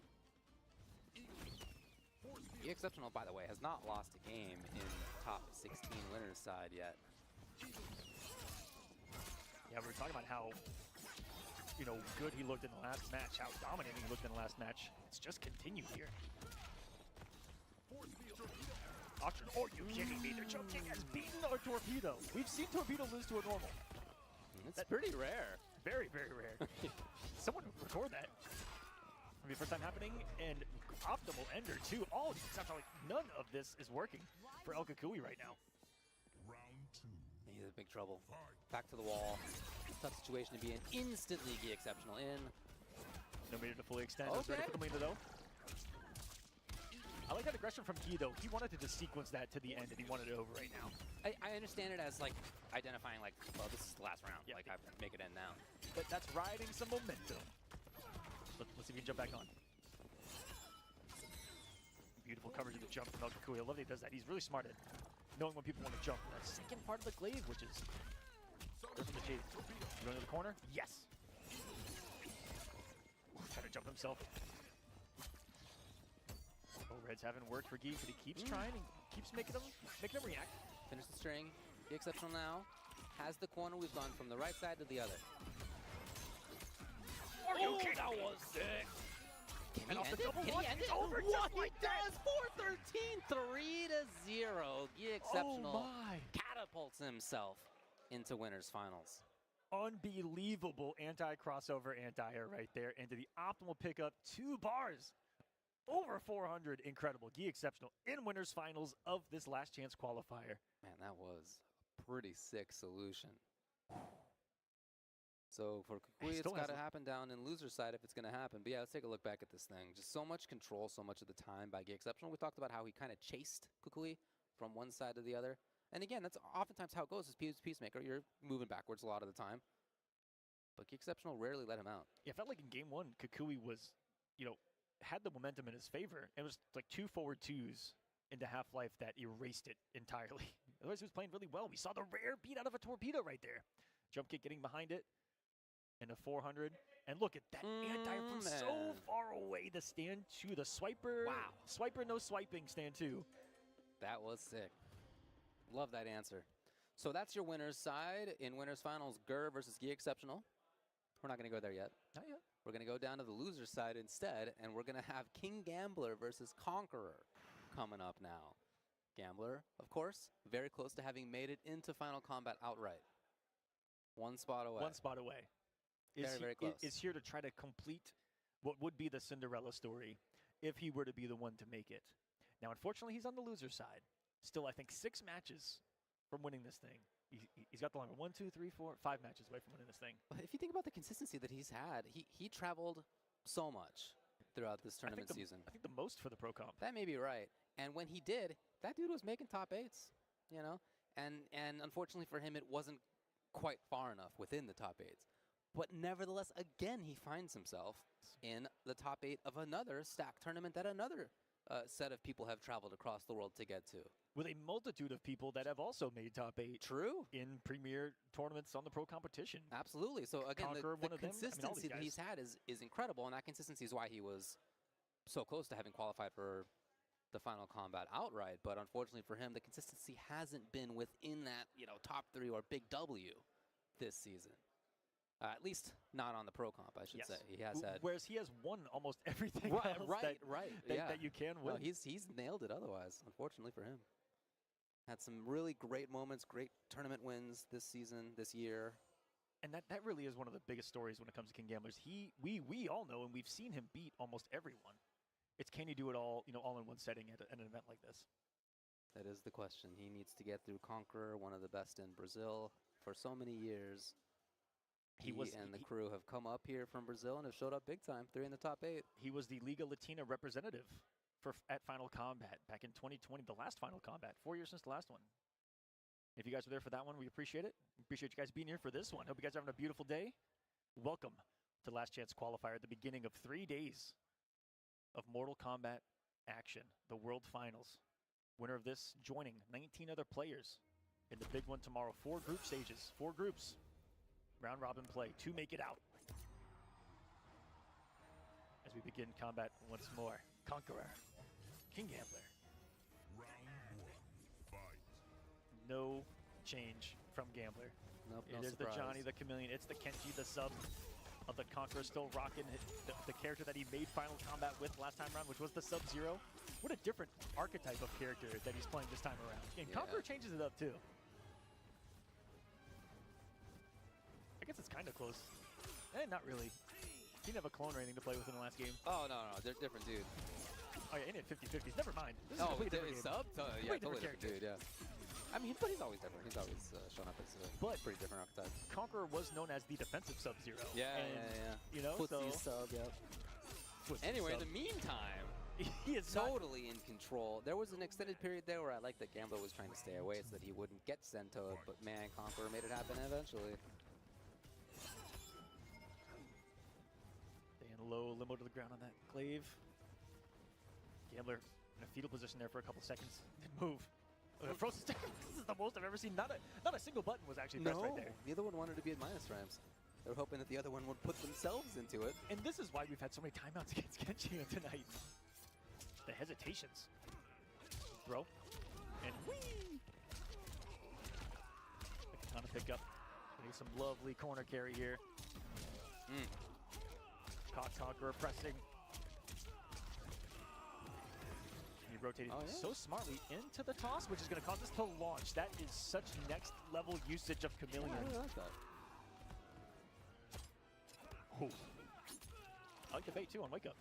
This is just all Gambler. Give us 4-dash into someone's Wake Up, baiting something. What a unique way, and doesn't fall for whatsoever. Loads of full star power too, and Gambler's coming to life. Final round. A very, very strong round for him. Completely in control. And starting off in a good situation, Conqueror the opposite, back to the wall. That set the tables of turn. All right, Conqueror, what do you got? Patience? He has the corner. Hasn't gotten one, or sorry, not really one clean hit in Ascento at all. No. Or sorry, Sub-Zero, I should say. That's part one of that combo. Yeah, I mean, sometimes he'll just call out the ambush into summon, version of subs so that he can just force his way into Sento, but we haven't seen that here either.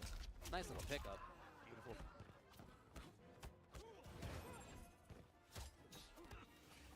Grab. Preying now maybe on King Gambler's patience, reticence to press buttons, willingness to just take it easy in some of the situations. Making Conqueror come off those 3 bars. The glaive did it! And it gets another anti-air. Putting in some work is that glaive tonight. The restand, and welcome back to Mixtown. No, could just be death outright if damage there. The EX Shadow Kick, extra damage will do it. 352. King Gambler taking game 1. It was a tight one though. Even within that game, you saw really big changes. You think back to that first round, and it was totally Conqueror.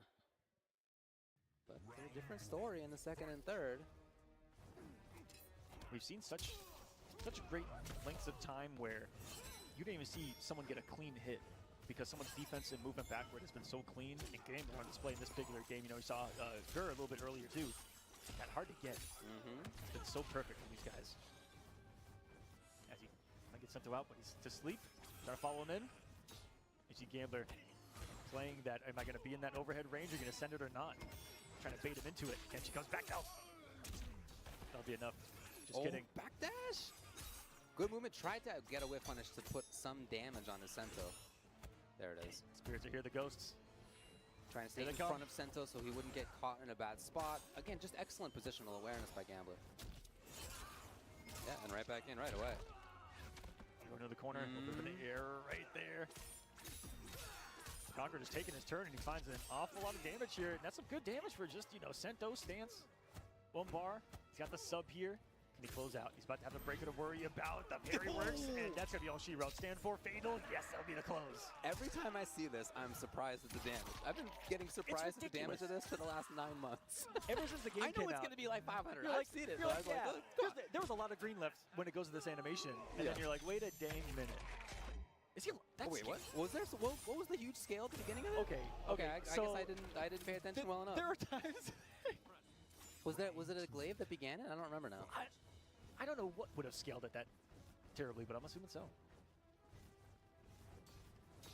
We learned something today, David. Just I gotta pay better attention, I guess is what it is.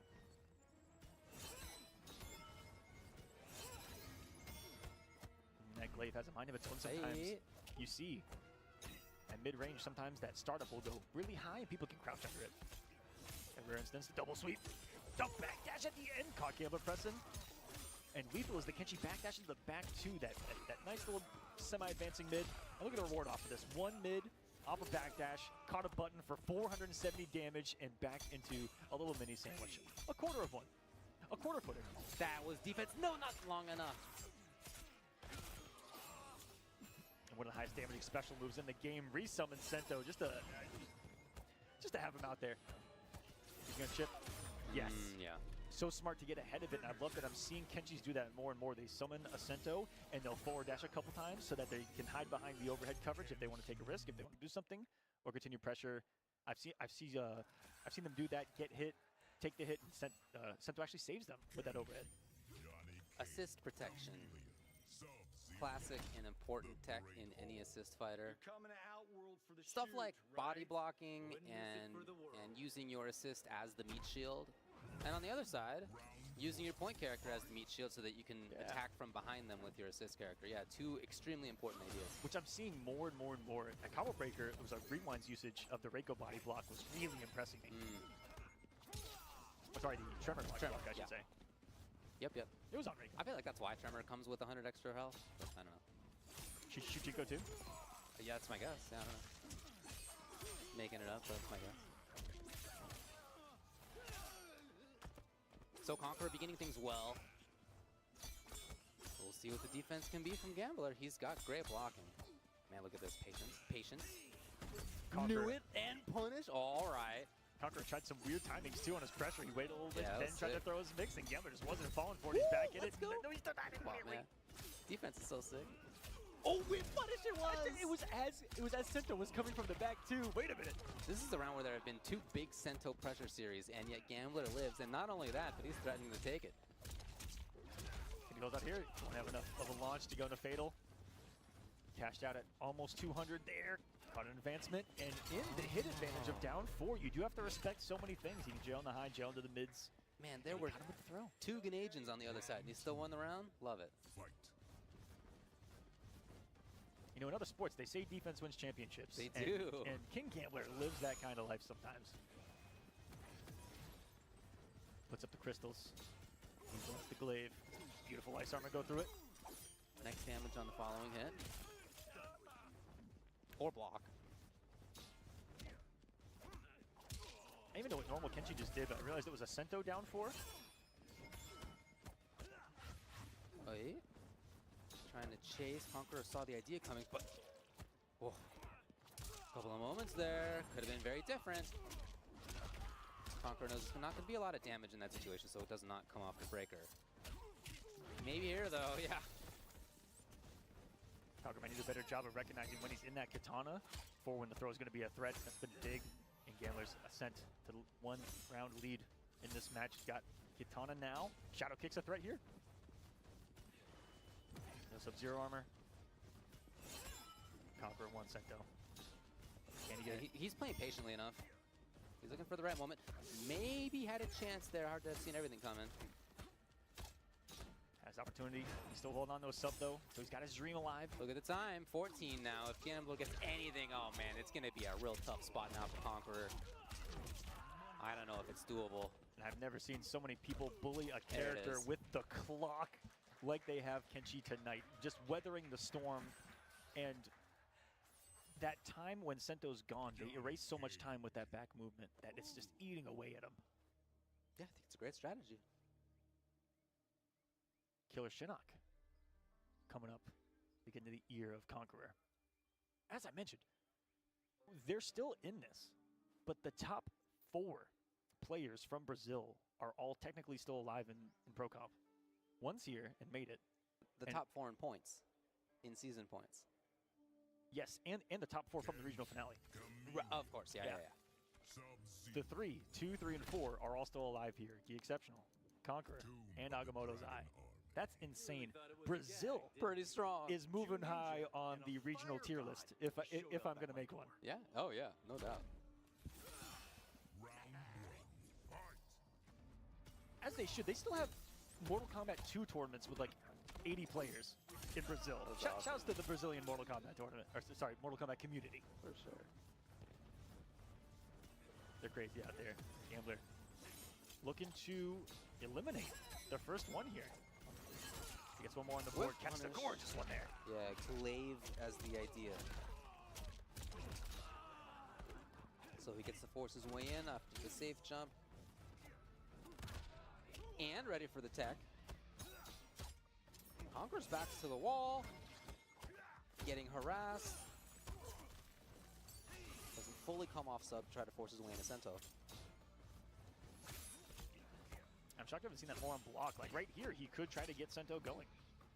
Even on block, it's gonna be, you know, it's gonna cost a lot, but hey, he's already spending bar in the first place, and sitting at full bar, you're not building any meter. Conqueror himself is not somebody who feels like he needs to overextend in the meantime. Gambler, with the up block, into damage. Again, the clock may become an issue. The tech, I mean, again, defense on Conqueror's side, patience on his side. These aren't going to timeout only because the opponents are running away from him. He himself is totally content a lot of the time to do that. Not now, though, as he is running out of it. 7 on the clock. He runs in literally. Get for the top row. It's not going to be enough. Yeah, with 2 seconds left, went for a stand forward just to see if he could get a sweet kick in and a match point for King Gambler. It's been rare to see 2 more defensive, you know, slower paced players kind of going at it and seeing one. Woo! A little more there. But it is a mind game on the parry. You can hold it a little bit longer because you're not having any kind of low starter to threaten with. Thinking back to the very beginning of this set when King Gambler just stared down against Conqueror, holding crouching block for like 10 seconds, for nothing. Not pressing a button, and now things have changed as he's more active. He's the one pressing buttons a lot of the time. He's moving around a lot. Last couple of games have been like that as he really takes control. He finally got caught there. But, you know, the aggression backed up by the meter that he had. He was being still aggressive here, and the micro duck immediately came. One drop. Yeah, certainly not what Gambler wanted, but nevertheless, a lot of these hits are being found by him. He didn't get punished for that lift. It was close on the back. 2 attempts from Conqueror. Can he get a hit here? No, nothing but flawless blocks. The complete opposite. Doesn't even get the chip damage. Got a hit there. Another input error. Attempted the lean to get a whiff punish, perhaps. Catch him advancing. So as I mentioned, Conqueror himself is pretty content to just hang out and stay away. 20 on the clock, it seems like that may be the strategy here. I don't know if he's going to be able to do it. 15, Gambler needs just a couple of hits. Same with Conqueror, though. If he can find something now. All right, crunch time. Gambler needs it. Did he find it in time? And that's going to work! King Gambler, not enough, but he's got the lead here with 6 seconds left. Totally changes who has to move now. Conqueror lives, I think, but needs more. Can he find it? The bounce, nothing. No, he didn't. He pressed dance switch. Where was the rest? You could see the character dance. Oh my goodness. What happened? Oh, what a way to go out. You got a feel for him there as he pressed dance switch and not the rest. Oh no. Absolute heart-wrencher of a way to travel all the way up to Canada. And unfortunately for Conqueror, not make it into Final Combat.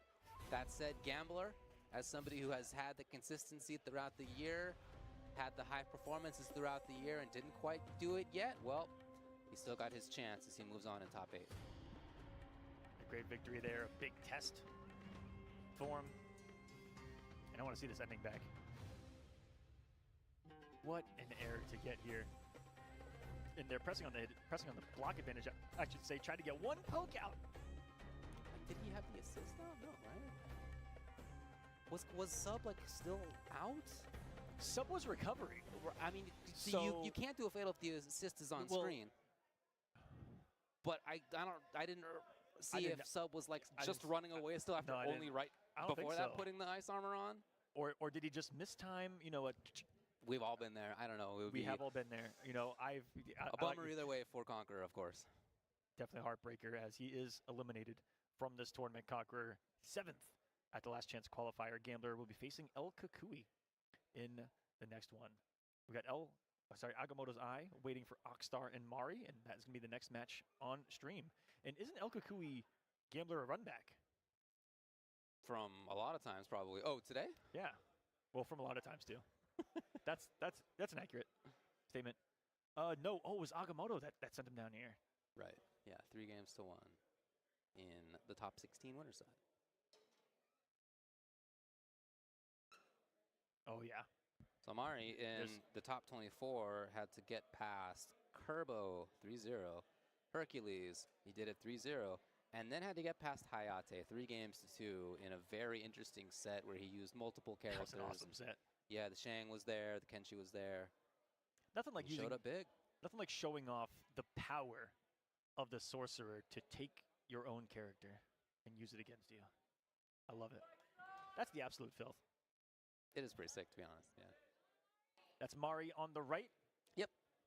Akstar on the left. From France, if I remember correctly. Mari from Jersey in the States. Has a great scene out there. MKNJ going on. One of the few locals that's been going strong. Hosted by Darth Arma. If you guys are in the Northeast region and you want to play some offline Mortal Kombat, check out MKNJ. And wherever you are in the world, find your local. I believe that's happening tonight. MKNJ local is happening tonight. They're watching this. They're doing a watch party. Shoutouts if you are watching there. And there's also the Game Realms local has MK tonight in Los Angeles. So shoutouts to both locals going on and everywhere else in the world, of course, as well. Yeah, if you guys have a local, if you want to find some locals, heck, hit us up. We'll help you out. Oh, for sure.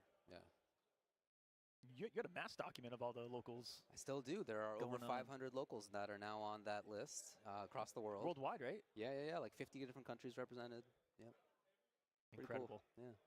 Yeah. The FGC, something else. Players still waiting. What's interesting here is that they both have a couple of different options in terms of character selection. We've seen them both play multiple today. Mari, we've seen on stream use the Shang and the Kenshi. I also saw him play Quan off stream. And then on the other side, Reiko, but also Peacemaker. Yeah. So it might not be the most unexpected thing if there were a blind pick called, but we'll see what they do. Just waiting for this one to start. Looks like they're resetting the PlayStation, so we might have to kill a couple. As Mari, a really exciting player, very young, very, very young. Has won a tournament coming into this. It was a big online one. Fought a couple killers in that one. That was when he was really showcasing his Quan Chi for the first time, at least for me. And so to see him break it out here would be awesome to see, but it's more of a newer thing. And I think that's why you only saw it in a match off stream. I don't know if it's quite ready for a situation like this, but the Kenshi's also been equally as clean. Even the Shang was impressive. When we go to break, not now, but whenever we go to break, keep your eye on it. If they play the video package from ECT with interviews there, because he's one of them. I was talking with one of the guys who runs this event, and he was saying that he's really happy that Mari's in this position because he's in the video package, and in that video package he's like, man, I really want my chance against Sonic Fox and all these killer players. That's him saying that in there. So very, very cool that he is in a big situation like this here at the LCQ. And funny that he said that because at Combo Breaker, I got to talk with Mari right before, I think it was top 48 of Combo Breaker, and he was in Sonic Fox's path. And I talked to Mari, I'm like, hey, how you feeling? And the only words out of his mouth were, I want to play, I want Sonic. Cool. Give me Sonic. Yeah, that's cool. And I was like, oh! So you can tell that the hunger's there. And exactly. Look at it. He's here playing with the big dogs in that top 8. Heavily inspired by Sonic, but rightly so, wants to be the one to take them out. It's quite a few steps away here. Yep. Got to get through Akstar here. Agamotto's eyes up after that, whoever wins between these two, and then you're only in top 4 so of the LCQ. So you still got more work to do. Ooh, there's a big big breath coming out of Mari right there, which lets us know they are about to begin. That looked like a pre-match exhale. Got to do it. Round 1, fight. Here we go. All right, so it is Kenshi, Cyrax, and Reiko Tremor. Going with the big stuff. And Kenshi Cyrax has been, I hate to say it, kind of fun to watch. Some of those combo routes with the helicopter. I mean, my opinion is that he's sick, so I'm not surprised. I also really like Cyrax as well. So take that. I have I wasn't a fan of Cyrex in the beginning, but he's grown on me a lot. Yeah, I mean, I understand. The meta was different, you know. Yep. In this meta, I really like him. Yeah, In that meta, I did not like him. Okay, fair enough. But I gotta admit, he's doing some things. That's the second time where we saw the end of that chopper not really fully commit, but hey, he's got Sento out, so you still get what you want at the end of the day. Drops the ender, the wake up, is that the early entire one? Oh my goodness! The grounded, but it was too early? I guess so. Yeah, he didn't reach up, so it was the grounded version. Wow, it may end up working out after all for Axstar. There's the anti-air one. It's close. I'm not gonna say he's dead, but Oh, dude, it is down to the shields. oh. He's out of here. Wow. And that is death. Round 2. Axstar, what a comeback. The whiffed fatal. Just to use it almost on the timing that he got it back. Was it 10 seconds before fatal blow comes back? Scary. Wanted to grab, but it would have taken all the time from Sento, so smartly setting that up. It's back in the spirit stance so we can have the full screen threat. That was smart. Yeah, I think Mari's cool with playing a little bit of health to get out of that stance for sure. And Mari had the right idea to use his counter zoning tool to close the gap, but didn't start up in time to stop the Ninja Stars. There it is. That'll absorb. The Stars on their way in. Sento's out. Where are you going, man? Don't jump. Woo. Hold my family. Yeah, beat him up. Uh-oh. Wanted a little bit more out of that one. Axstar flawless is important there. Oh, no. Surely could have had the end, and then, all right, kind of scrambly. A little weird, but Mari comes out on top. Final round. Fight. We've traded some haymakers here to get started. And he immediately didn't want to deal with the down 4 advantage. That was so smart. And then calling out a gap there in the Tremor Aftershock. We haven't seen that before. Oh, yeah, that's more like what he's looking for. 425. Right back into it. Axstar forced to break. Still in a bad spot. Yeah, and still in a bad spot.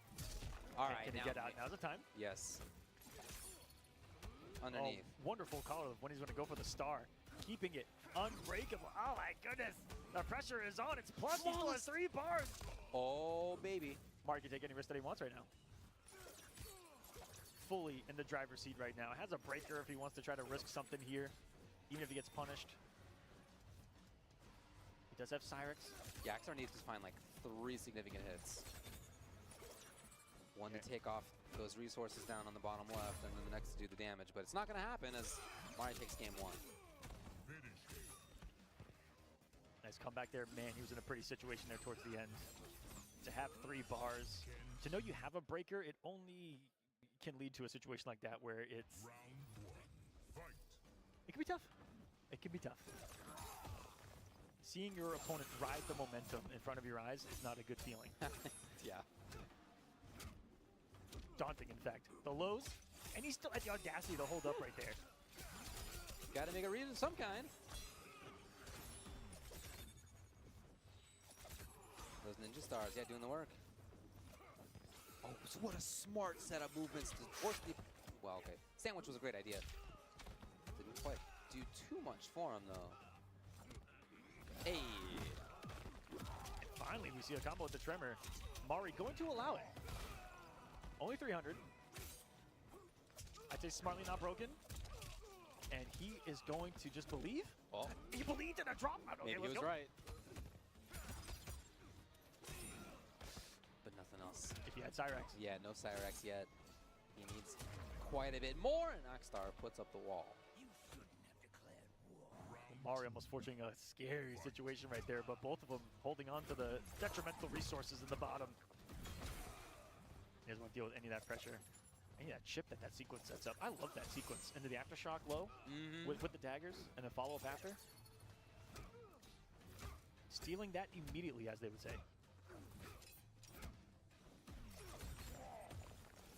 Back to Crystalline. Yep, green mode.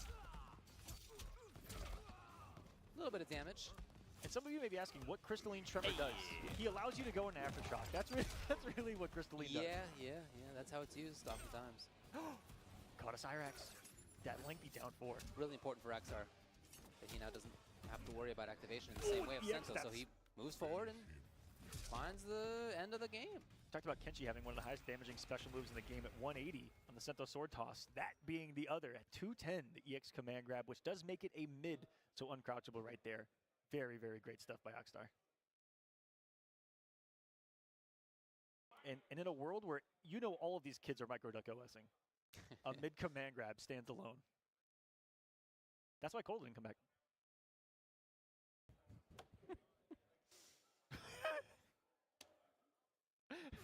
Sometimes you gotta create your own headcanon sometimes. Yes.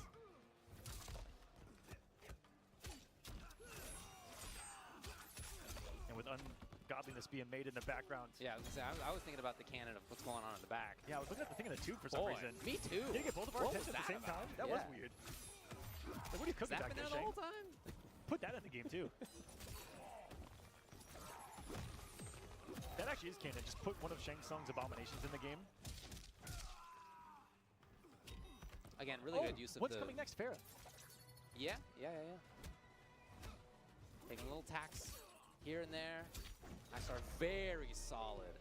That was perfect footsies range with pokes, with grounded normals, with anti-airs. Everything was coming up Oxstar. You talk about watching your opponent get some momentum in front of your face. It's happening right now. Oxstar gets the knockdown. He's got the load back to the crystalline. Wake up, he tried to keep safe just in case blocked, and it's gonna Sento in his face. Microducks immediately, and there's another one from Mario back to the corner. A reload of the Sento.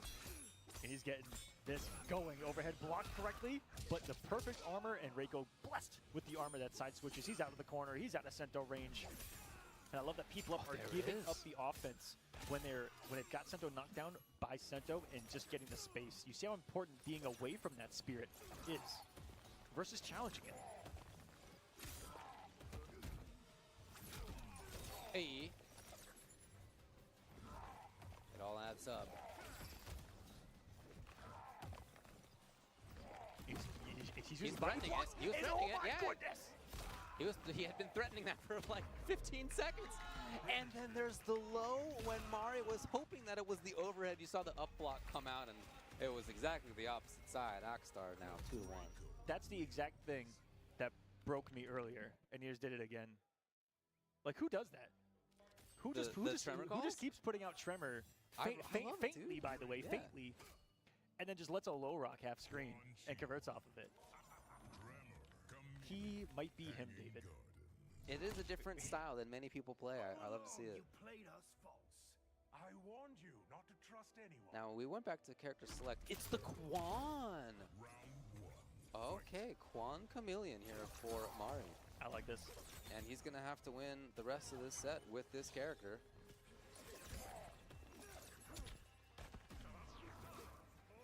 As I said, we did see him win with it earlier.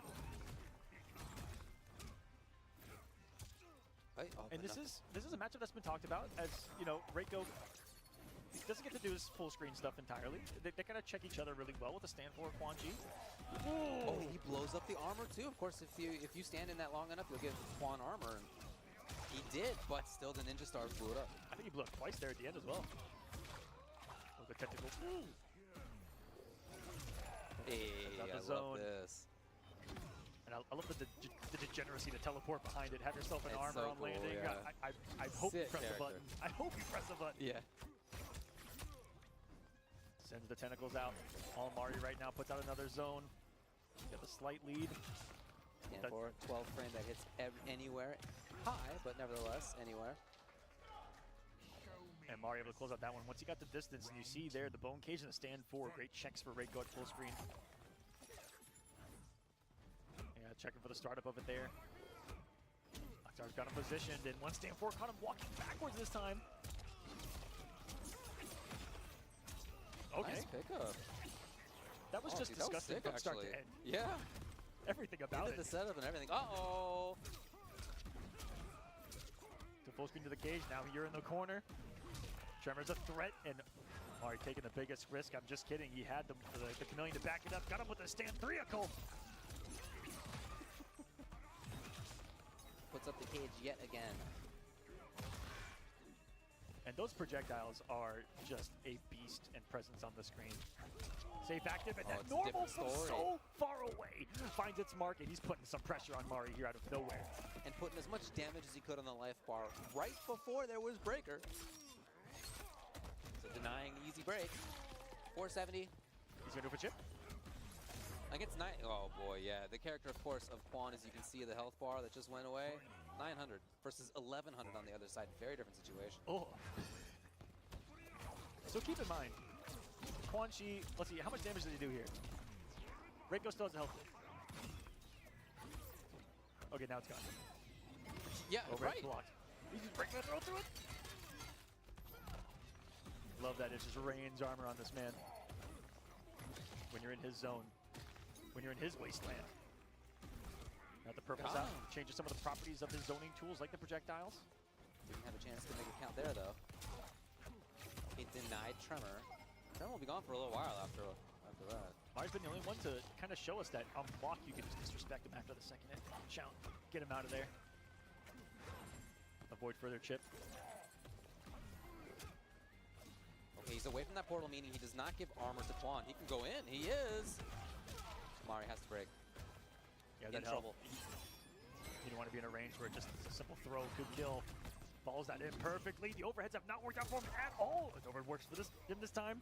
Watch the dome. This time it's the legs. That's going to be chip from Axstar. It's going to be 3-1 victory. Mari seemed to be in a little bit of a momentum situation there to potentially send us to a game 5. Denied completely, and that will end his last chance run. But Mari put the name in the memory bank for Mortal Kombat as we go. Because he's there and he's on the precipice. Very young, learning. Is picking up from the right people what to do. I mean, when Sonic Fox is the one that you're studying the most and players like them, you know that you're onto something right here in Mortal Kombat. Again, even in this tournament here, took down folks like Kerbo and Hercules and Hayate in order to get here, among others. So, yeah, a good performance. I'm sure he'd love to have more, but that's the hunger that he has. I hope that for today he is satiated because he played great, but I'm sure that there's going to be a lot more meals in his future. In the meantime, Axstar, again, I love the Reiko. Just a little bit of a different angle on him than many other players have. For a character that is, you know, not the most complicated in the game. You can play him in a whole bunch of different ways, especially with different cameos, of course, but even with the same cameo that we often see, we have been seeing Reiko play. That's what's so exciting is it's something that we've seen so many times before that we only know to have, or, you know, we thought, you know, it only had a certain amount of flavors, but as it turns out, you know, Flavor Town exists when it comes to that Tremor pick, and what's crazy is it's not any of the other Tremor variations. True. It's a different usage of the Aftershock low that is simply different. Now he could, I'm curious if he's explored those other variations, if there's some other tools available, because the lava shot's incredibly strong. Stuff. Yeah. Other stuff does exist. Yeah. Anyway, we'll see as it moves on. So it will be Axstar versus Agamotto Zai in the next round. We now go up to the next round of losers, which will be El Kukui versus King Gambler. Yeah, these two very familiar with each other. I think they've met in a multitude of top 8s. I don't know about offline, but all the time in the onlines here in North America. You know, every day there seems to be something going on. For sure. And these two are grinders. Absolute grinders. Two of the most active players in the online. And I mean, in Mortal Kombat, there's always been that tale of those that succeed and are consistent online translate well to the offline. These guys are both doing that. Well, have been doing it for a long time at this point.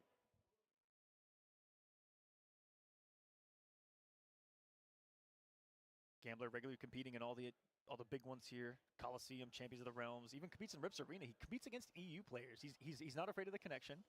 Will still run the set. El Kukui is actually my current Coliseum champion. He won the last one. It was a big one. His brother won the previous one, so it stayed in the house. Pretty cool. Which is a nice little story. And he's trying to join his brother in Final Combat. Two great friends on the stage right there. It's El Kukui, it's King Gambler. Let's get into it. Two great guys, too. Mm-hmm, for sure. Very nice. Yeah, of course, you talk about Kukui's brother, Mighty Unjust, already in there. He's gone with his own Reiko. Where's Thin? That's not what my bank account says. Round 1. Johnny Chameleon, Reiko, Tremor. again up there. We'll see how it differs, if at all. We'll see what's happening. I usually only see. I'm pretty sure El Kukui's on Reiko because Yeah. He's got to be Gambler Johnny Cage. He usually only uses this against players like Hourglass and stuff, and a few others that I've seen where it's a personal counter pick. So I'm wondering if this is a personal counter pick for King Gambler.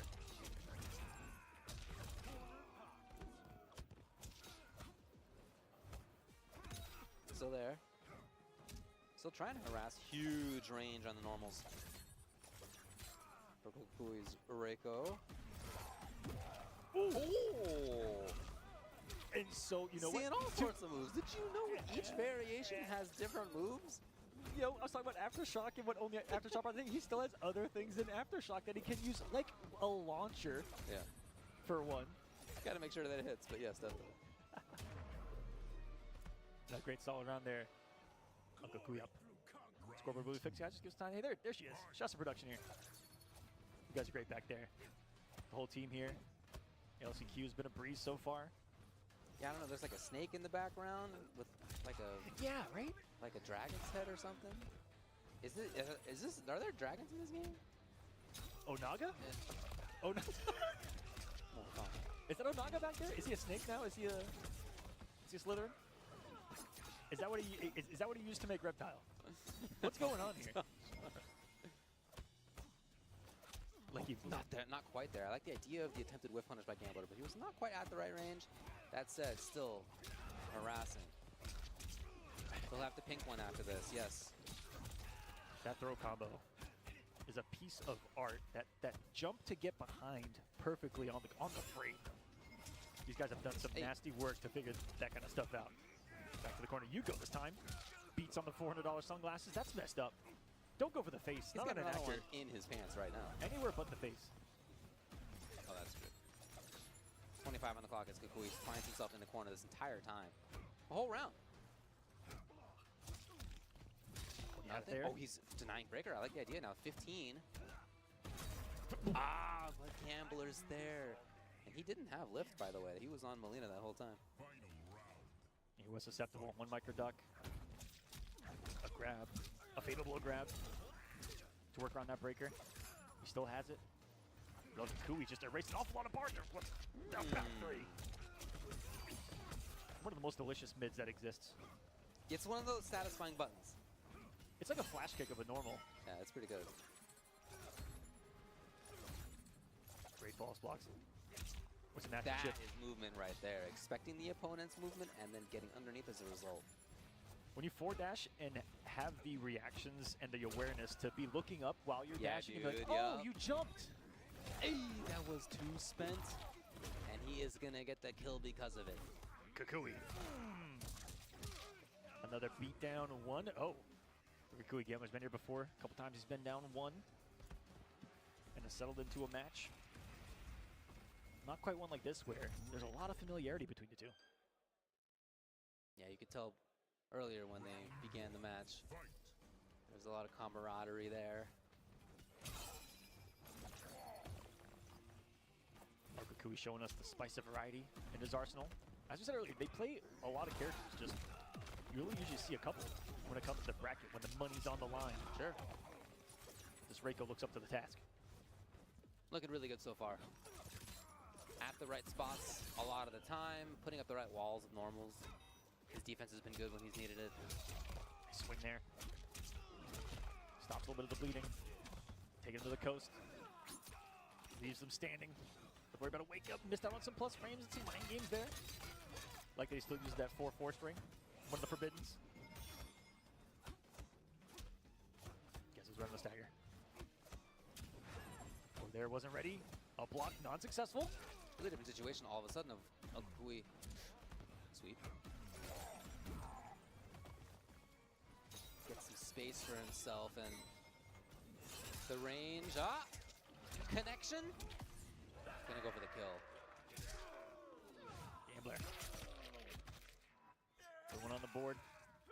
Both close to a breaker going to this next one. And an 18K. That camera's high quality.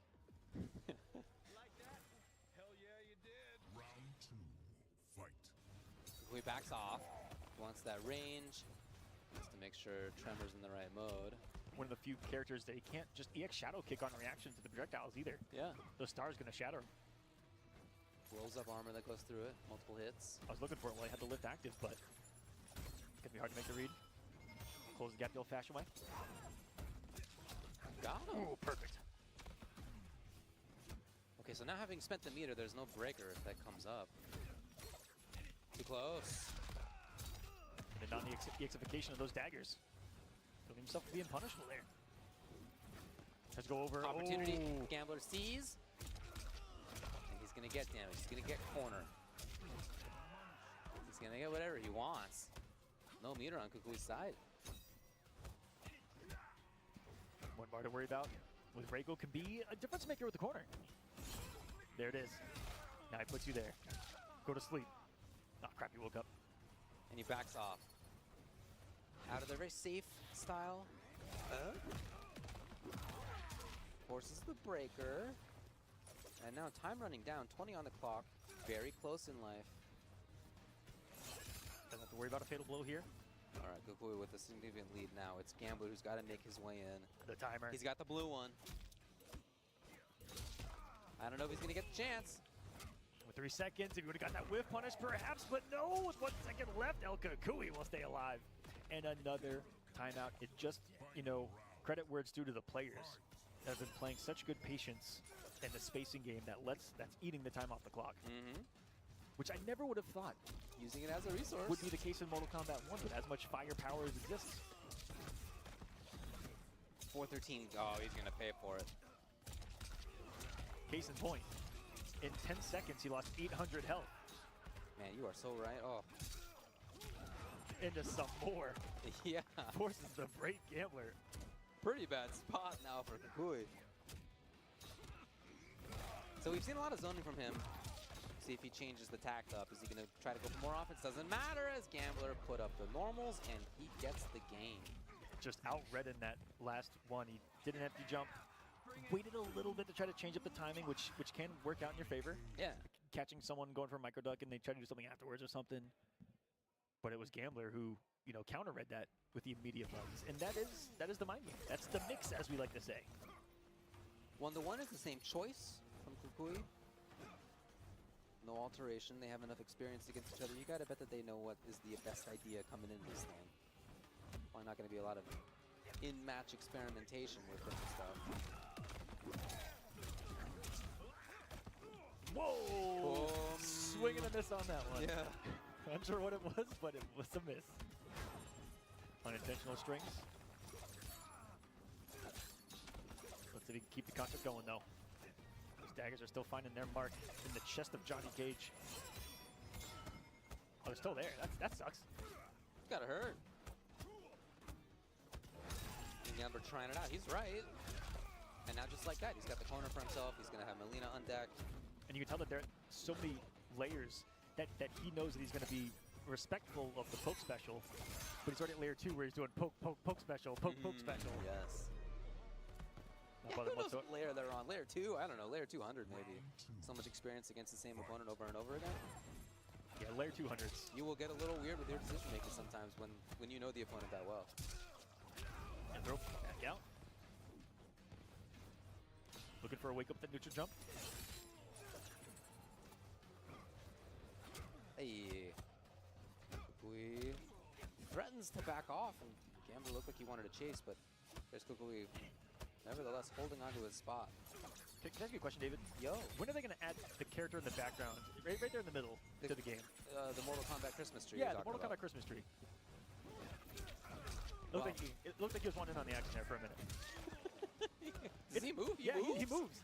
Dude, It actually scared me a little my bit. 1000th game on this level, I've noticed that he moves. I just noticed he moved 5 seconds ago, which is why I said that. Now, why is he moving? He was like reaching for Johnny in the middle of the combo, yeah. Wow. Interactables do exist. He was going for the throat, the jugular. Chip, obviously a huge problem now. Gambler's got to find all the right hits. And this may be that's enough. Now, 1100, even if this does like 500, oh, that should be enough. Oh, All right, we're good. This is before the camera. We're Oh, good. it's actually 9K. I gave it too much last time.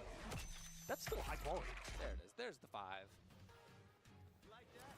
Hell yeah, you did. And now I question what made that scale earlier down to like Yeah, 320. I don't remember. Yeah. We'll have to find out. No. Oh yeah, real. That's a whole lot of nothing in the Raw slide. Okay, so he's really opening it up now. This round is a different story for Okukui compared to the ones before. Different ninja star timing.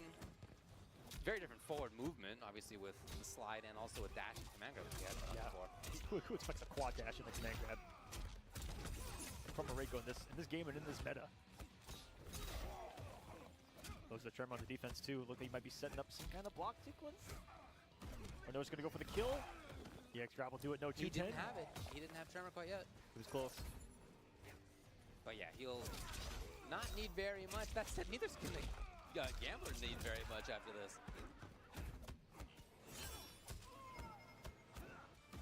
Even the poke. That is very smart by both players. Gambler knowing that he couldn't afford even to block at that point.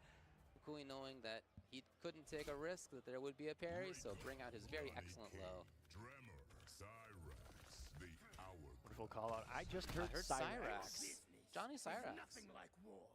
There's a reason Even we back call in the day people when not Johnny in it Cyrax was very common, it wasn't quite common for King Gambler. It was more Goro at the time, but here's Cyrax. And we saw in pool A1, wasn't it Gambler versus Pulse on the way out? Nope, I'm just a liar. I could have sworn. Who was the mirror that we saw? Johnny Cage Cyrax earlier. Right. Yeah, I think Pulse was in it, but I don't recall. Yeah, so I don't think it was King Gambler in that one. But either way, great team. I didn't realize until just today how much damage Johnny Cage Cyrax does, especially in the corner. I was like, oh, he just gives a bunch of utility. Never mind. He can net, he can chopper. Yeah. He can get that spotlight on him a lot more consistently if he finds the right stuff. Night mode. Just the one helicopter full charge punch combo in the corner, about 440. Right, Some big stuff. I've seen that. Let's see if we can get him there though. Okukui playing hard to get, I like it. Always checking Johnny with that down 4. ABC, always be checking.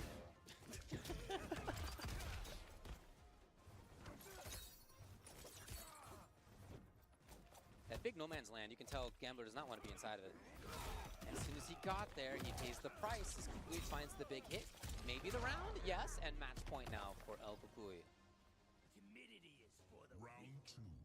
Gambler staring down the barrel of the end of his pro competition run. Needs a miracle here. He has been close so many times.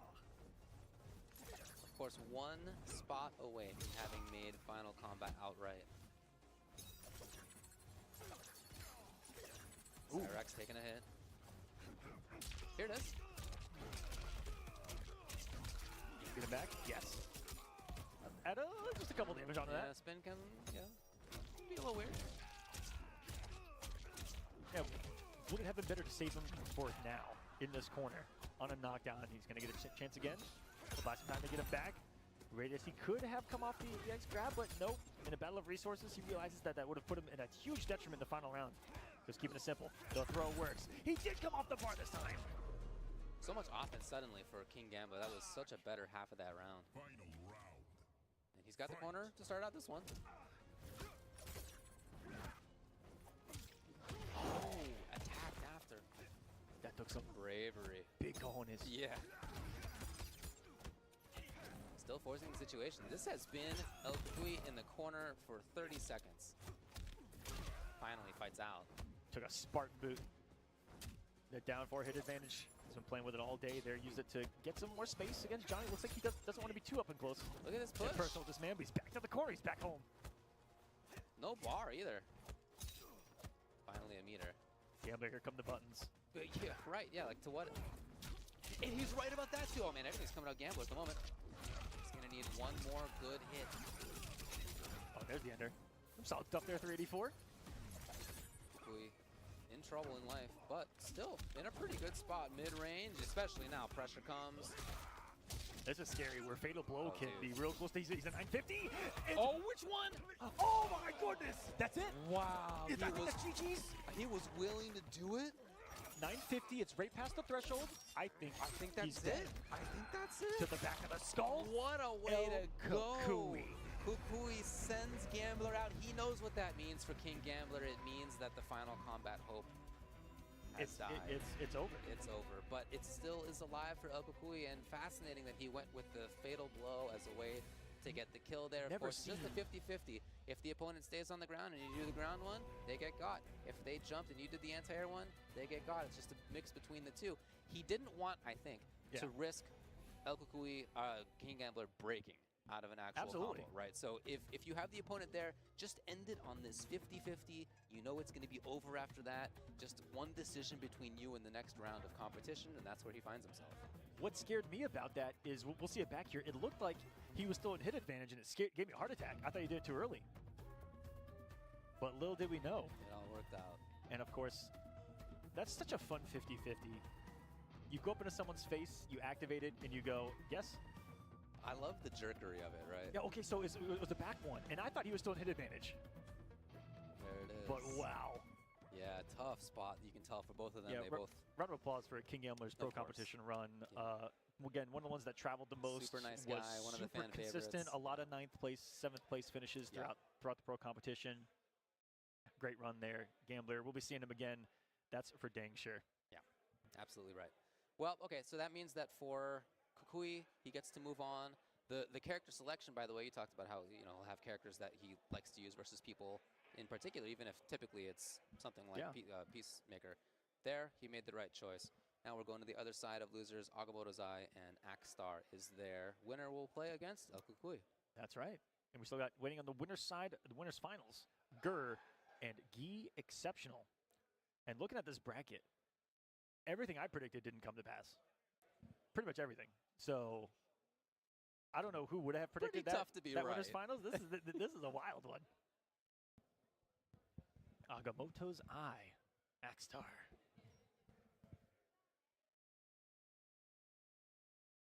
Creating some new household names here in the Mortal Kombat community today. Hope you guys are learning more about the other regions, the strength of other regions. This current meta of Mortal Kombat 1. Exciting. I want to say earlier, in talking about Cyrex's addition to the game, that since Cyrex has been kind of re-added and since that last patch, matches and tournaments feel a little bit quicker. Like the pace of the matches feel a little bit quicker, but it does depend on the matchup itself. But I feel like the cameo usage has been getting cleaner and more active. And I've liked it, like where Mortal Kombat 1's heading right now. Me too. I love the game personally, so I'm enjoying it beforehand. But yeah, I've gone back to playing as Cyrex too. I really like it. Super fun for me. Who else do you play, David? Was it Baraka? Yeah, I played a lot of Baraka when the game came out. I feel like for me, he ended up being too simple, although he's good. He's just like... That's the beauty of Baraka, simple and good. Yeah, I mean, for sure. I was talking with the VGY about it yesterday, and he goes, you know, I love Baraka because he's so easy. Yeah, no, I get it. I get it. But yeah, I went with Geras because he's weird and hard. Oh, you're on the Geras. Yeah, I mean, Geras Cyrex, what does that even do? A lot of great pressure. A lot of good damage output.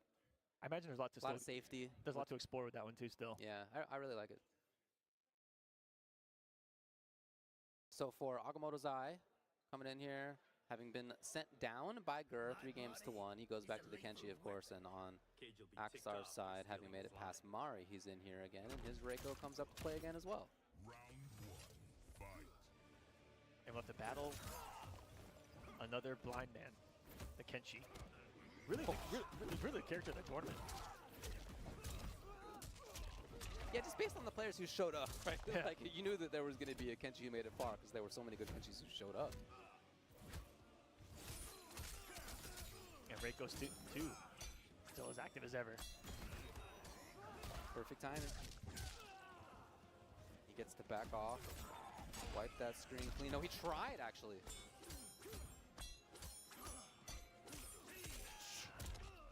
You know, if it's not broken, don't fix it. I love the rhythm of it, personally. That's all I'm thinking of. It had a good beat to it. It's close. 1,100 that you have to keep in mind here. Them Outworld boys have extra health for some reason. They're some big dudes. And he lives. And gets hit. wonder if he was trying to interrupt it, just swing. Interesting, Stop yeah, him. I don't know.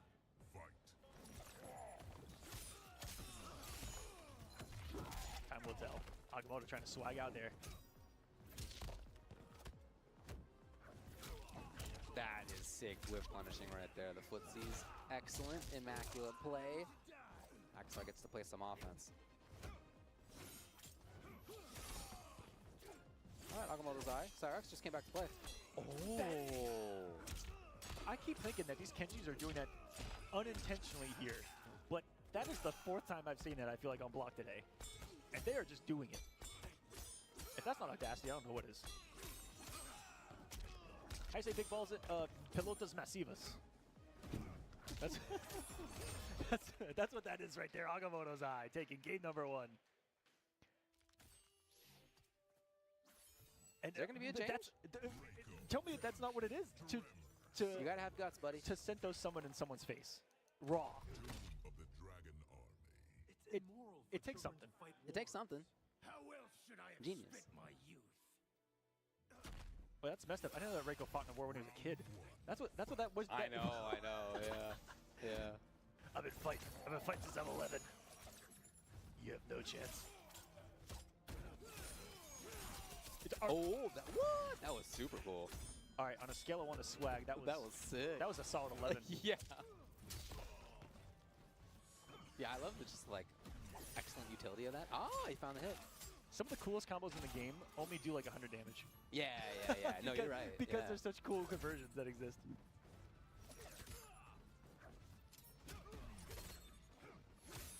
Yes.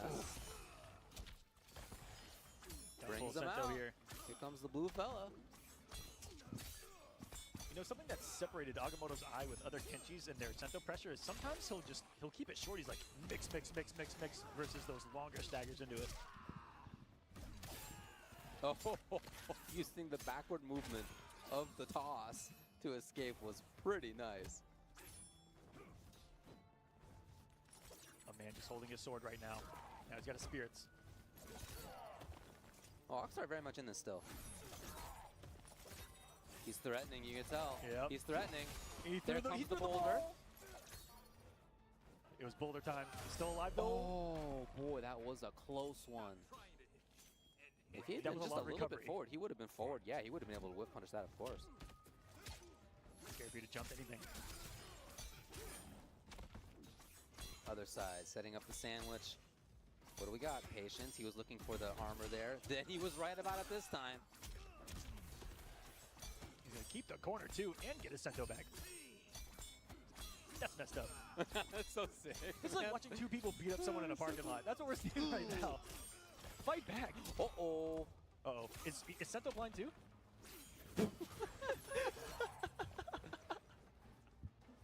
All right, Oxar, what do you got? Running out of life. Plenty of resources. I don't know if he's going to get the chance. Agamotto's eye has been in and out at just the right moments. Oh, here it is. Here it is. Here it is. All right, Axar. He's Cashes out while he can before that breaker comes. you ain't lying. While he can indeed. I've noticed that Agamotto's the only Kenji to really outspace Axtar's down 4 with the down 4 of his own in that Sento stance. It's really been a problem for him. Yeah, I love his footsie so far. Patience by Agamotto's eye. Flawless, extremely important at the moment. Did he find a hit? He does have Tremor. Was Cyrax hit? No way. And that's unbreakable at the end. That was Wow, super smart. a beautiful comeback in sequence from Axtar right there. Extremely important. Could be 2-0 right now, and instead Oxstar is 1 round away from evening it up. He would be the closest to a hometown hero since he's French, and that's what they speak here. Well, maybe I'm probably gonna get 100 flamed for that miles away comment, or but so, a couple 100 miles away. That's perfectly fine. The first thing someone said to me here was bonjour, so I'll take it. All right. Goes to the net. Not one, I feel like not one raw Cyrax net has worked in this top 8. Yeah. I mean, it is quite slow on starting. What are you trying to get kind Overhead. of the counter zoning read with it? Yeah, for Unaffected. sure. Cyrax The hit. Sento on block. Axstar would love to be able to pack dash get away, but he's forced to block it out. What? Patience. The moment was right.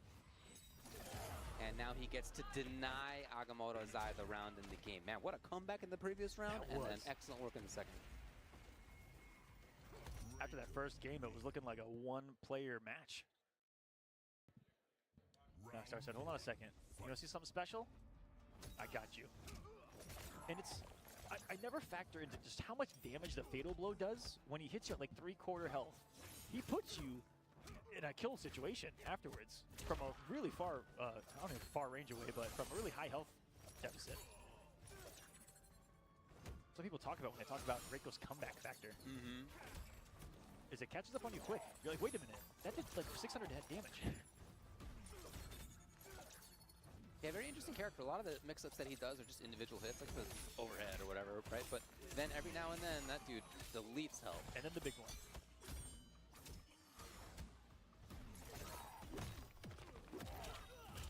Nice conversion here. You heard the breaker. It's You guys ever hear that noise? That's someone mashing breaker when they do not have it. I actually love it. Oh, the timing was perfect. If that had gotten started, man, who knows what could have happened. So Akstar just put an end to it while he thought he could. I didn't see a punish.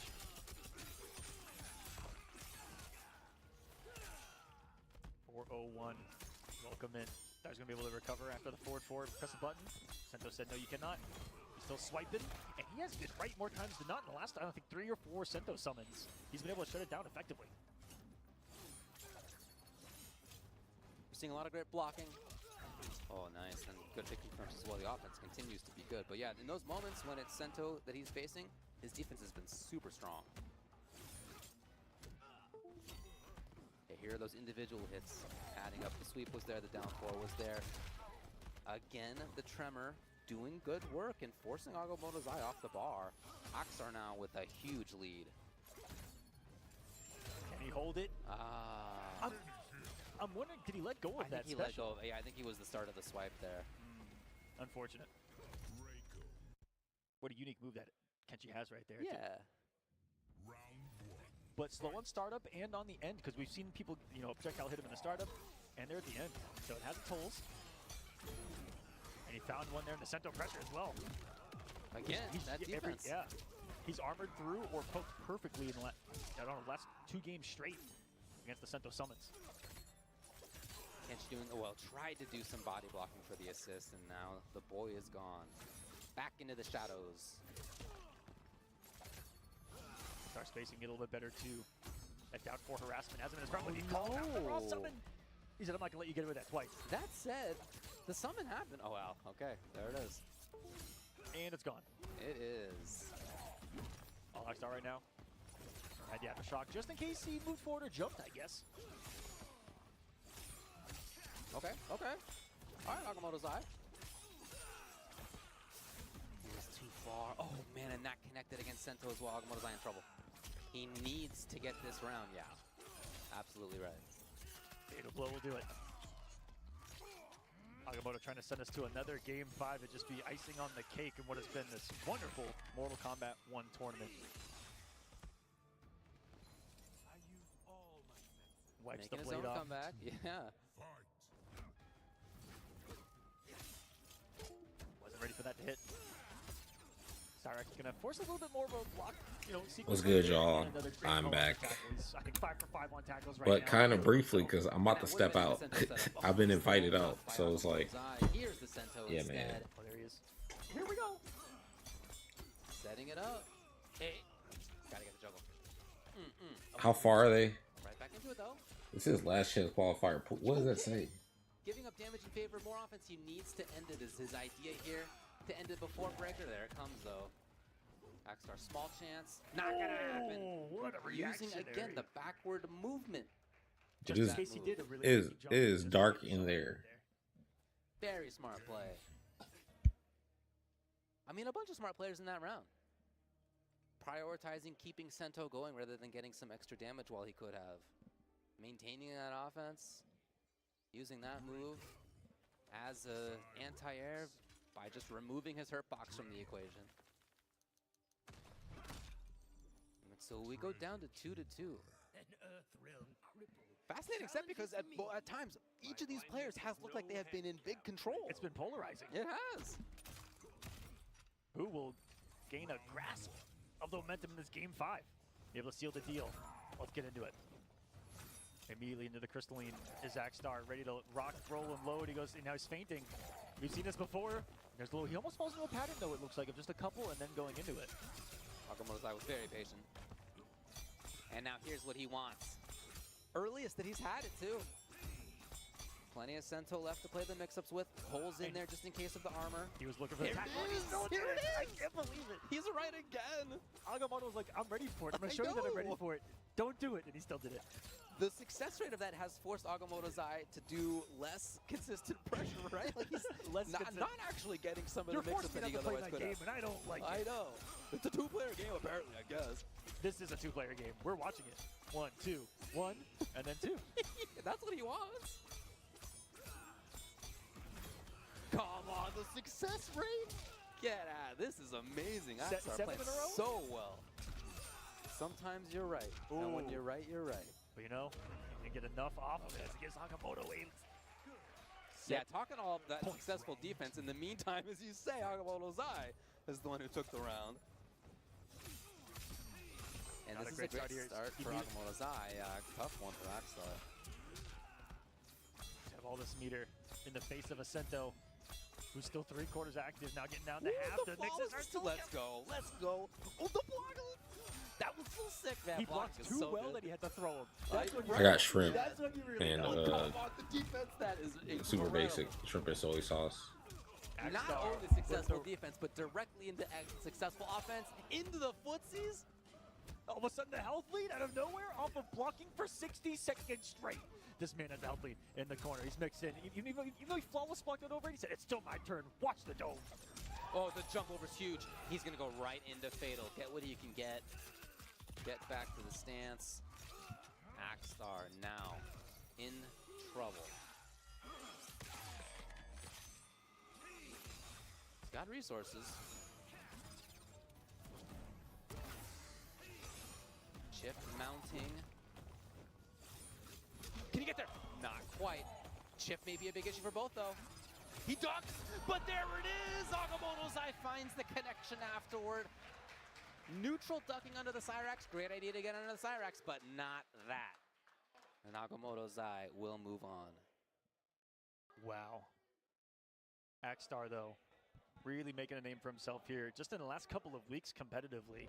You know, has a top 8 on the pro competition there at UFA. Did great in the road to EVO just last week. And now a 5th place finish in the last chance qualifier. No easy feat, seeing who came and traveled for this one. Really cool matchup, as we Crazy said, lots of interactions. back and forth. Trying to bet the win this here. Oof. Caught him trying to reload the spirit stance into the unbreakable stars at the end right there. A lot of people forget that, you know, unbreakable damage can exist in the game. And there before the, you know, the special that does absorb projectiles. Caught him in the end recovery of it. Here's the match to 2-2, the beautiful reaction with the sword special right to the gut. Yeah, there it was. Neutral duck into some button that got counter hit. We'll never know, because for Axstar, that's the end of the road. And Agamotto's Eye moves on. His opponent will be El Kukui in the next round of loser's side. That's loser's semis. That means we're in top 4 at this stage. If you recall, in winner's side, winner's finals, they've been waiting for a while. Gur and Gi Exceptional are up there. Yeah, they've been in the crowd watching these matches, enjoying the show, and ready to see who is going to make winners finals. Gi Exceptional, another representative from Brazil in this one. 2 still alive in the top 4. That's a big accomplishment. I mean, you know, it's not a huge surprise. You're right. Yeah. It is absolutely a big accomplishment. Fantastic players. Take a look at the bracket here. But when the brackets were announced for this, you know, I saw people's reactions, right? Yep. People, other folks online talking about, what their predictions were. Very common to have said, yeah, dude, Brazil's going to show up big time at this thing. And of course they are, with Gur and Gi Exceptional from Brazil in winners finals, and then losers semis, Agamotto's Eye from Brazil, and from the US, El Kukui FGC. So US, Brazil, and Brazil, US remain. One of them will make it into Final Combat tomorrow, will be the 20th player in Final Combat. Join the 19 others securing their way in through either the global leaderboard or their online region. 9 regions took place online, each one getting an entrant into Final Combat here. And what's great is some of those regions had 3 people represented here. Some have 2. Only a few have 1. And this is truly a global Mortal Kombat event. And I say that by far more in comparison to even back in 2020. It's far more globally based. And to be fair, though, at the time, and for the most part, NA does do really well in this game, and it has been an NA-dominated game. It's made here in America. Yeah. I mean, come on. True. I get to say that. I get to say that. You're right. You're absolutely right. It is a fact. But it is there made here are in America. nevertheless great players all around the world, and 2 of them remain in this LCQ. Of course, 2 also from the US remain in the LCQ. And Probably because you've been watching it. Match, Guy, Exceptional, and Gur will happen in a little bit. Yes. But not quite. Because first, we're going to go to a quick break. We'll be back with the top 4 of the LCQ after this.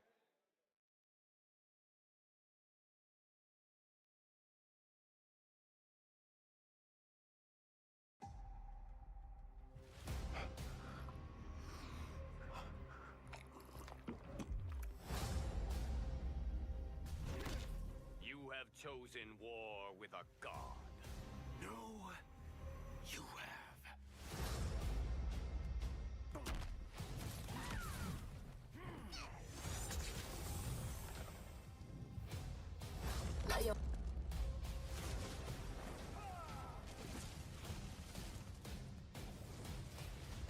Fight.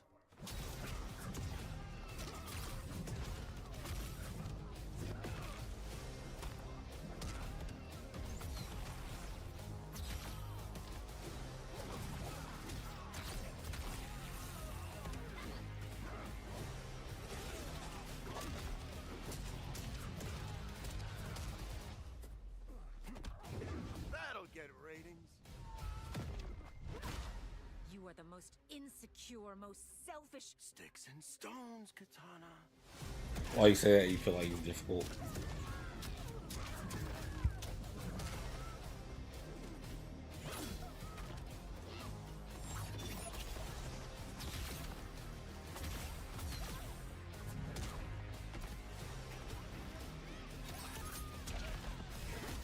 Everyone has a freezing point.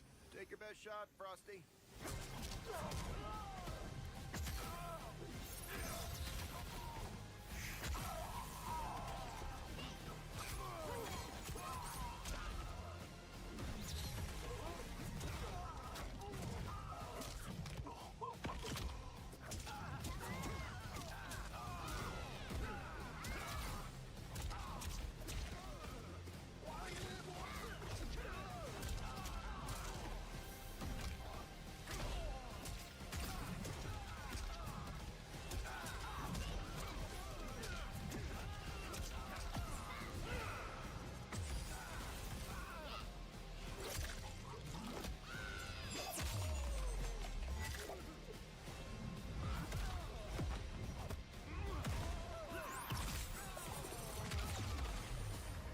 Finish him.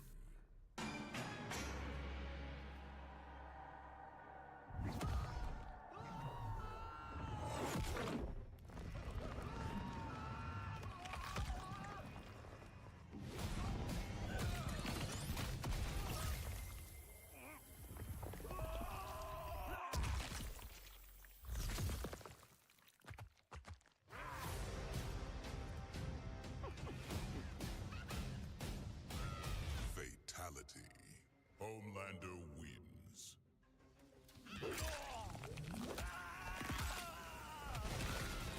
Flawless victory.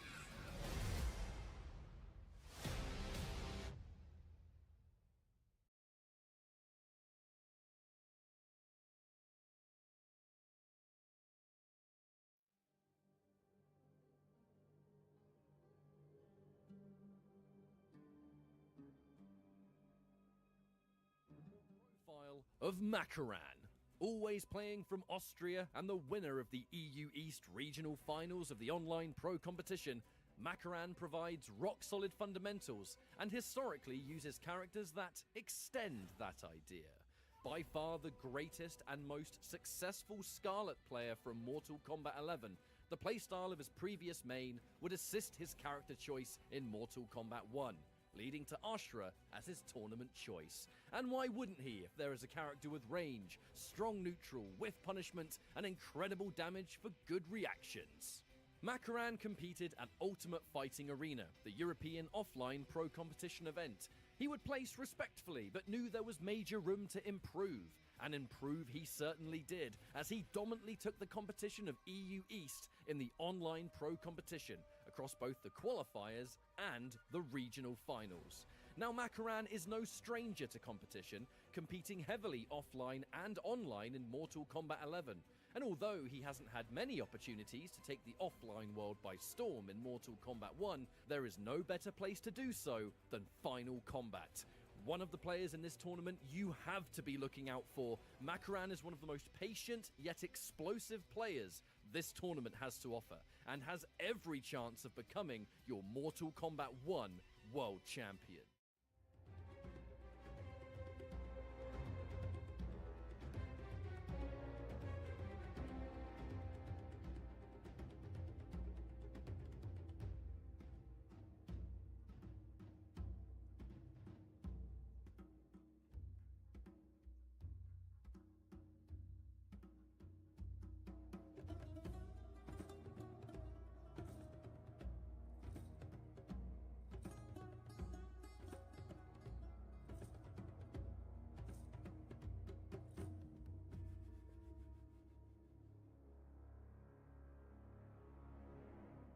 Then he don't know what to do versus Gur.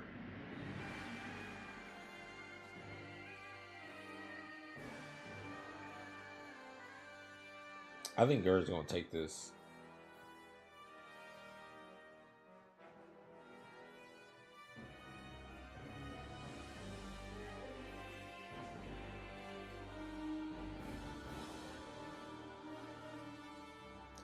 Damn, that jumping in. Damn, Ashra. Ain't this the best? Didn't I tell everybody how good this character was?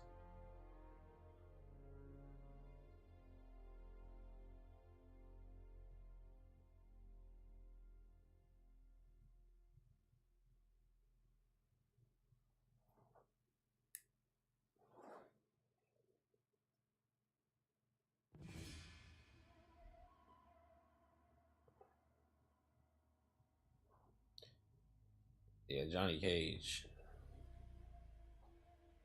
Dang, he really caught him with that.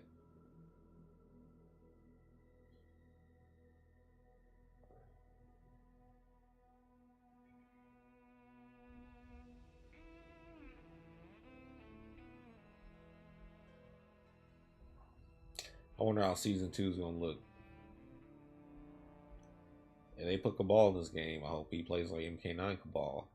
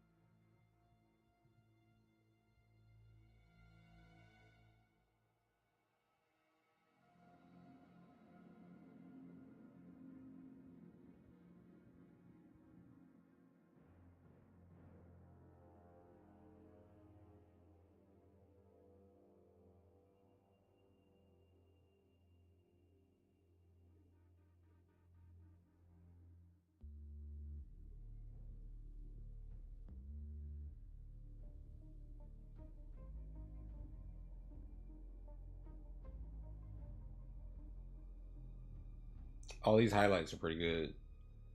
Wait, this is a rerun now.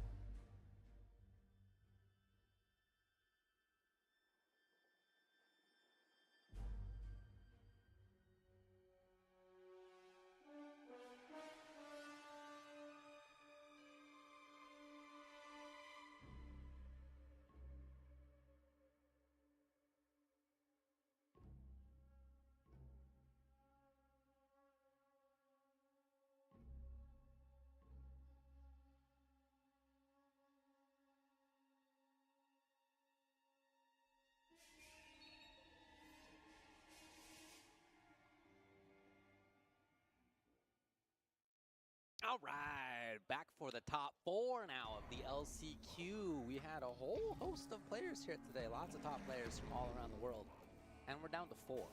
That we are. We are going to get into those matches in just a moment, but before we do, want to give a quick shout out to our sponsor here at the Pro Competition. It's going to be Mountain Dew. We appreciate them being with us all pro competition long. Get 20-ounce bottles of Mountain Dew. There's codes on them. Go to mountaindewgaming.com. Shout out to Mountain Dew. They've been supporting esports for a long time. I remember they supported Championship Gaming Series when I was playing DOA. So check it out. mountaindewgaming.com. We appreciate them being with us at the Pro Competition all season long. Let's get into the action. We are in the top 4 winners finals. Gi Exceptional. In losers, El Kukui and Agamotto's Eye. The winner of this will enter the 20-player $200,000 World Mortal Kombat 1 finale that takes place when? Tomorrow. Whoa. In the group stages. After that, top 8 on Sunday. Nobody in this tournament in the top 16 has had a better record than Gi Exceptional, who has not lost a game yet in top 16. Now, of course, we're in top 3 in winners finals. On the other side had to beat Agamotto's Eye in the last round. Gi Exceptional had to beat El Kukui. He did it without losing a game, as I said. So, coming into the strong, Geras Motaro, rather than Lau, is the choice for Gur. Of course, Astra Chameleon on the other side. Starting off the mix-ups well. I can confirm that Gi Exceptional has only lost a single game, and it was his very first match to Savior Forever. Shoutouts to Savior Forever. Shoutouts to Savior Forever. Could have won last chance qualifier. Yeah. In a different timeline, apparently. To be the only one to take a game off of Gi Exceptional. And in Gi Exceptional's way, before top 24, oh my goodness, I had to get the clean hit, was also Wanian Lauer, who was one of the big wild cards coming into this. A player here in North America, but from China. Gur out of there. Rewinding time. Oh, not quite there on the whiff punish. Yes. Oh, can he? Ooh, real funky situation. Shenanigans. Yes, you never know. And then puts out the windmill. So Gur round 1. The Exceptional. See if he can chase a little bit better this time. You see Gur's style, as it often is this running away into the better situations for himself kind of style. However, cornered. Good delay wake up to avoid this uber mega plus frames that come off of that. for a throw. Punishable range? Yeah, I mean, if she blocks that, she's in punishable range.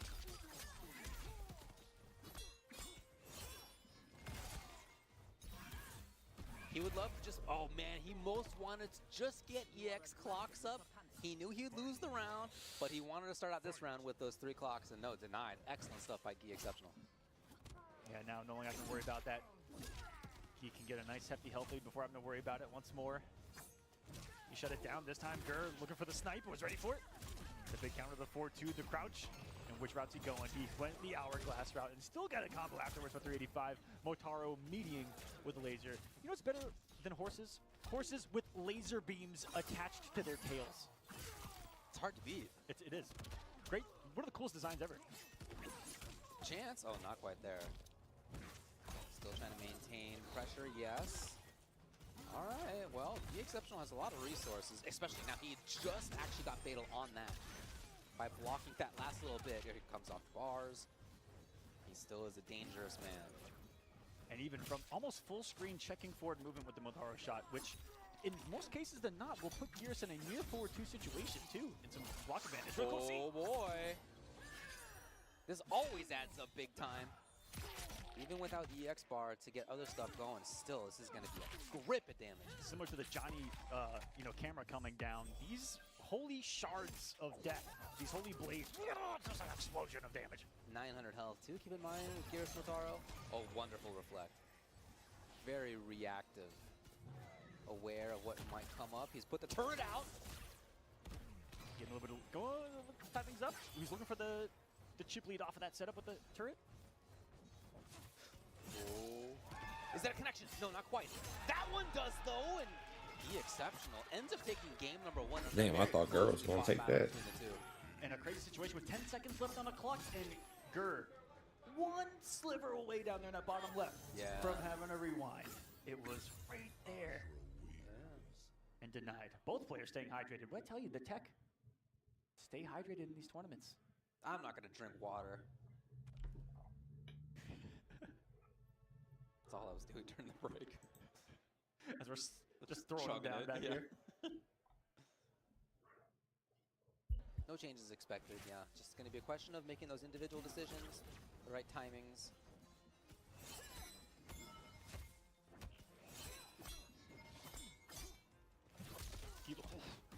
It's a free EX clocks as a result. And again, not uncommon for Gears to trade life for that. And smart to know what to do in a hit advantage trade, to know you have the advantage in a situation like that. Hello. Gi. Caught Gur slacking on wake up. Gonna force a time reverse. Or maybe Gur took the intentional risk, knowing he could back it up. Sweep. Yeah, good work. At that range, the low is not going to lead to that much damage, but also isn't going to be punishable. So prioritizing blocking standing is pretty common. You know what does lead to a lot of damage? I think every Ashura touch that Everything, exists. yeah. I was like, I don't think this is doing more than, never mind, I did 422. That Lena pickup came out of nowhere, overhead again! And did a beautiful little hit confirmation too of the overhead. One of the things that Ashura is so scary to have is that her phasing and advancing specials.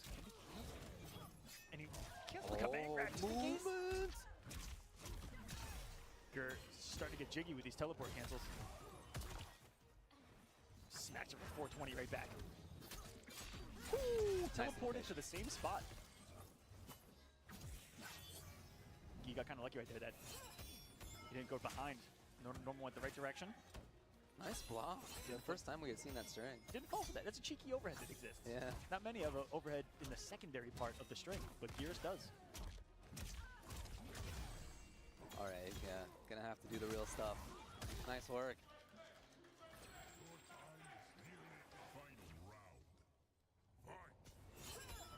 Round begins, and when you see that your opponent starts the round with a Jade, you kind of have to respect it. Yeah. Yeah. If you press the button at all, you better make sure it's the right one. Like, it's very common to just hold on to the block button for a while. I guess you can jump forward, and they're going to be like, okay, hi. Yeah. Dire. Yeah, not a great spot there. Wow. What a turn up from Gi Exceptional on that round as the crowd comes alive behind him. I know you can barely see him, but there is a sea of people there behind the first row. No one's in the first row, but everyone's behind the first row. Taking the big chugs, too. Trying to get through the bottle right now. I'm getting thirsty just looking at this. I'm gonna take a sip too. You know what? Let's do it. Yeah, everyone, if you got a drink, take a sip. I'm doing it. Oh my God, water tastes good sometimes. Back to Motaro. Well, no changes again. Of course, keep in mind in our last time that we saw Gur up here, he went with Lao and had a nice little change, and it worked out for him versus Agamotto's Eye, but he will stick with the Centaur this time. And there, was ready for it this time with the Motaro Reflect. Every once in a blue moon, you'll get the Reflect to go kind of full screen and force them to check themselves with a glaive, but Gur not getting that one and blocked correctly while the Melina mix-up existed, and hey, gets heavily rewarded. I don't know. I don't have a dog in this race. I'm not going for nobody. Great damage. Corners there. The mix-ups are there. The 3 clocks are there. What? That was super good. And the conversion? Oh, and this is going to be huge damage too. And then after all is said and done, he went to a new timeline just to find himself getting equally, if not more, rocked. The fall from that, from the end of the rewind right there, is the worst. Just watching your guy fall to the ground, surely to get punished. Ashra. Point now, Gi exceptional. Ashra just sitting there watching it all unfold.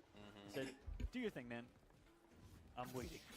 Match point. This will be winners finals. Gi exceptional. 3-0 all the way.